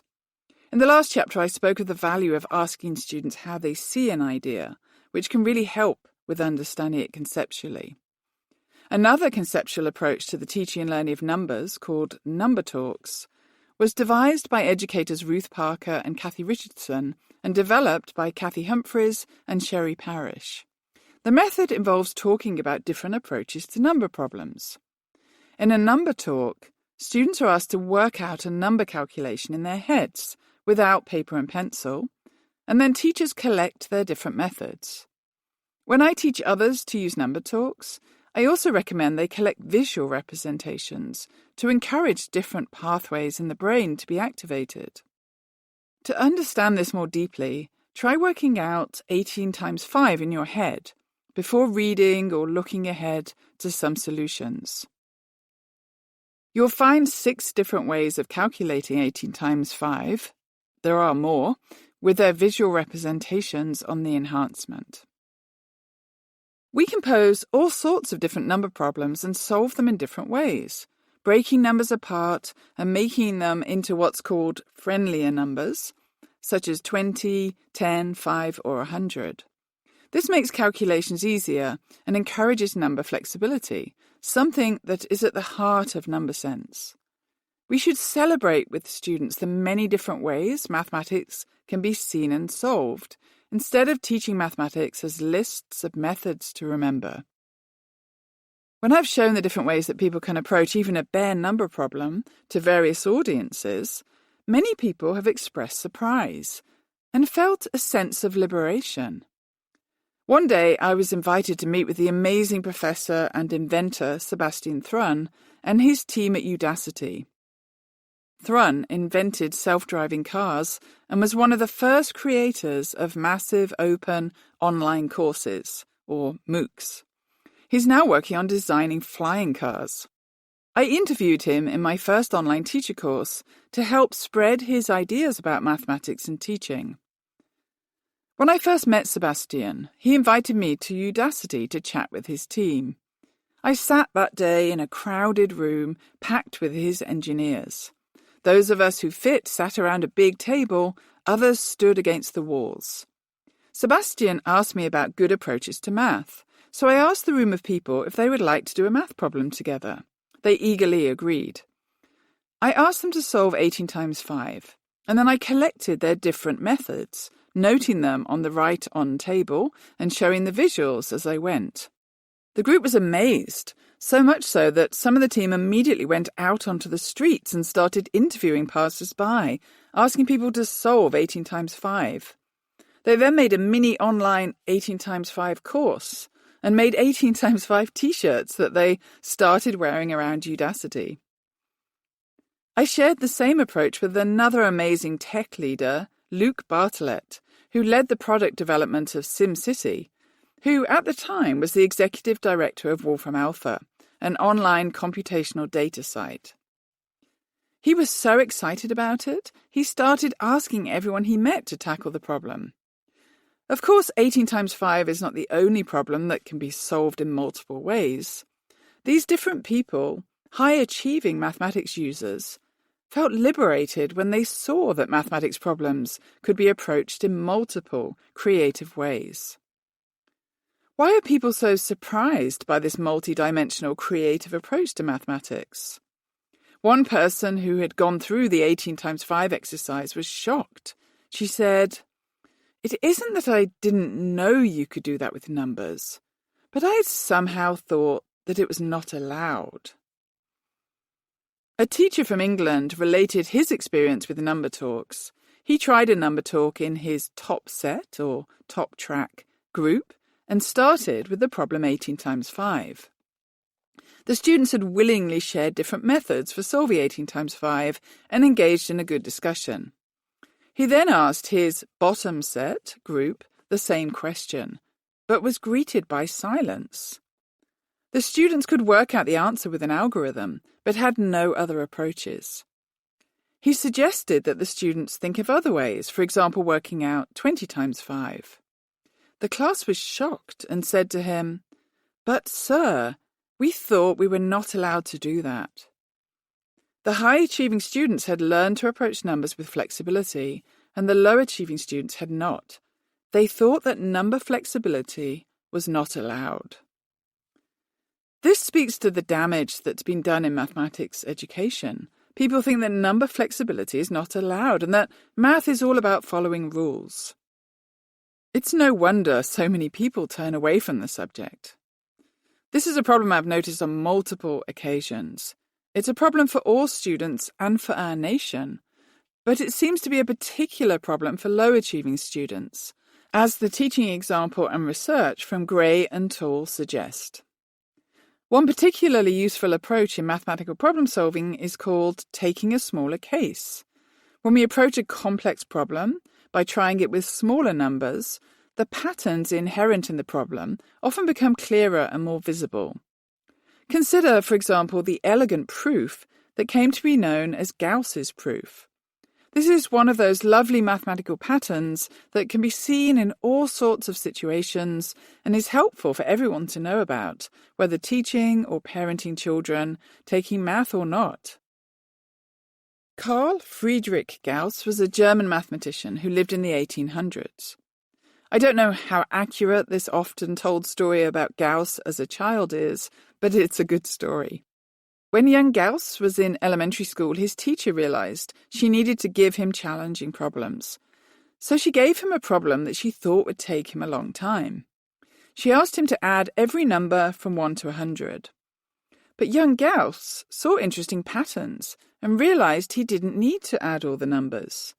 He noticed that if he added 1 and 100, he would get 101. And if he added 2 and 99, he would get 101. And if he added 3 and 98, he would get 101. And he saw that he had 50 pairs, equaling 101, and the total was 50 times 101. You can see this visually on the enhancement. To understand the patterns in Gauss's proof, it helps to take a smaller case. For example, looking at what happens with the numbers 1 to 10.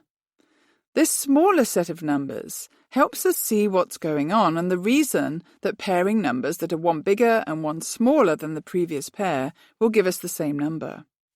If you would like an extra challenge and an opportunity for brain growth, consider how Gauss's method can work with an odd number of successive numbers. Taking a smaller case is an inherently mathematical act, but when I've taught it to students, low-achieving students resist.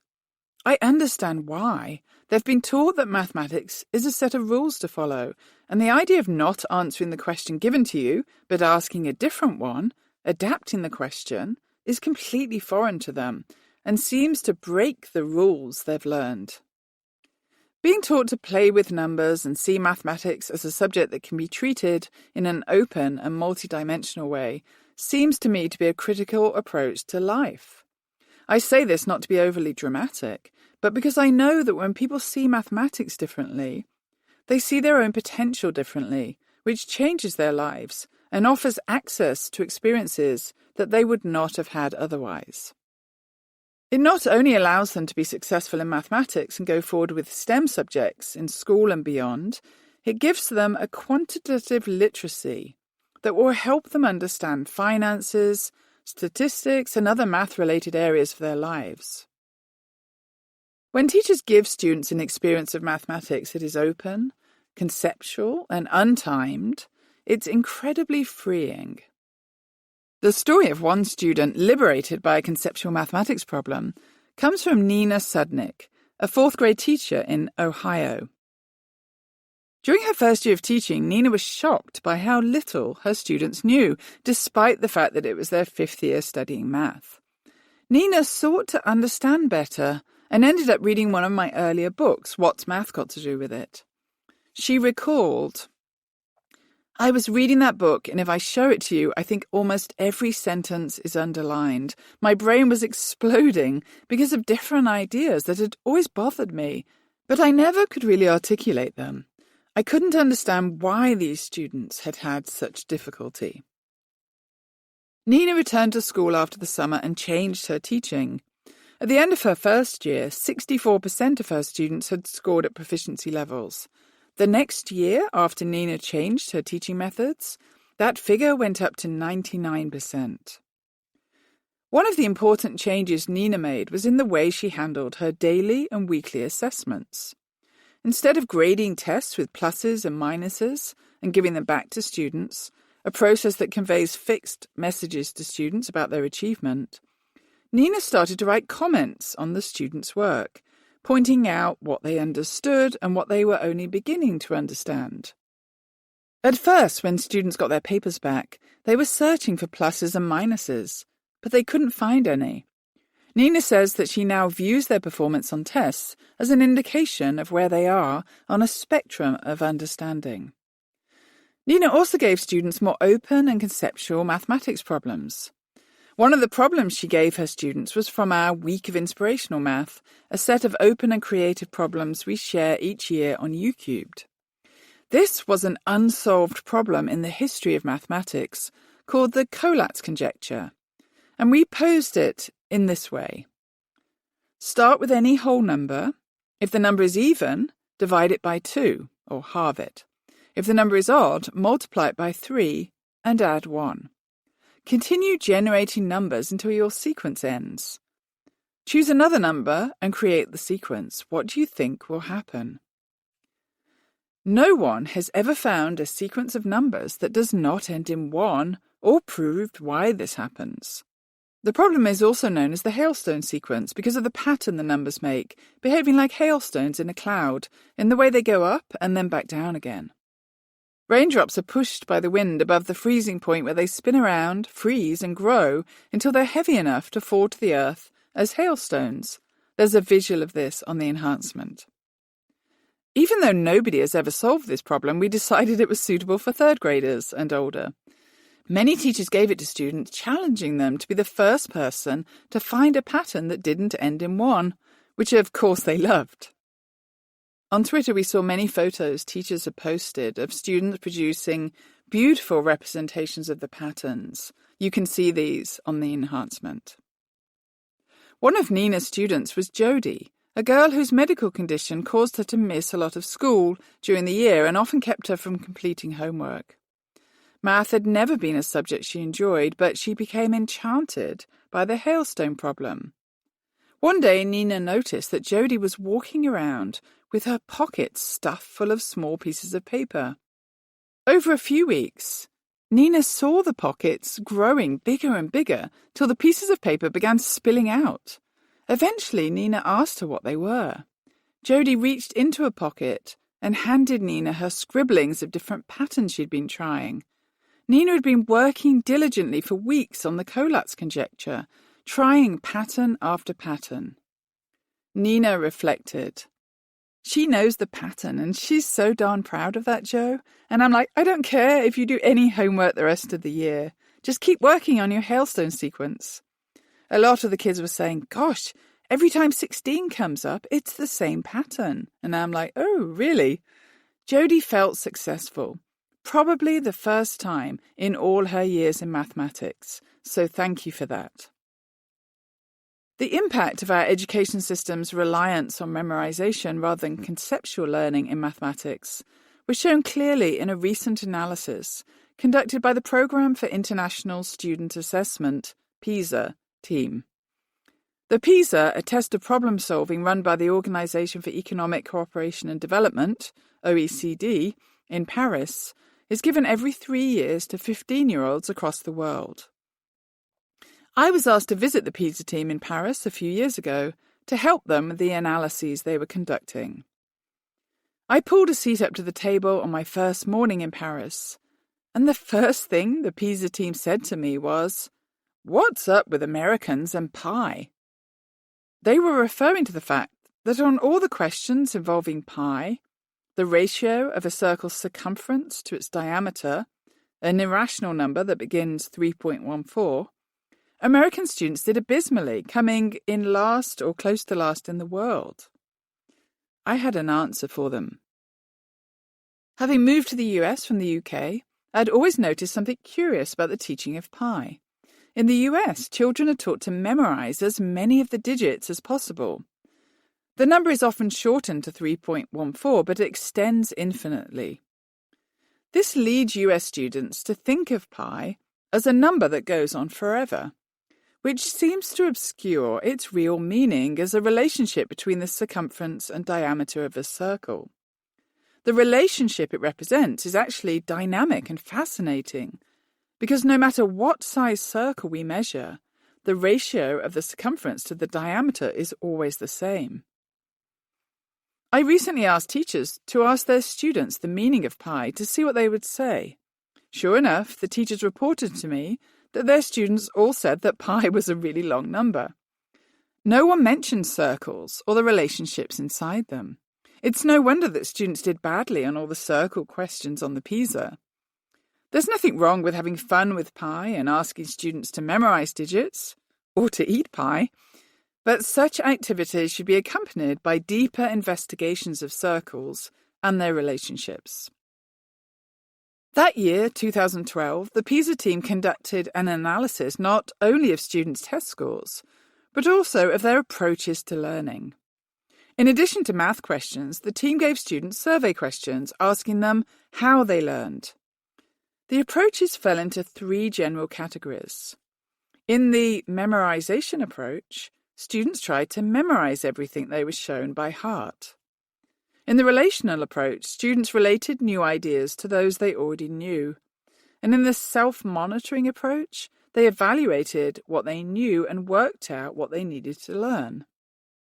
In every country, the students taking a memorization approach were the lowest achievers, and countries that had high numbers of memorizers, the US was one of these, were among the lowest achieving in the world. In France and Japan, for example, pupils who combined self-monitoring and relational strategies outscored students using memorization by more than a year's worth of schooling. The study showed on an international level that taking a memorization approach to learning does not lead to high achievement, whereas thinking about ideas and relationships does. As we've seen from the research, mathematics teaching in the US is badly broken. Mathematics can be a beautiful subject of ideas and connections that can be encountered conceptually and creatively. But students who attend schools that treat mathematics as the memorization of procedures and that value the memorizers who can speedily regurgitate what they've memorized turn slow, deep thinkers away from the subject. Even those who are successful develop an impoverished relationship with mathematics. When people encounter knowledge differently, doors open for them into a different world. They learn concepts that are compressed in the brain, and they build a solid foundation of understanding. They're able to welcome mathematical thinking into their toolkit and use it not only in math class, but in all subject areas. In our current system, a few high-achieving students learn to think flexibly, and they go on to become trailblazers in different fields. Teachers such as Mark Petrie, whom I discussed in the last chapter, and Nina Sudnick in this chapter, were good teachers before they encountered the ideas I share in this book, and many students were successful in their classes. But now that they approach math with depth and creativity and teach their students the importance of deep thinking, significantly more students are successful in the classes of both teachers. Developing a good relationship with mathematics, as Bob Moses, one of the most influential leaders of the civil rights movement in the 1960s, says, is a civil right. It opens doors in school and in life. Many people believe that greater understanding and proficiency come about from greater knowledge and regard their task in learning to be the accumulation of knowledge. But research tells us that more effective and higher achieving people engage in flexible thinking. Creative and flexible thinking, a much needed and valued way of working, is actually inhibited by greater amounts of knowledge. This is why when problems need creative solutions that involve seeing patterns and unexpected connections, it's often trained professionals who are unsuccessful and outsiders who solve the problems. Adam Grant has written a book called Originals: How Nonconformists Move the World, in which he argues that we've long valued the rule-following, memorizing students. He notes that the students in the US, often regarded as prodigies, the ones who learn to read at age 2, play Bach at 4, breeze through calculus at 6, rarely go on to change the world. When scholars study the most influential people in history, they're rarely those regarded as gifted or geniuses in their childhood. Instead, the people who excel in school often, as he says, apply their extraordinary abilities in ordinary ways, mastering their jobs without questioning defaults and without making waves. Grant concludes, although we rely on them to keep the world running smoothly, they keep us running on a treadmill. Those who do go on to change the world are creative and flexible thinkers, people who think outside rather than inside the box.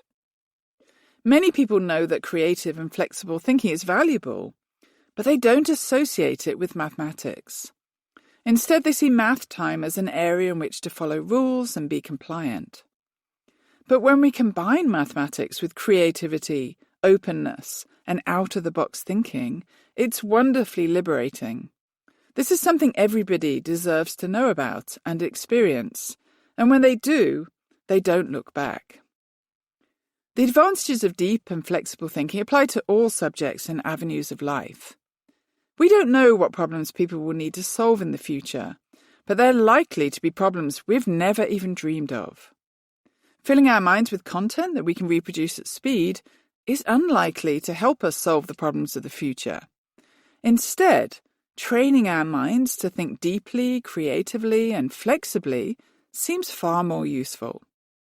The thinking of trailblazers whose brains were studied was found to be more flexible than that of regular people.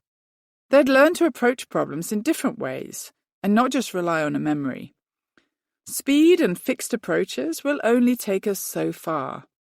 In the education world and beyond, we must all challenge the assumptions about the benefits of speed and memorization, and instead focus on flexible and creative learning. This will help us unlock our own and others' potential as learners. Chapter 6: A Limitless Approach to Collaboration. The first 5 keys that help unlock the limitless power of our learning and living potential draw upon knowledge of these ideas: brain plasticity and growth, the positive impact of challenges and mistakes on our brains, beliefs and mindsets, a multidimensional approach to content that increases brain connectivity, and flexible thinking. All of these keys can unlock people, and sometimes one key alone can be incredibly liberating. If you believe that you can't learn in a particular area, or that only fast thinkers are capable, for example, then learning that these ideas are incorrect can free you up to pursue your chosen path. In this chapter, I'll share a 6th key that works to unlock people, but it's one that can also be a product of being unlocked. The key centers on connecting with people and with a multitude of ideas. Connections and collaborations have a tremendous amount to offer the process of learning and living. Learning key number 6. Connecting with people and ideas enhances neural pathways and learning. Why is collaboration important? Over my lifetime, I've encountered a small number of fascinating situations, some through research and some through personal experience, in which collaboration and connection produce surprising outcomes. Some of these have related to learning, some to the pursuit of equity, and some to the advancement of ideas, even in the face of severe opposition. These different cases all shed light on something that neuroscience is also showing. When we connect with other people's ideas, there are multiple benefits for our brains and for our lives. Uri Treisman, a mathematician at the University of Texas at Austin, used to teach at the University of California, Berkeley. While Uri was at Berkeley, he noticed that 60% of African American students who took calculus were failing the class. This caused many to drop out of college altogether. Uri began looking at more university data and saw that no Chinese American students were failing calculus. So he asked the question, what is the difference between these two cultural groups that seems to be causing this discrepancy? Uri at first asked the other mathematics faculty what they thought the reason was. They came up with a range of reasons. Perhaps African American students came into the university with lower math scores or an insufficient mathematical background. Perhaps they were from less wealthy homes. None of these suggested reasons were correct. What Uri found through studying the students at work was that there was one difference. The African American students worked on math problems by themselves, whereas the Chinese American students worked collaboratively. The Chinese American students worked on their assigned math problems in their dormitories and in the dining halls, thinking about them together. By contrast, the African American students worked alone in their dormitory rooms, and when they struggled on problems, they decided they were just not math people and gave up. Uri and his team set up workshops for the more vulnerable students, including students of colour.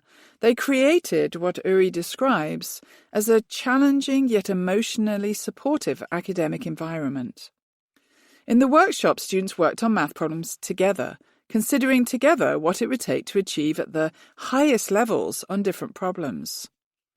The academic improvement that resulted from the workshops was significant. Within 2 years, the failure rate of African American students had dropped to 0. and the African American and Latino students who attended the workshops were outperforming their white and Asian classmates. This was an impressive result, and Uri has continued this approach at Austin. His approach has now been used in over 200 different institutions of higher education. In writing about this experience, Uri says, "We were able to convince the students in our orientation that success in college would require them to work with their peers, to create for themselves a community based on shared intellectual interests and common professional aims. However, it took some work to teach them how to work together. After that, it was really rather elementary pedagogy." The fact that it took work to teach students how to collaborate with each other after they'd spent 13 years in school speaks to the problems in our school system, where the common pattern is that teachers lecture and students work through problems alone. The team leading the workshops was right to point out that success in college requires working with others and making good connections. Many people know this, but they still see no role for collaboration in learning. When Uri and his team encouraged students to work together, their mathematical learning paths changed and they found success. This success story was about learning calculus in college, but we could substitute any other subject and expect similar results. Part of the reason students give up on learning is because they find it difficult and think they're alone in their struggle. An important change takes place when students work together and discover that everybody finds some or all of the work difficult. This is a critical moment for students, and one that helps them know that for everyone, learning is a process and that obstacles are common. Another reason that students' learning pathways change is because they receive an opportunity to connect ideas. Connecting with another person's idea both requires and develops a higher level of understanding. When students work together, learning math, science, languages, English, anything, they get opportunities to make connections between ideas, which is inherently valuable for them. A similarly noteworthy finding came from the results of a large-scale testing program. In 2012, PISA assessments, international tests given to 15-year-olds worldwide, as mentioned earlier, showed that boys achieved at higher levels than girls in mathematics in 38 countries. This result was disappointing and surprising. In the US and in most other countries, the achievement of girls and boys in school is equal. This reminded me again of the ways that tests distort what students actually know and can do. This was underscored when the PISA team issued a report showing that when anxiety was factored into the analysis, the gap in achievement between girls and boys was fully explained by the lower confidence of girls. What appeared to be a gender difference in mathematics achievement was in reality a difference in mathematics confidence levels. Girls became more anxious when they took the individual math tests, a phenomenon that's well established, and one that should make any educator pause before basing decisions on test performance. The impact of the different testing conditions, as well as the potential of collaboration for reducing inequalities, were also shown by another assessment the PISA team conducted. In addition to the usual individual mathematics test, they did an assessment of collaborative problem solving. In this assessment, students didn't collaborate with other students, but with a computer agent. They had to take on the ideas of the agent and connect with and build upon them to collaboratively solve complex problems. This, to me, gauges something much more valuable than what a student produces on an individual math test. Instead of reproducing knowledge individually, students are asked to consider another's ideas and work with them to solve a complex problem. This is also more consistent with the world of work students are being prepared for. In the test of collaborative problem solving administered in 51 countries, girls outperform boys in every country. This notable result was accompanied by two others. There were no significant differences in outcomes between advantaged and disadvantaged students, a rare and important finding. And in some countries, diversity boosted performance. The team found that in some countries, students they described as non-immigrant achieved at higher levels when they were in schools with larger numbers of what they called immigrant students. A fantastic result, suggesting that diverse communities of learners help students become better collaborators.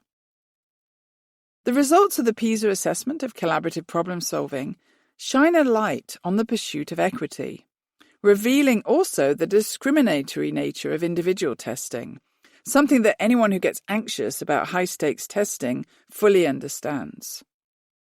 What does it mean that for girls, collaboration, even with a computer agent, increases their confidence levels and causes them to achieve at higher levels? Similarly, what does it mean that African American students go from failing calculus to outperforming other previously more successful students when they collaborate? This research reveals the potential of collaboration, not only for girls or students of colour, but for all learners and thinkers. When you connect with someone else's ideas, you enhance your brain, your understanding, and your perspective. Neuroscientists also know the importance of collaboration. Research shows that when people collaborate, the medial orbitofrontal cortex and the frontoparietal network are activated, the latter of which aids in the development of executive functions. Neuroscientists refer to these different brain areas as the social brain. When we collaborate, our brains are charged with the complex task of making sense of another's thinking and learning to interact. Social cognition is the topic of much current neuroscientific investigation. Collaboration is vital for learning, for college success, for brain development, and for creating equitable outcomes. Beyond all of this, it's beneficial to establish interpersonal connections, especially in times of conflict and need. Victor and Mildred Goertzel studied 700 people who'd made huge contributions to society, choosing those who'd been the subject of at least 2 biographies, people such as Marie Curie and Henry Ford. They found, incredibly, that less than 15% of the famous men and women had been raised in supportive families. 75% had grown up in families with severe problems such as poverty, abuse, absent parents, alcoholism, serious illness, and other major issues. Their study was conducted in the 1960s. Clinical psychologist Meg Jay, in her interesting Wall Street Journal article on resilience, reports that similar results would be found today and cites Oprah Winfrey, Howard Schultz, and LeBron James as examples of people who grew up in extreme hardship. Jay has studied resilience over many years and points out that people who survive hardship often do better, but not through bouncing back, as some think, because the recovery process takes time and is more of a battle than a bounce. She also points out that those who ultimately benefit from hardship, becoming stronger and resilient, do so when they maintain self-belief, when they, as she says, own the fighter within, and when they connect with other people. The thing that people who overcome hardship and do not become defeated by it have in common is that in times of need, they all reached out to someone, a friend, a family member, or a colleague, and those connections helped them survive and develop strength. The power of collaboration. 2 cases. I found myself the victim of bullying behaviour and was able to overcome it because of collaborations. The bullying began when I moved from King's College London to Stanford. I just completed my doctorate and had conducted a very careful and detailed study of 2 schools that had demographically similar student populations, but taught mathematics very differently. The study won the award that year for the best doctoral study in education in the UK. The book about the study also won an award for the best book in education.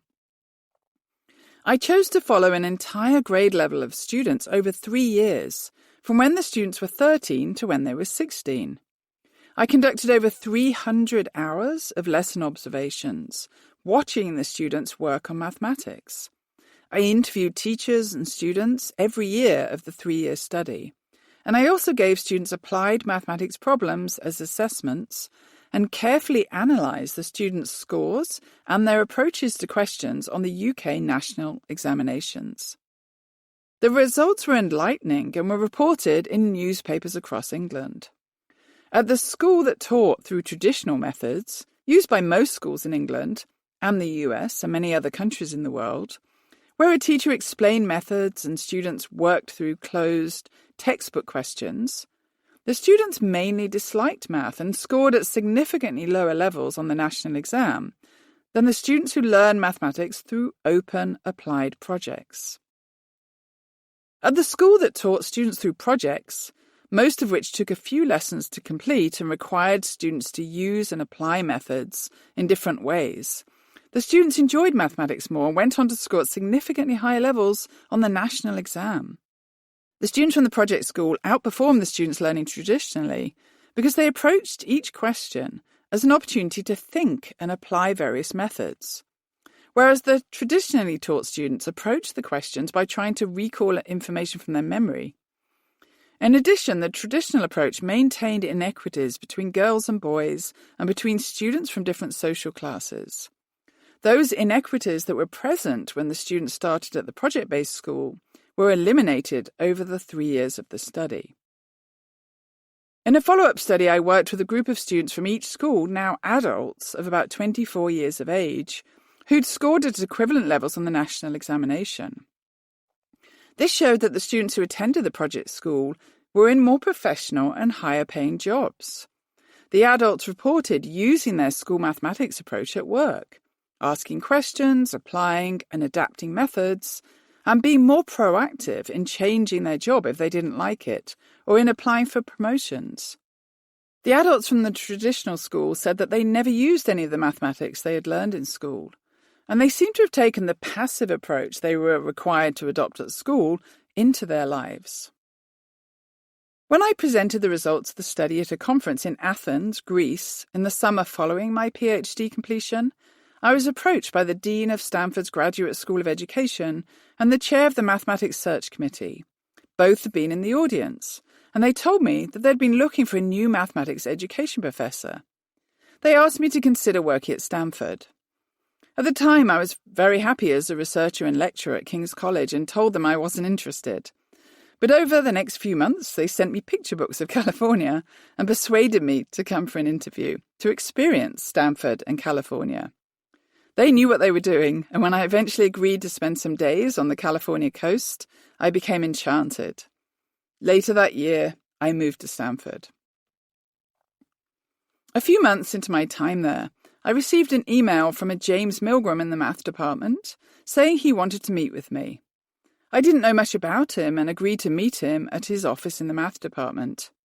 It was a disturbing meeting, during which he told me that teachers in the US do not understand math, and that it would be dangerous for me to publicize my research evidence in the US.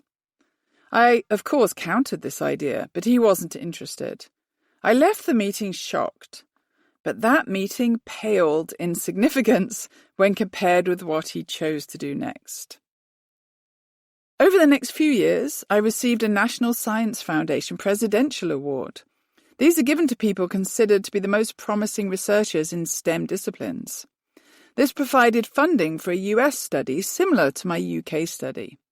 For the new study, a team of graduate students and I followed approximately 700 students through 4 years at 3 different high schools that taught with different approaches.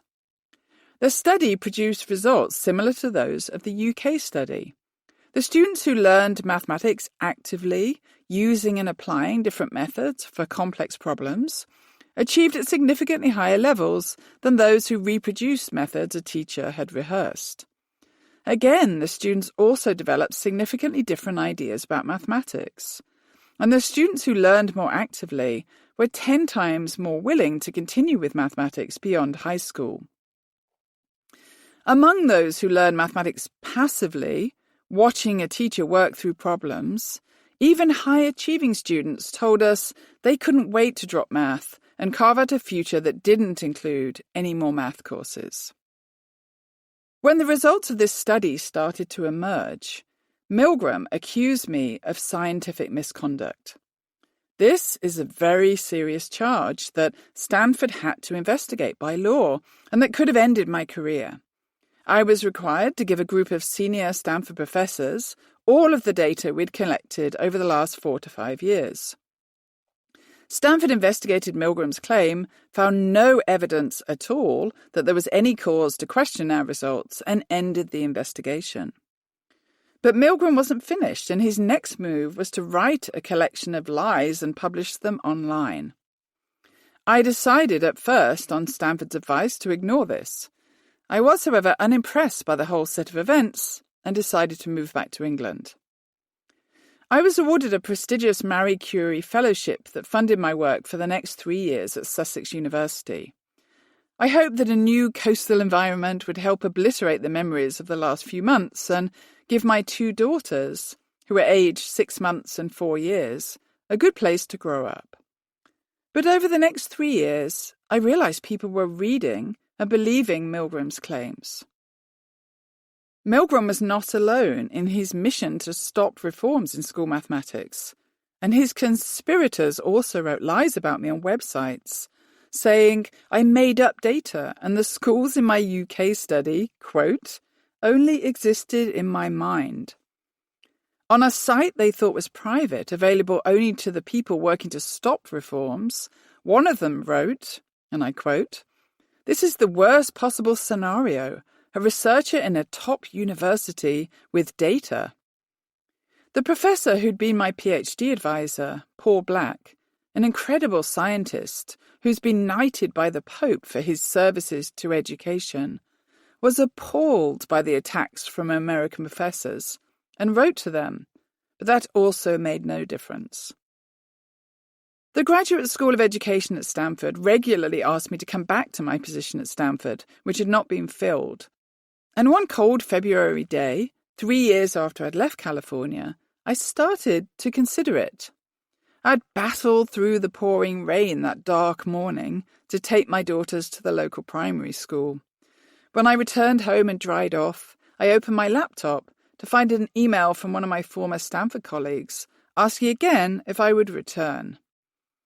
Perhaps it was the cold weather or the rain, I'm not sure, but for the first time I thought to myself, maybe I should go back. At the same time, I also promised myself that I would only go back if I fought to stop the campaign of slander that had been waged against me. A few months later, I was back in my position at Stanford. Many people assumed I had moved back in order to swap the grey UK weather for the sunny blue skies of California. This may have been part of it, but what I really missed when I lived in the UK was the warmth of people in California and the US more generally. During my years in the US, I'd been made to feel by many teachers that my work was really helping them. Fortunately, the School of Education at Stanford had by now appointed a new dean, an amazing man called Claude Steele, who has pioneered work in stereotype threat. He looked at the details of what Milgram and his friends had written about me and their other writing. One of Milgram's co-authors, Wayne Bishop, had referred to African-American students as, I quote, pickaninnies in a newspaper article. Claude immediately recognized the kinds of people we were dealing with, and together we decided on a fairly simple strategy. We made a plan that I would write down the details of their abuse and bullying and publish them. I remember the Friday evening clearly. The other education faculty were gathering for a party. I stayed at home and clicked the button that made public my new webpage detailing the bullying behaviour of the men. That was when everything changed. That night I also joined Twitter, and my first post linked to the details of the academic bullying. It spread like wildfire, and over the weekend my webpage was the most tweeted story in education. Within 48 hours, I'd been contacted by reporters from across the US who ran news stories detailing the events. Then something else happened. I started receiving emails from other women professors and scientists. Within a few days, I'd received about 100 emails, all of them sympathetic, and most of them from other women detailing stories of bullying behaviour by men in universities. The email collection was a clear indictment of university culture and a sign that we're far from achieving gender equality in higher education. I'm sure everyone reading this book would have thought that by 2013, university departments wouldn't still be discriminating against women. But it was clear from reading the emails that there are still plenty of men in positions of power who don't think women belong in STEM fields. They probably don't realise the extent of their discriminatory ideas and would be surprised by my making that statement. But their actions to suppress the work of women, detailed in the letters I read, revealed the discrimination clearly. Prior to my publishing the details of the men's bullying and discriminatory behaviour, I'd attempted to protect myself by constructing what now seem like internal walls around my thoughts and feelings. I'd tried to avoid thinking about the men's behaviour or even hearing their names. Stanford had recommended I tell no one about Milgram's accusations. But in following that advice, I'd also cut myself off from colleagues and friends and lawyers who could have helped me. As the weeks and months went by after the details of their abuse became known, I started to feel what I can only describe as warmth. The warmth of support from tens of thousands of teachers, mathematicians, scientists, and others. The walls I'd constructed inside me started to melt, and I became more open. A few months later, I was giving a keynote presentation to other mathematics education scholars. Person after person stood and gave details of attacks on their work by the same men. I heard about the men getting teachers in research studies fired and targeting researchers like me who were investigating ways to make mathematics teaching and learning more equitable. Some stood and said that the field of mathematics education had needed someone to stand up to the bullies. They'd wanted someone to lead the way and thanked me. As the months and years went by, I continued to receive an outpouring of support. I also became more and more aware of the extent of the men's aggressive behaviour. The men involved had campaigned in districts around the country to stop any changes in mathematics teaching and had bullied teachers, district leaders and parents. At the same time, we were entering a new era in education, with initiatives led by President Obama and a wider awareness that change was needed. I left behind the trauma that the attacks had initiated and became inspired to share the evidence more widely in online courses and on YouTube. As I write this, it's been more than 6 years since the night that I revealed the bullying behaviour, and during that time we've had millions of hits, downloads, follows, and approximately 1/2 of schools in the US are using our lessons and materials. Ironically, part of the reason that we have such a huge following is because people saw me standing up to bullies. My friends often tell me that I should send flowers to Milgram as he helped my research on equitable mathematics teaching get to many more people.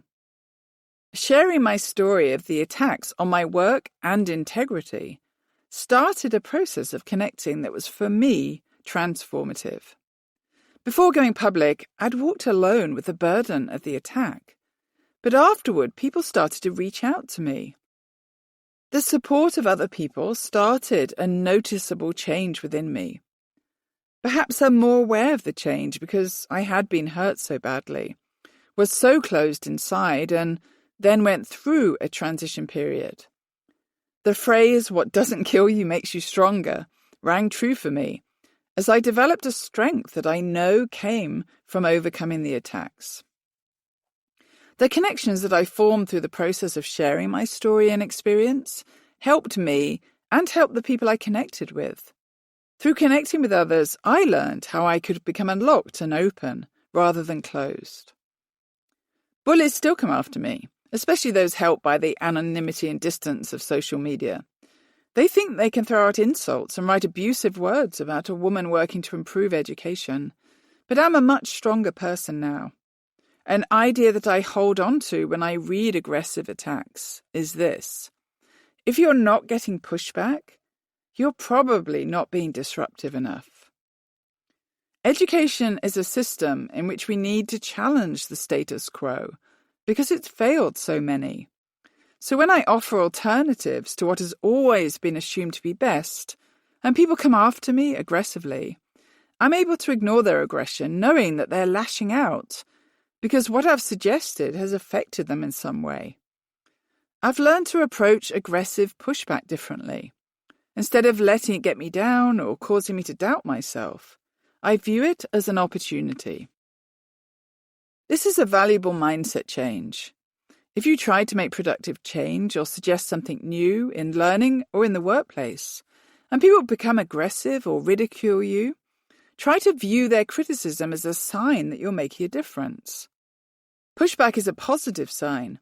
It means that the ideas that are ruffling people's feathers are powerful. The showman Phineas T. Barnum, founder of the Barnum and Bailey Circus, also the subject of the movie The Greatest Showman starring Hugh Jackman, once said, "Whoever made a difference by being like everyone else?" I love that quote. It helps me know that new ideas will never be easy for some people to accept, yet they are very important. The ideas that are hardest for people to accept are those that go against the status quo, and they may be the most important of all. When I teach about new learning methods based on evidence from neuroplasticity, I tell my listeners that they too may experience pushback when they share the new evidence with others. People are so invested in the idea that intelligence and learning ability are genetically determined that they resist any notion to the contrary, particularly if they're the ones who benefited from their firmly held belief. The aggressive behavior I experienced and continue to experience not only makes me stronger, it can also help important research ideas and evidence spread further, which is something to remember.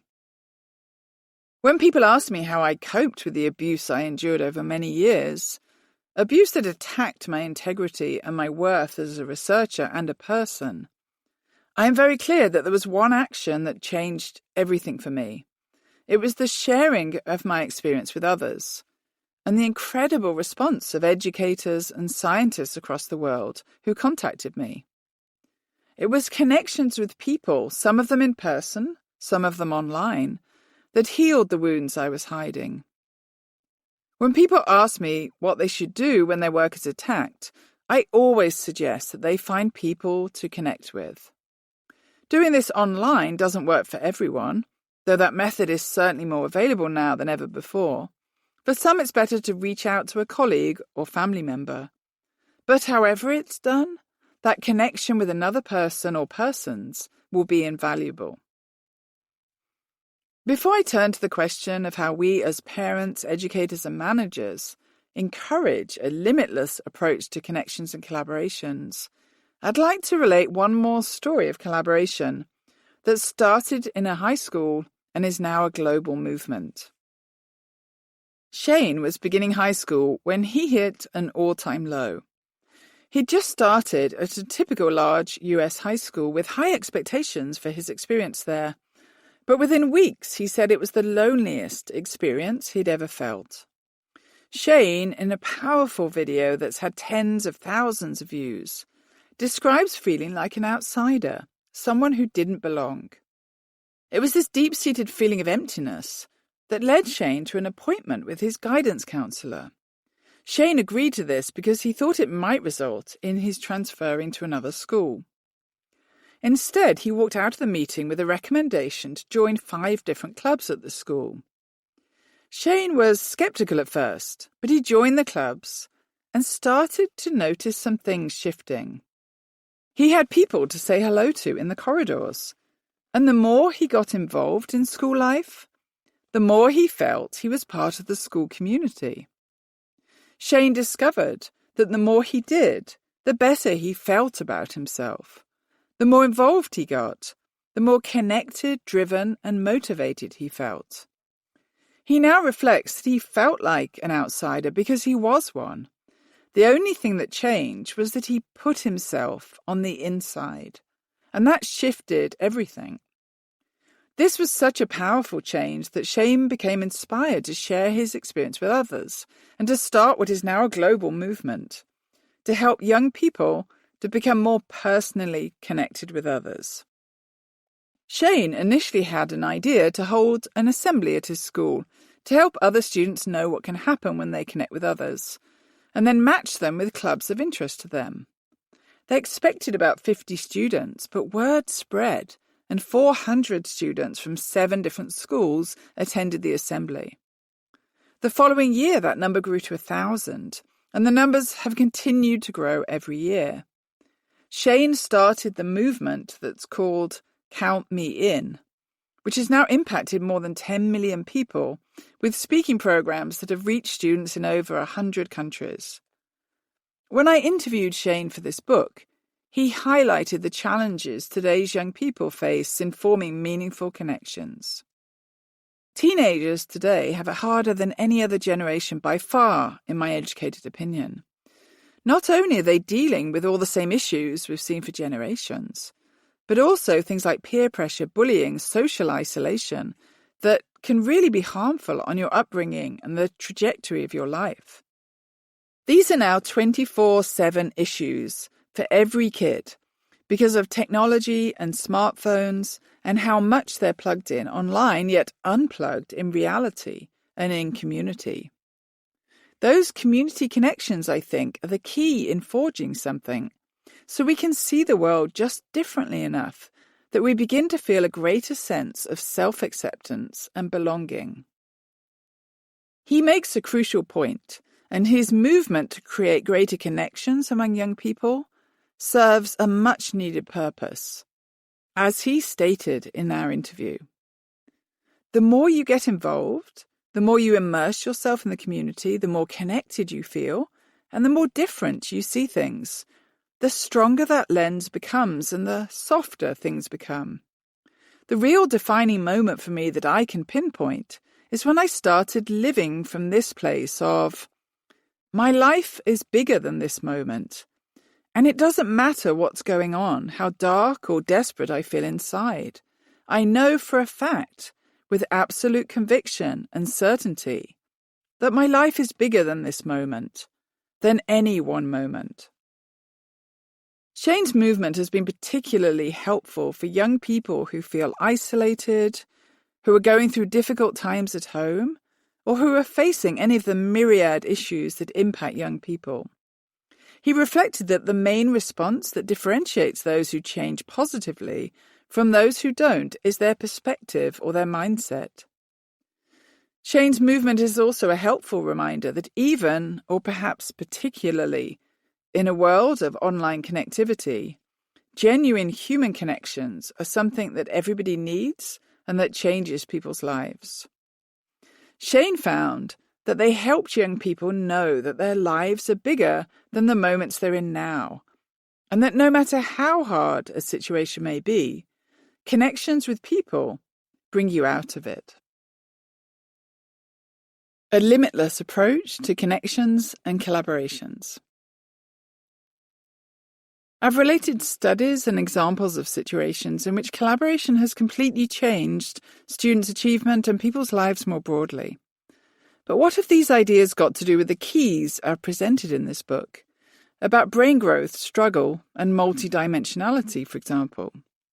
My work over recent years and the interviews I conducted for this book show me that there's a different way to collaborate and connect, a limitless way.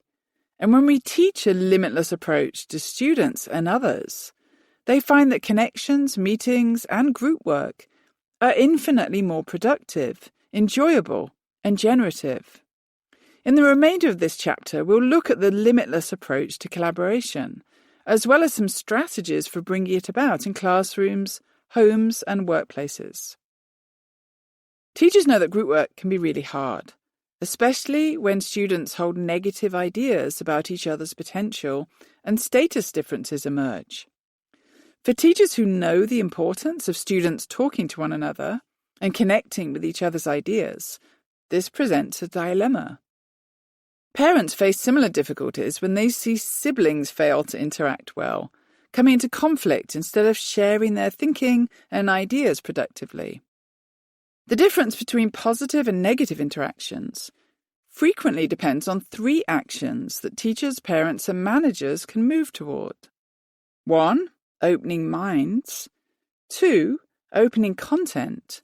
And 3. Embracing uncertainty. 1. Opening minds.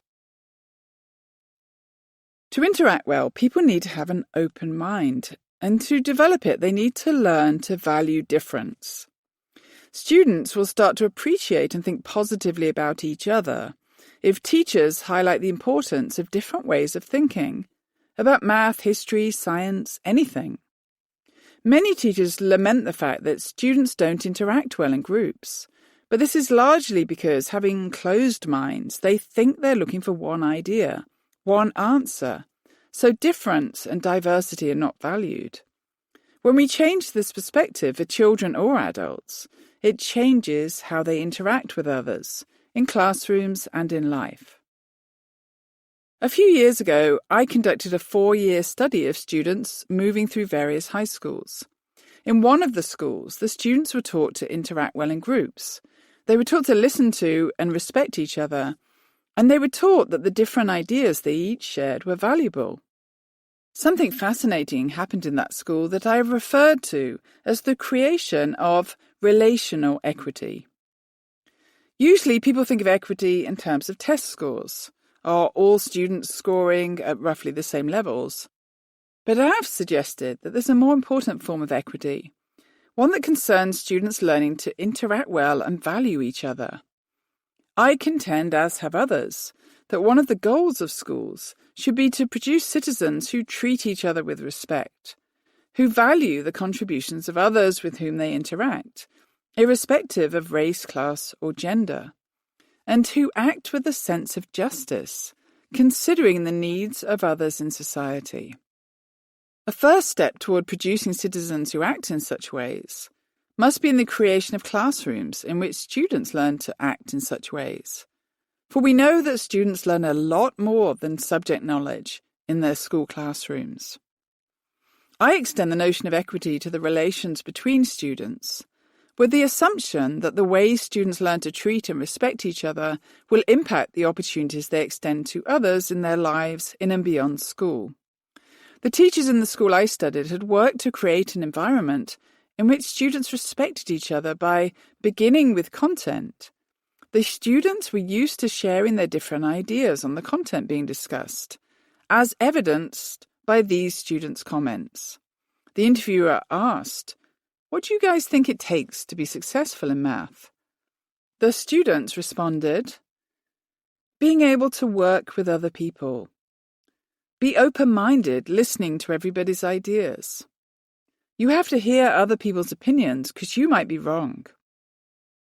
Parents of high-achieving students sometimes complain that their student is being used to educate others. Their student could just as easily work alone and zoom through material. But these students were taught that part of being a community, such as a class of learners, involves looking out for each other. The students developed an important perspective on their responsibility for others. One student said, "I feel it's a responsibility, because if you know something you have to and somebody doesn't know, I feel it's your right. You have to teach them how to do it, because it's only fair to them that they get as much out of it as you're getting out of it, because you're both in the same classroom." Despite the fears of some parents of high-achieving students, the students in this approach who improved the most in math achievement were the highest achievers. They increased their achievement more than other students at their school and more than the highest achievers in the other traditional schools we studied. Their achievement gain came from their time explaining work to others, which is one of the best opportunities for students to understand more deeply themselves. An important part of the respect students developed for each other came from teaching them to see content in a more open way and teaching them to value difference.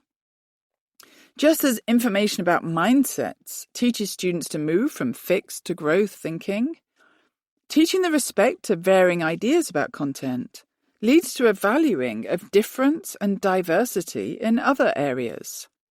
Valuing both growth and difference is a powerful way of opening minds.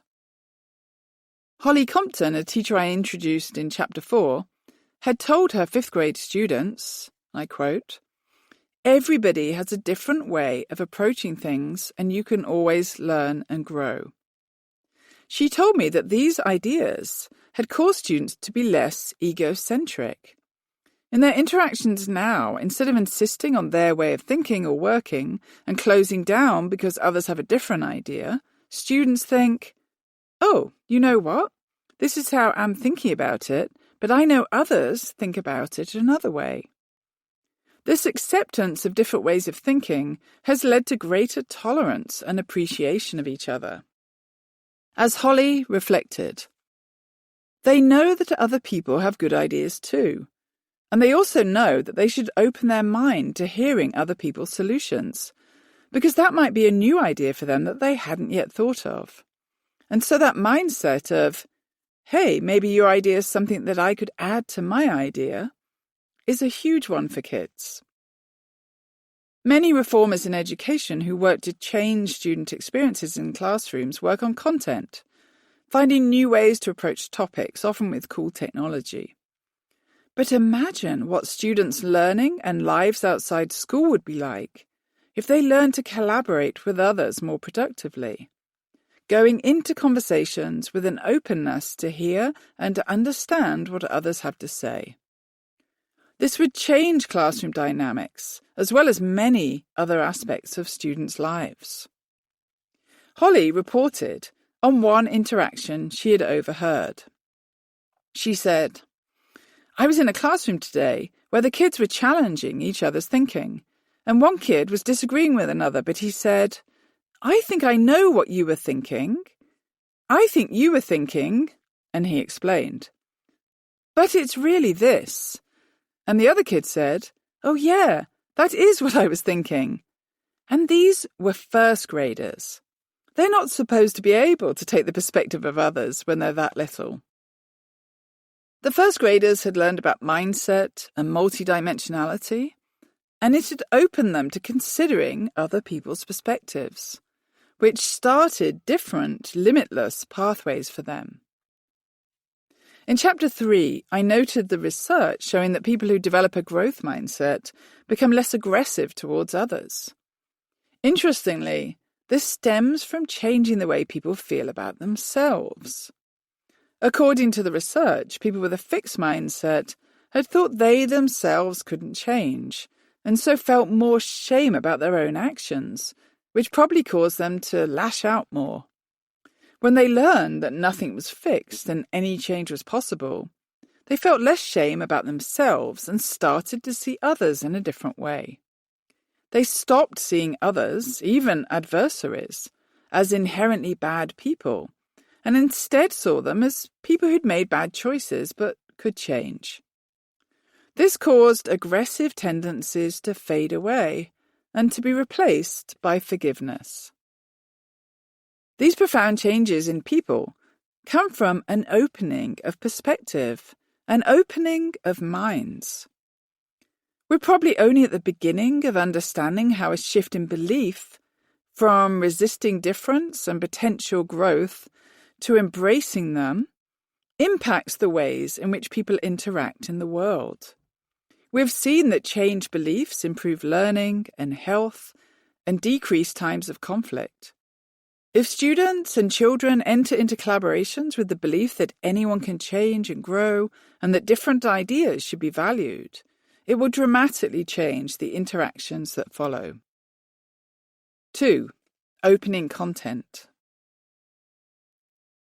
I've described the importance of opening minds so that students and others appreciate difference and diversity. An important way for students to learn this perspective comes about when the content of academic subjects is taught in an open way. Similarly, when people in business settings are encouraged to be appreciative of multiple opinions and viewpoints, they start seeing themselves and regarding others differently. I first began thinking more deeply about the connections between mindset, treating content in an open way, and ways that people interact when we taught our summer camp to 83 students a few years ago. During the summer, we'd observed productive group work in which students respectfully shared ideas with each other. This group work contributed to the students' learning and high achievement as they helped each other and discussed ideas well. The students told interviewers that group work didn't work well in school, but at our camp it did. The interviewers asked what the difference was. The students explained that in school, one person would do all the work while the others talked about clothes. But at our camp, group work was started by going around the group and having the students ask each other, "How do you see it? How would you approach it?"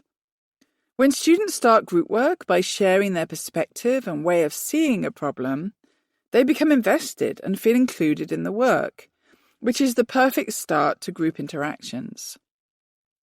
As the students at our camp learned that a multidimensional approach was a good way to learn math, they started to value each other's ways of seeing and solving mathematical problems. This caused them to value each other more and avoid the negative ideas that are often developed in classrooms, one of which is that some people are more worthwhile than others.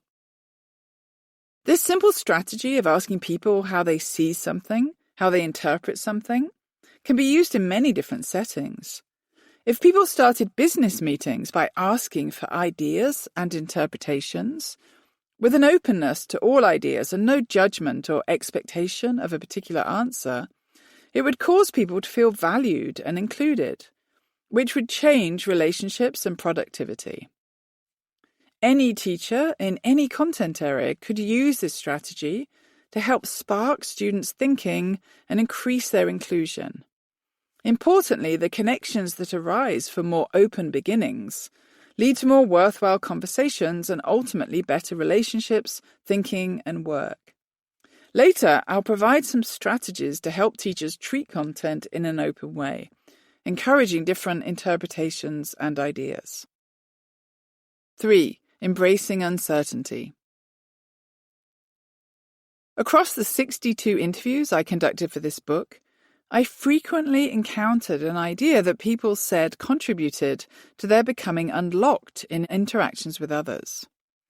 Many spoke of the power of letting go of the belief that they always had to be right in conversations with others. This meant becoming comfortable with uncertainty. The new perspective stemmed from learning about the value of challenges and mistakes for our brains. When people learned that struggle was productive, it caused them to open up in different ways, one of which was relinquishing the notion that they had to go into every meeting as an expert. One of those who talked about this was Jenny Merrill, who teaches mindfulness to her students and has written a book with Paula Umel called Weaving Healing Wisdom.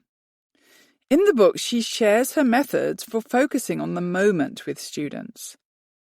When I interviewed Jenny, she also described an interesting change in herself.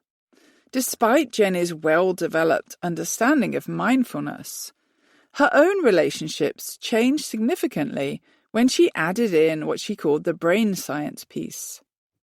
Prior to learning about the value of struggle and brain growth, Jenny said she felt like an island. She described to me a mindset that I'm sure many share, of feeling that she had to be an expert when interacting with others, and of being fearful of revealing a lack of knowledge.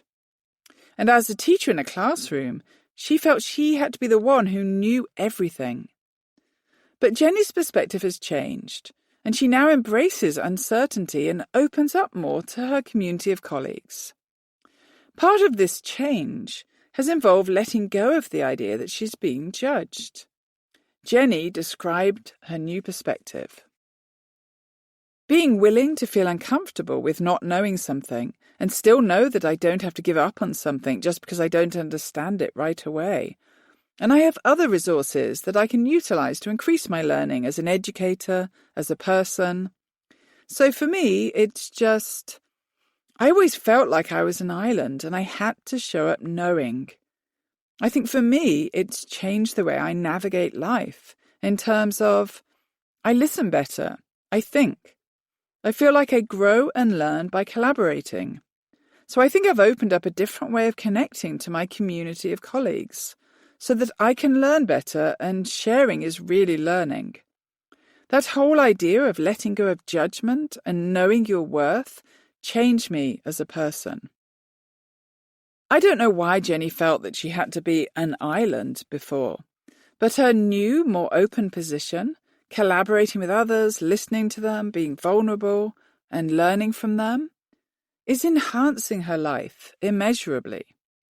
Jenny told me that she no longer sees herself as the sole expert in the room, and instead encourages students to be leaders, and she recognizes that she can learn from her students as well as other adults. In taking this perspective, Jenny has brought about powerful shifts in her students, as well as in her own collaborations with colleagues and friends. One of the important changes that many of the interviewees describe is being more resourceful when they face roadblocks. Instead of pretending they know or understand something they don't, they search for resources. Jenny spoke of some of the resources she now uses. She said, "And now I know that I can show up and not necessarily know, but I can use my intuition, I can use my colleagues, I can Google something, I can watch a video, I can watch a YouTube channel, a YouTube video about how to explain a math process or something, or I'm never going to stop learning." Whereas before I felt like I had to walk in the door knowing it, that was my fixed mindset. I had to look like everything was understood and handled and under control, and that isn't necessarily the way I do things now. So I've released that idea. I don't respond to change with as much tension as I used to. So I'm more open to recognizing I'm experiencing something that might be uncomfortable for the moment, but that I can learn how to navigate. The more I relax with it, the more I can navigate it. This new approach of embracing uncertainty instead of pretending to know everything, of looking for resources to learn more, seems to enhance people's connections with each other, as well as people's way of being in the world. Approaching content with uncertainty and vulnerability is a trait I also recommend to teachers I work with. When students see their teacher present correct content all the time, always knowing the answer to any student question, always being right, never making mistakes, and never struggling, it creates a false image of what it means to be a good learner in any subject. Teachers should embrace uncertainty and be open about not knowing something or making a mistake.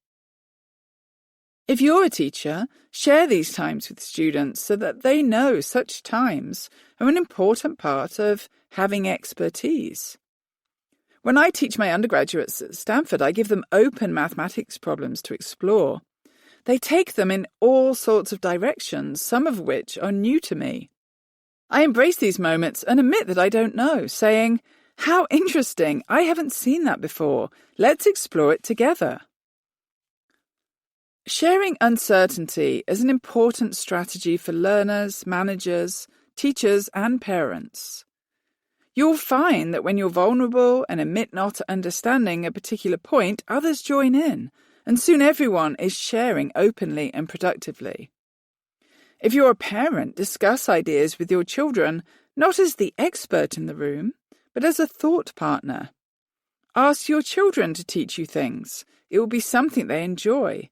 It will give them pride and enhance their learning. Admit to your children when you don't know something, but you have an idea for a way of finding out. Never pretend you know something that you don't. It's much better to model a mindset of discovery, of finding out, of being curious, and of being happy living in a place of uncertainty, because that allows you to find out something new. I sometimes tell my students at Stanford that I don't know what to do next in a mathematical problem, and I ask them to show me. They always enjoy this and learn a lot from it. They're learning that uncertainty coupled with a desire to learn is a good approach to take in any learning situation. If you're a learner and don't have people to discuss ideas with, see if you can find a way to connect online. Join chat rooms and connect with people on social media, asking them any questions you have. A few months ago, we invited followers of UCube to a Facebook group. Now we have 18,000 people in the group. I love to see the ways that people openly ask questions of each other in the group, even questions teachers may be expected to know the answers to. Sometimes math teachers admit that they don't understand particular points in math, and 20 different people jump in to help them and discuss the ideas with them. I always admire the people asking the questions, because they're showing that they're unlocked enough to be vulnerable and to reach out to others. Other times, people just share something they're working on and invite others to connect with the ideas, which I always love to see. Instead of viewing others you work with or learn with as competitors, start seeing them as collaborators, people you can be open with, people with whom you can form lasting connections. An open mind and the willingness to embrace struggle and the need to explore many different viewpoints are key to this life-changing approach. Strategies to encourage limitless collaboration. When I teach students of any age, middle school students or undergrads, I use a number of strategies to encourage good communication, which can be used in companies or classrooms by teachers and by learners. First, I always conduct a thought exercise about people's likes and dislikes with regard to group work. This is the first step before asking any students to work together on a problem. I ask students to sit in groups and discuss things they don't like people to do when they work together on a problem. The students always come up with interesting ideas, and it's really important that students get the chance to voice these things out loud. For example, they say things like, "I don't like it when someone tells me the answer. I don't like it when someone says, 'This is easy.' I don't like it when people are working more quickly than me. Or I don't like it when people dismiss my ideas." I collect one idea from each group and keep moving around the room until I've covered all the groups, and I write the ideas I've collected on a poster. Then I ask the students to share with their groups things they do like people to do when they're working together. They come up with comments like, "I like it when people ask me questions instead of showing me the way to do something. I like it when we all start by sharing our ideas. And I like it when others listen to my ideas." I collect one idea from each group again and write them on another poster. And I tell my students that I'll keep both posters up in the classroom as reminders for our group work during the term. A second strategy I use is one that I learned from educator and friend Kathy Humphries, which she learned from mathematics educators in England. I use this in my math classes, but it could be used in any content area. It involves an approach that teaches students to reason well. Reasoning, setting out different ideas, providing justification for the ideas, and explaining the connections between them, is important in just about any subject area. Scientists often prove theories by finding cases that work or disprove them with cases that don't. But mathematicians prove things by reasoning. I teach students that it's important to reason well, setting out ideas and the connections between them. I also teach them that it's important to convince others, and that there are 3 levels of doing so. The easiest or lowest level is convincing yourself of something. The next level is convincing a friend, and the highest level is convincing a skeptic. I also tell students that I want them to be skeptics with each other, to ask questions such as, "How do you know that works? And can you prove it to me?" The students in our summer camp loved being skeptics with each other. They fully embraced the role, and the classrooms became filled with students asking questions and reasoning. We were particularly pleased about that, knowing that when you connect with someone else's idea in mathematics and other subjects, It both requires and creates a deeper level of understanding. Collaboration can be extremely engaging for students, but I've met many students who hate group work. This is because they didn't have good experiences working in groups. The groups were probably not set up well. They may have had problems that were closed, or students may not have been taught how to listen, be respectful, and have an open mind. But for the vast majority of students, subjects come alive when they're discussed, and when students think about the different ways problems may be approached, why their ideas work, and how they're being used. Many people believe that the essence of high-quality learning is working alone, studying hard. Artists' depictions of thinking and learning are often drawings and statues of individual people thinking hard. Rodin's The Thinker is one of the most famous examples. A man sitting with his chin rested on his fist, apparently deep in thought. But thinking is inherently social. Even when we read a book alone, we're interacting with another person's thoughts.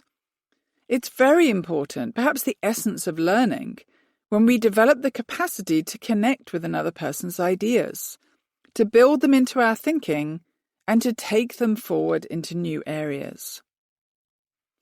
When people embrace uncertainty, stop pretending to know everything, and instead look for resources to learn more, it opens up a different way of being in the world. This seems to be the essence of being limitless, and is something I often observe in my Stanford colleagues. Some people, when faced with a challenge, give up, saying, for example, "I don't know how to use that software." Others approach the same challenge saying, "I don't know that software, but I'll learn it. I'll look up videos and advice and teach myself. No worries." I meet these two approaches often, and always note with admiration those who approach new challenges or learning with a limitless approach. They always end up achieving more and making use of a broader range of opportunities. The pressure people feel to know everything is very real, but is something many people describe letting go of when they learned about brain science and the value of struggle and openness. How often do people go into meetings or classrooms worried that they don't know enough? And how refreshing would it be if people embraced times of not knowing and became more willing to acknowledge struggle? If people let go of the charade that they know everything and instead embraced uncertainty, it would give them a different way of navigating through the day, enabling more productive interactions. If people approach conversations in this way, it would help companies operate much more smoothly. Friendships would develop better, and people would relax into their work and function more effectively. Mathematics is often depicted as the most solitary of subjects, but it is a discipline, like all others, that's been built through connections between ideas. New ideas and directions come from people reasoning with each other, setting out ideas and considering the ways they are connected to each other. Parents, particularly of high-achieving students, often say to me, "My child can work out the answers correctly. Why should she have to explain them?" But such parents are missing an important point. Mathematics is all about communication and reasoning. Conrad Wolfram, well known for his work with Wolfram Alpha, the online computational knowledge site, and director of Wolfram Research, told me that people who are unable to communicate their mathematical thinking and ideas are of no use to him as employees, because they cannot take part in team problem solving. In team problem solving, when people communicate their thinking, others can connect with their ideas. Critical evaluation by many minds also guards against incorrect or faulty ideas. When people cannot communicate an idea or come up with the reasoning that led them to it, they're not particularly useful in a team of problem solvers. I'm sure this principle is true of all areas, People who can explain and communicate their ideas to others, whether in math, science, art, history, or any other area, are more effective problem solvers and are able to make a larger contribution to the work in companies and other groups. The 6 keys that have been presented play an important role in changing people's communication and consequently create a multitude of life opportunities. Many people are too locked up to be good communicators. They're fearful of saying something wrong and they worry that what they say is an indication of their worth, that they're being judged by others. When people learn about mindset, brain growth, multidimensionality, and struggle, it often unlocks them, gives them a limitless perspective, and enables them to let go of the fear of being judged. Instead, they embrace openness and uncertainty and become more willing to share ideas which, in collaboration with others, grow into solution pathways. Such collaborations enhance people's lives, and the very best collaborations, it seems, start with a limitless approach to people and to ideas. Conclusion: Living without limits. We are all learning all the time. Schools and colleges may be the places we associate with learning, but they're not the only places in which learning happens. Our lives are filled with moments of learning, and it's in the myriad of opportunities to connect differently with ideas and with people that the learning keys in this book can come into play. My aim in writing this book is to equip you with ideas that can enhance all of your interactions, so you can live life as fully as you can be and help unlock others by sharing the information you learned here.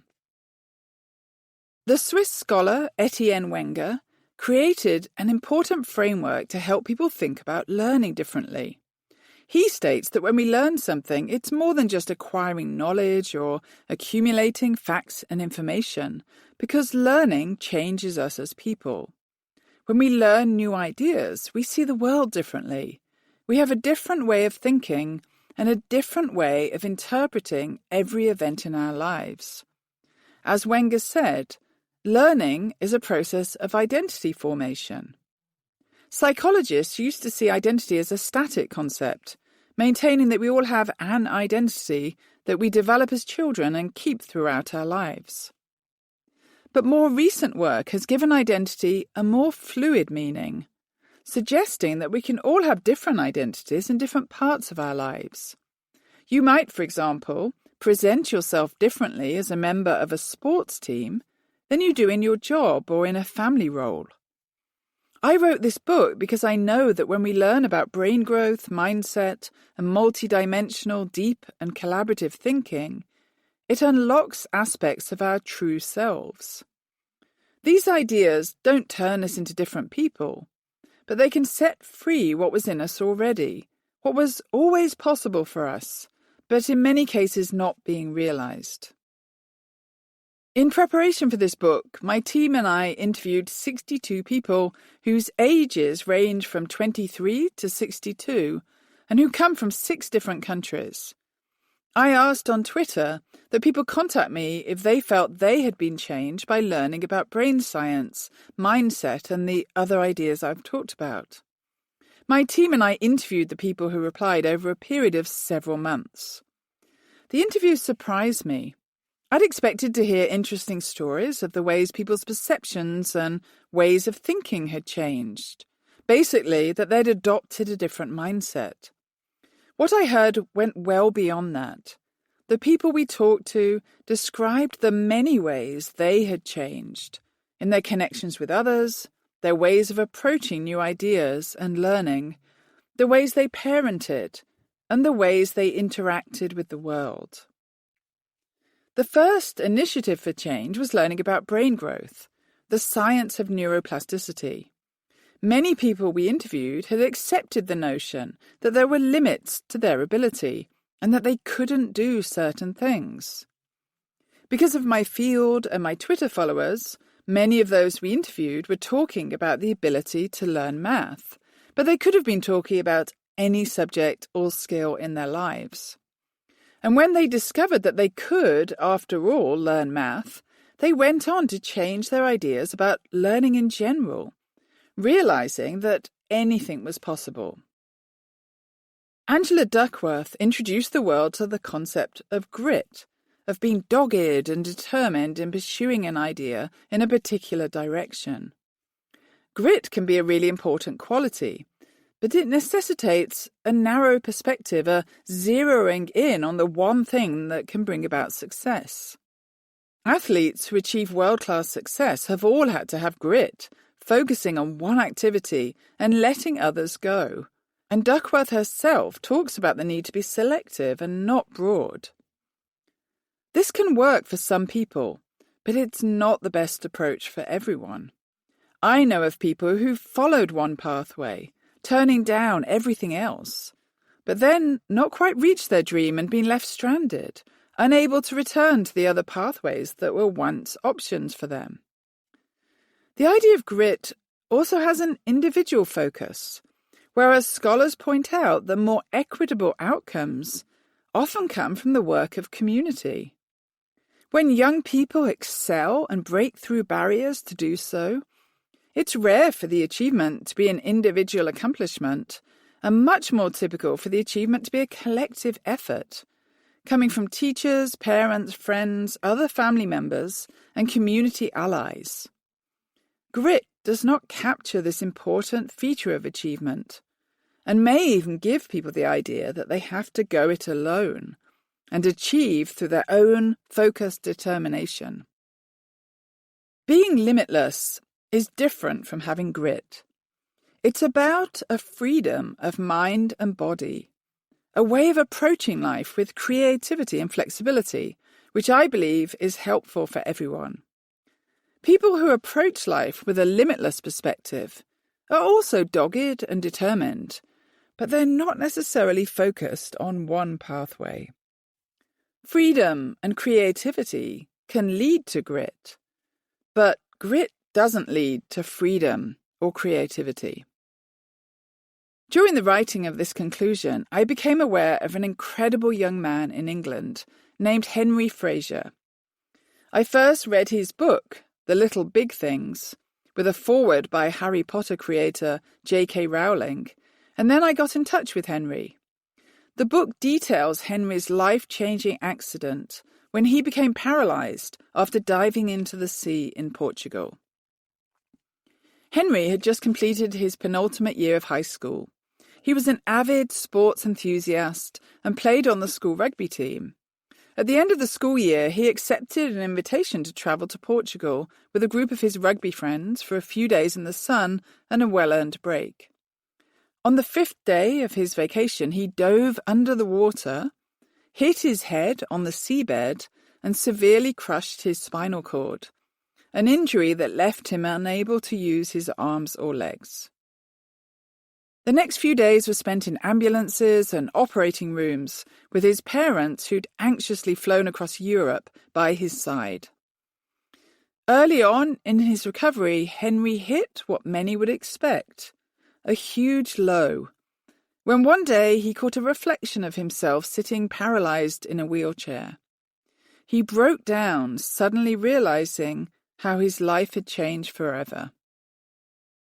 In the early days of Henry's recovery, he spent 5 weeks without seeing the outside of his hospital room and 6 weeks not being allowed to eat or drink.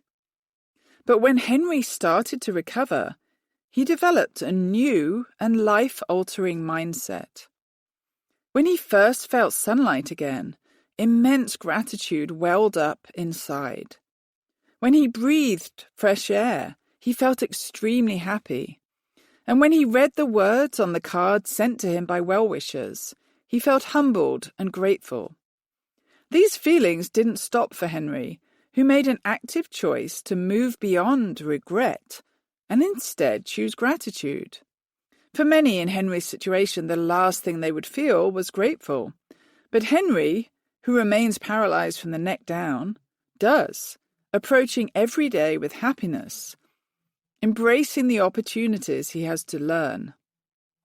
Henry named one of his book chapters, "Defeat is Optional," and his mindset through adversity is one we can all learn a great deal from. After Henry adapted to his life in a wheelchair, he set about learning to paint, holding the brush in his mouth. Now his stunning art is shown in exhibitions across England.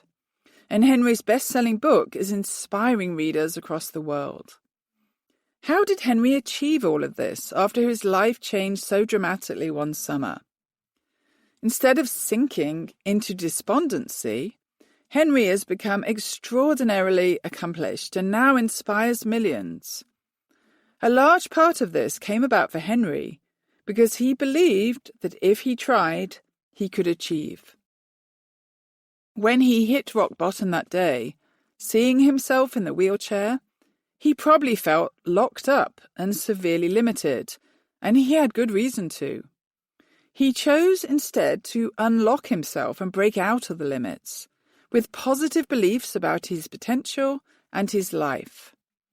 At the end of his book, Henry says he's often asked about the days when he, quote, must feel down and ask, why me? This is his beautiful response.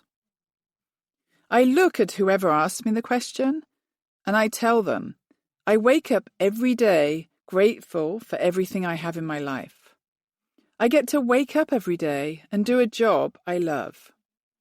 I get to be challenged to push myself in many ways, on many levels, and I'm always learning, always moving forwards. Not many people can say that, and when I look at my life this way, I consider myself very lucky. What do I have to be down about? I have so much to be happy for. There's no point in dwelling on what might or could have been. The past has happened and cannot be changed. It can only be accepted. Life is much simpler and much happier when you always look at what you can do, not what you can't. Every day is a good day. Henry's positive approach to life is a choice he's made, and his mission to, quote, always look at what you can do, not what you can't, is an idea that we can all be helped by following. Henry's approach of gratitude for what he has in life is one that's been studied by psychologists and linked to a range of positive outcomes. Psychologist Robert Emmons specializes in gratitude and has found that it's critical to people's well-being. He learned that grateful people are more happy, energetic, emotionally intelligent, and less likely to be depressed, lonely, or anxious. Importantly, he shows that people are not more grateful because they're happier, but that they can be trained to be more grateful, and happiness results from it. When researchers train people to become more grateful, those people become happier and more optimistic. Henry's choice to be grateful for the little things has had a profound impact on his life and what he's been able to achieve, even after being given a giant obstacle to overcome. Henry's life illustrates not only the impact of gratitude, but more generally the power of self-belief in achieving what many would see as impossible. When we give up on something and decide we cannot do it, it's rarely because of actual limits. Instead, it's because we've decided we cannot do it. We're all susceptible to this negative and fixed thinking, but we become particularly susceptible to it when we age and start to feel that we're not as physically or mentally strong as we once were. Dana Turan at the University of North Carolina has conducted research studies with adults over the age of 60 and shown that even aging is in part a result of our minds. The adults in her study had to compare lists of words to see which words were the same in two lists. The adults could perform the task from memory, the researchers checked. But many didn't trust their memories, and instead laboriously cross-checked the lists, searching for similar words. In another study of younger and older people working on calculations, the researchers found that the younger people recalled previous answers and used them, but the older people chose to perform the calculations from scratch each time. As in the first experiment, the older people had developed memories they could use, but they didn't trust them and so didn't use them, which limited their effectiveness. The researchers also found that this memory avoidance and lack of confidence limited the adults' performance in their everyday activities. When we believe that we cannot do something, our limiting ideas often become self-fulfilling, and when we believe that we can do something, usually we can. The knowledge that our brains are constantly changing and that we can learn complex skills at any age could help the scores of older adults who believe they're in decline and there's nothing they can do about it. Many people, as they age, start to believe they're capable of less, and this changes many decisions they make in their lives.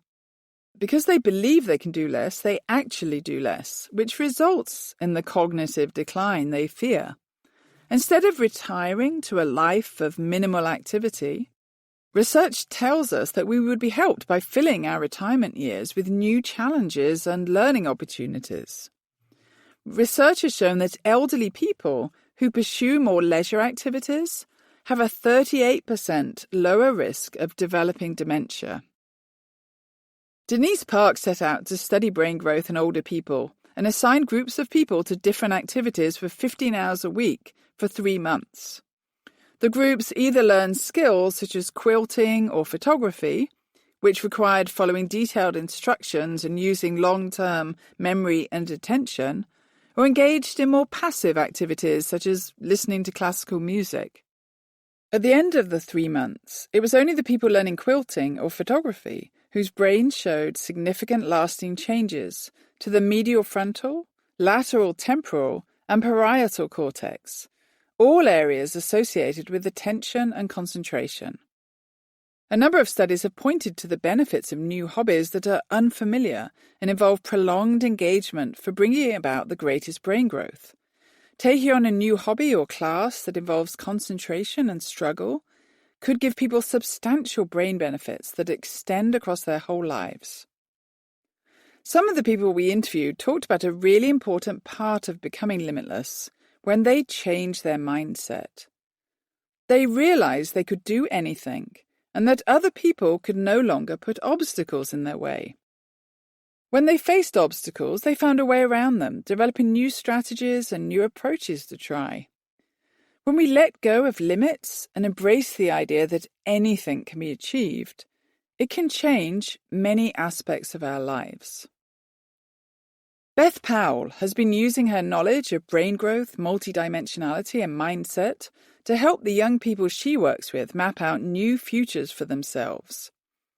She works at a school for students with special needs and has seen what she describes as miracles happen for the students when teachers and students believe in new possibilities and open pathways. But recently Beth found that she needed to apply her growth mindset to her own difficult medical situation. Beth was forced to stop working when she developed serious medical problems, and doctors couldn't find out what was wrong. The tests they conducted didn't show any problems, so the doctors concluded that she must be fine. At this point, many people would have given in and accepted what the doctors were saying. But Beth realized she could apply the approach she uses with her students to herself. Often, students come to Beth with serious concerns, even though test scores do not reveal any particular disability or area of need. The students, however, know something is amiss. Beth's response is to consider each student as a whole person, not as a series of test scores, and take their concerns seriously. Beth applied this thinking to herself and decided to seek the help of holistic doctors. They were able to uncover the cause of Beth's illness, and she received the help she needed, which led to her recovery. Beth recalled that she was at the point of going on disability pay and giving up work altogether when she remembered how students were transformed when people in their lives who knew about brain change worked with them. She realized that her situation was the same, and she needed to believe in change for her body and her medical situation, just as she believed in change for her students. This caused Beth to find a way around the roadblocks she was facing, traditional doctors' inability to diagnose and treat her condition. The actions Beth took in those moments exemplify the approach of many of those we interviewed who became limitless. They faced roadblocks, but they'd developed a new determination to find ways around them. They refused to take no for an answer, and they used different methods and took different approaches to the problems they faced, even when others were telling them to accept limiting judgments. Now Beth is back at school helping students with special educational needs break free from the labels and limitations they've been diagnosed with. She reflects that she's even more committed to helping her students because she experienced being written off herself. Beth said something to me in our interview that struck me as critically important.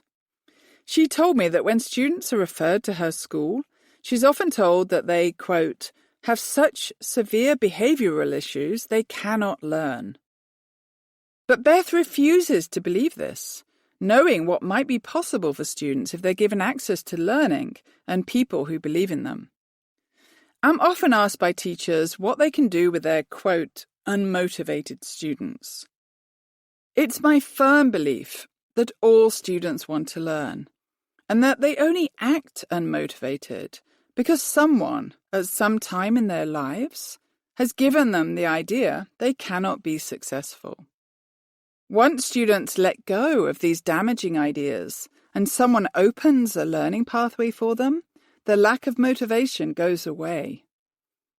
Beth's belief in students comes from many years of seeing incredible change. Because she teaches from the perspective of a growth mindset and makes use of multi-dimensional strategies, her students come to her school with learning differences, but leave with a new future, free from negative labels and perceptions. She reflected, "Miracles are just normal to me now because of the brain science."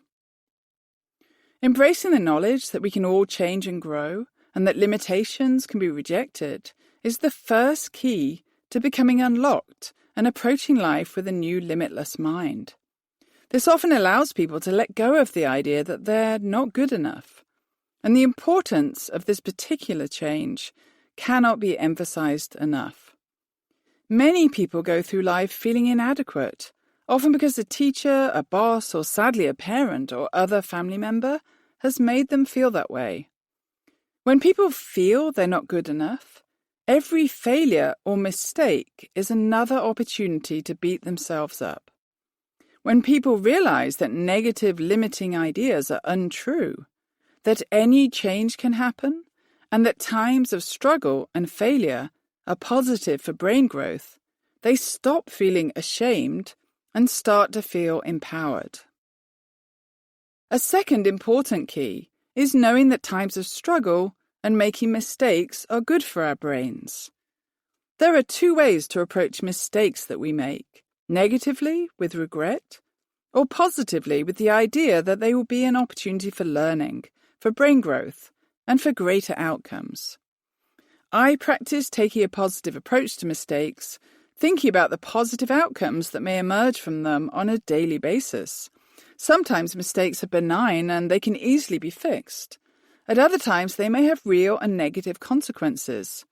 Initially, although later, positive outcomes often emerge. Mistakes are a part of life, and the more courageous your life choices, the more mistakes you will probably make. Embracing mistakes will not make any difference in the number made, but you can choose to view them positively or negatively. If you choose the former, it will help you to become limitless. Martin Samuels is a medical doctor who takes a positive approach to mistakes, despite being in a profession that works hard to outlaw mistakes. The medical world recognizes that mistakes can cost lives, and leaders publish papers and directives urging the avoidance of mistakes at all costs. This must challenge doctors who want to take a mistakes-friendly approach to life. Samuels is unusual among doctors in embracing mistakes, recognizing that it is through mistakes that knowledge develops. Instead of beating himself up about them, he keeps a careful record of his mistakes, categorizes them, and shares them at conferences and other venues.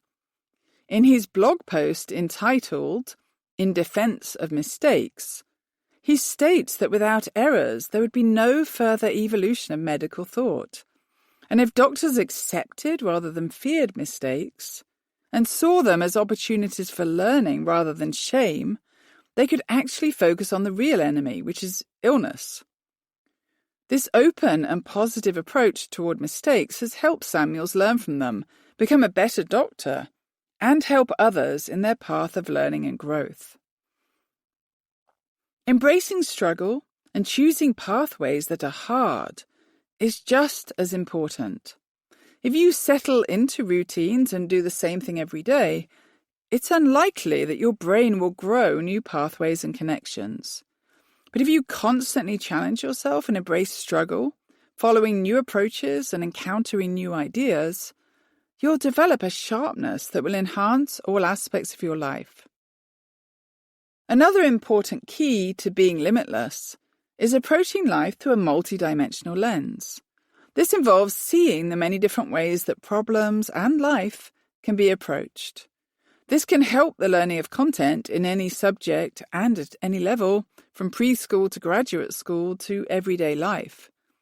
If you're stuck on an assignment or a problem, it's highly likely that if you think about it differently and take a contrasting approach, moving, for example, from words to tables, numbers to visuals, or algorithms to graphs, solutions will emerge. In 2016, a remarkable event took place. A mathematics problem that had never been solved, despite the many mathematicians who tried, was tackled by two young computer scientists. The problem involved dividing a continuous object, whether a cake or a tract of land, equally. That is, so each party was satisfied with the piece received. Mathematicians had constructed a proof that worked, but it was unbounded, meaning it would need to run for 1,000,000 or billion steps or any large number, depending on the preferences of the players. Some mathematicians had decided that the unbounded proof was the best they could ever find. But the two young men decided to approach the problem differently. They didn't have the wealth of knowledge that the mathematicians who tried it had, but that lack of knowledge helped them. They were not tied down by what they knew, as many people are. They were liberated by knowing less, but being able to approach the problem with creativity. Many people talked about the audacity of this event, the solving of a hard mathematics problem, not by mathematicians, but by two young people without extensive mathematics knowledge. But knowledge can sometimes be inhibiting. It can stifle creative thinking and lead people to use methods from a domain that they should look outside of. The two computer scientists who made the breakthrough believed that their success came from the fact that they had less knowledge than others, and this had allowed them to think differently. Schools, educational establishments, and many companies do not, at this time, encourage different thinking enough, and sometimes non-routine thinking is frowned upon or shut down entirely. Schools are designed to pass down established knowledge, even when established knowledge is outdated, not the only way to think and not the best way to solve problems. This is something that should change. Before the problem I mentioned was solved, mathematicians believed that they just didn't know enough to solve the problem. They effectively gave up on finding a solution that would work for any case and were planning to try to prove that the problem could not be solved. The computer scientists' fresh approach to the problem has now paved the way for new avenues of mathematical investigation. In addition to thinking differently and creatively and embracing change, another key part of becoming limitless involves collaborating differently with people.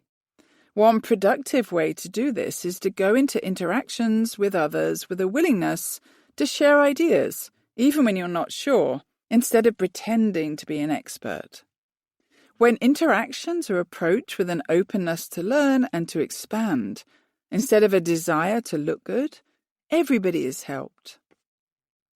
Open collaboration is much more likely to come about in companies and other institutions when it's modelled by managers and leaders.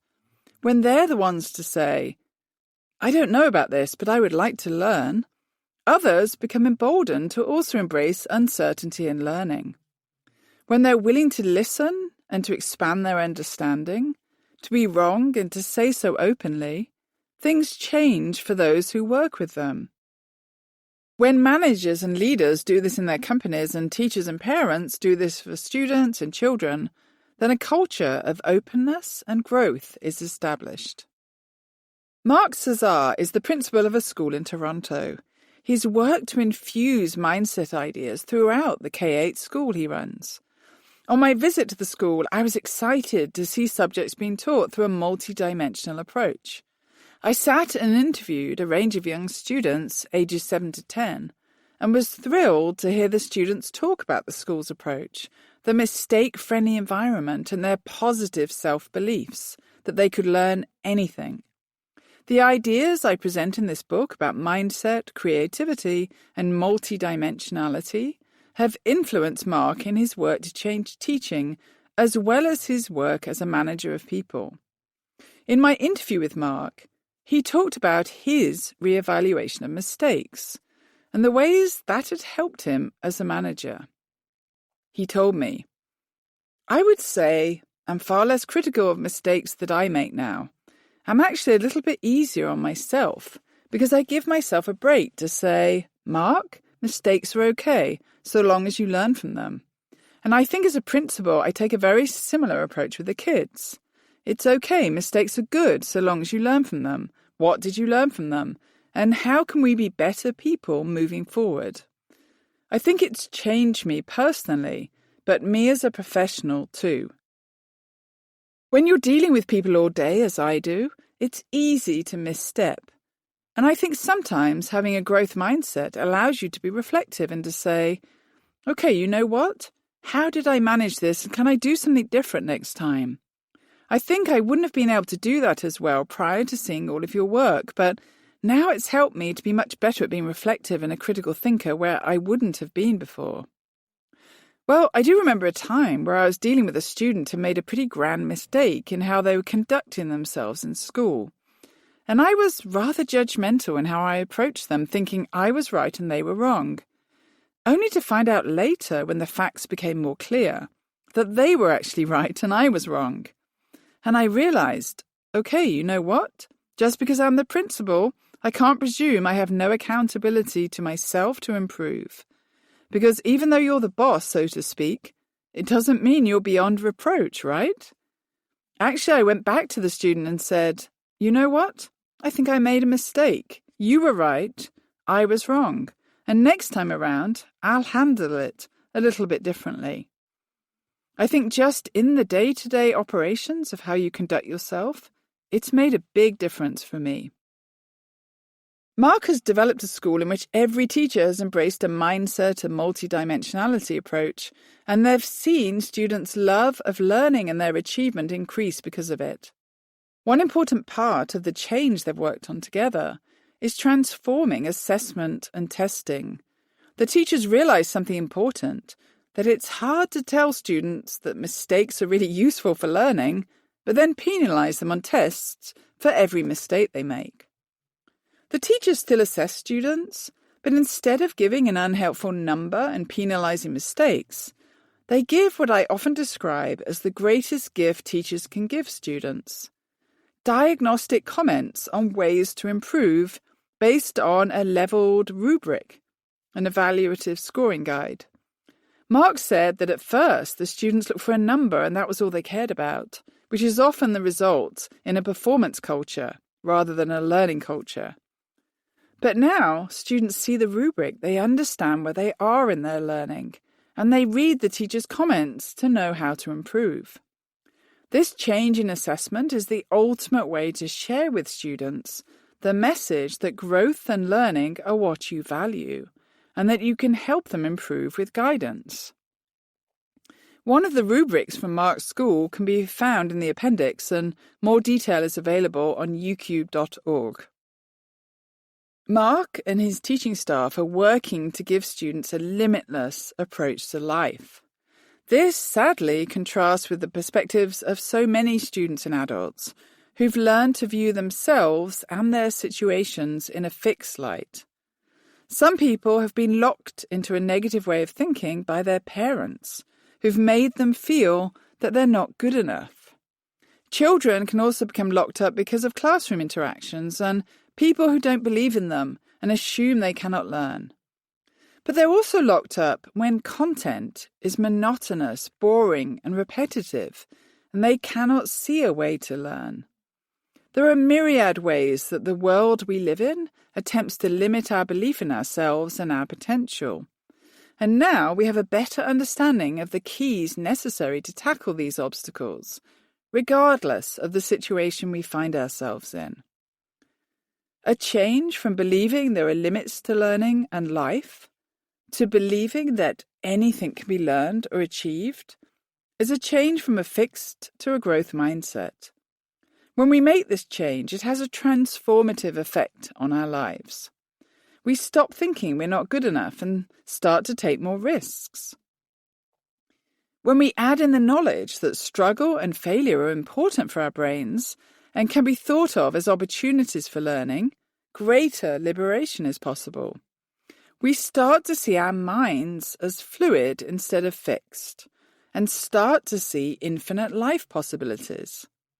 When we also learn that we can take a multidimensional approach to academic content and to life problems, and that we can collaborate with others as partners instead of competitors, it changes not only our thinking about potential, but also all the interactions that permeate our lives. We realize that obstacles cannot be put in our way, that we can always develop strategies to overcome them. We change our minds, but also our hearts and spirits, as we become more flexible, fluid, and adaptable. If we face roadblocks, we find ways around them, refusing to accept the negative judgments of others. Some of us will change not only our own lives. As we start to see ourselves as leaders and ambassadors, we can help others live limitless lives as well. Even young children who learn about brain growth and change, mistakes and multidimensionality, often take it upon themselves to share the news with all the people around them. Sean Achor's book, The Happiness Advantage, sets out to dispel an important limiting myth. Many people believe that they will become happier if they work harder, get a better job, find a perfect partner, lose 10 pounds, and so on. You can substitute any goal of your own. But a range of research studies have shown that this is backward thinking, and that when people become positive, they become more motivated, engaged, creative, and productive in all sorts of ways. As he says, happiness fuels success, not the other way around. Achor illustrates the importance of positive thinking with a particularly adorable yet powerful personal story from his childhood that I want to share with you. Sean was 7 at the time, playing with his 5-year-old sister on the top of their bunk beds. As the oldest sibling, he'd been told that he was responsible for the two of them as they played quietly while his parents took a nap. As the older brother, he also got to decide what they played. So he suggested a military battle between his G.I. Joes and her unicorns and My Little Ponies. The two siblings lined up their toys, but then, in a moment of excitement, the little girl fell off the bunk bed. Sean heard a crash and peered over to see that Amy had landed on her hands and knees on all fours. In that moment, he was worried, not only that she might be hurt, but because he could see she was about to erupt in a loud wail that would wake his parents. Then, as he recalls, crisis is the mother of all invention, so I did the only thing my frantic little 7-year-old brain could think to do. I said, "Amy, wait, wait. Did you see how you landed? No human lands on all fours like that. You're a unicorn." He knew there was nothing in the world his sister wanted more than to be a unicorn, and in that moment she chose not to wail, but instead to be excited about her newfound identity as a unicorn. A smile broke out on her face, and she climbed back up on the bed to continue playing. To me, this is a powerful story because it's about the kinds of moments of choice that fill our lives. We can choose to be negative or positive, and what we choose changes our outlook and our future. We don't always have an older brother to give us the idea we can be a unicorn. Instead, we have knowledge of ways to handle failure, to develop a positive mindset, to use multidimensionality and creativity in solving problems.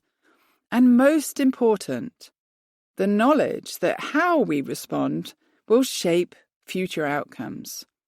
A change in mindset not only changes the way we think about reality, it changes our reality. As an educator of many years, I've met students, children, and adults who've been held back by limits.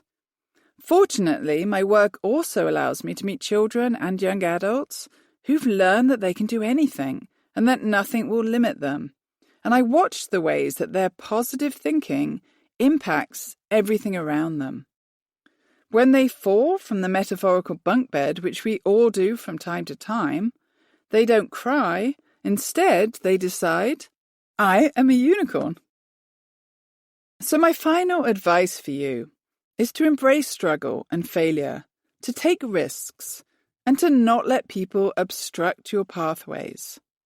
If a barrier or roadblock is put in your way, find a way around it. Take a different approach. If you're in a job and you would rather take on something someone else has always done, explore that new avenue. If your job does not allow you to work outside of limits, then maybe you should look for another job. Do not accept a life of limits.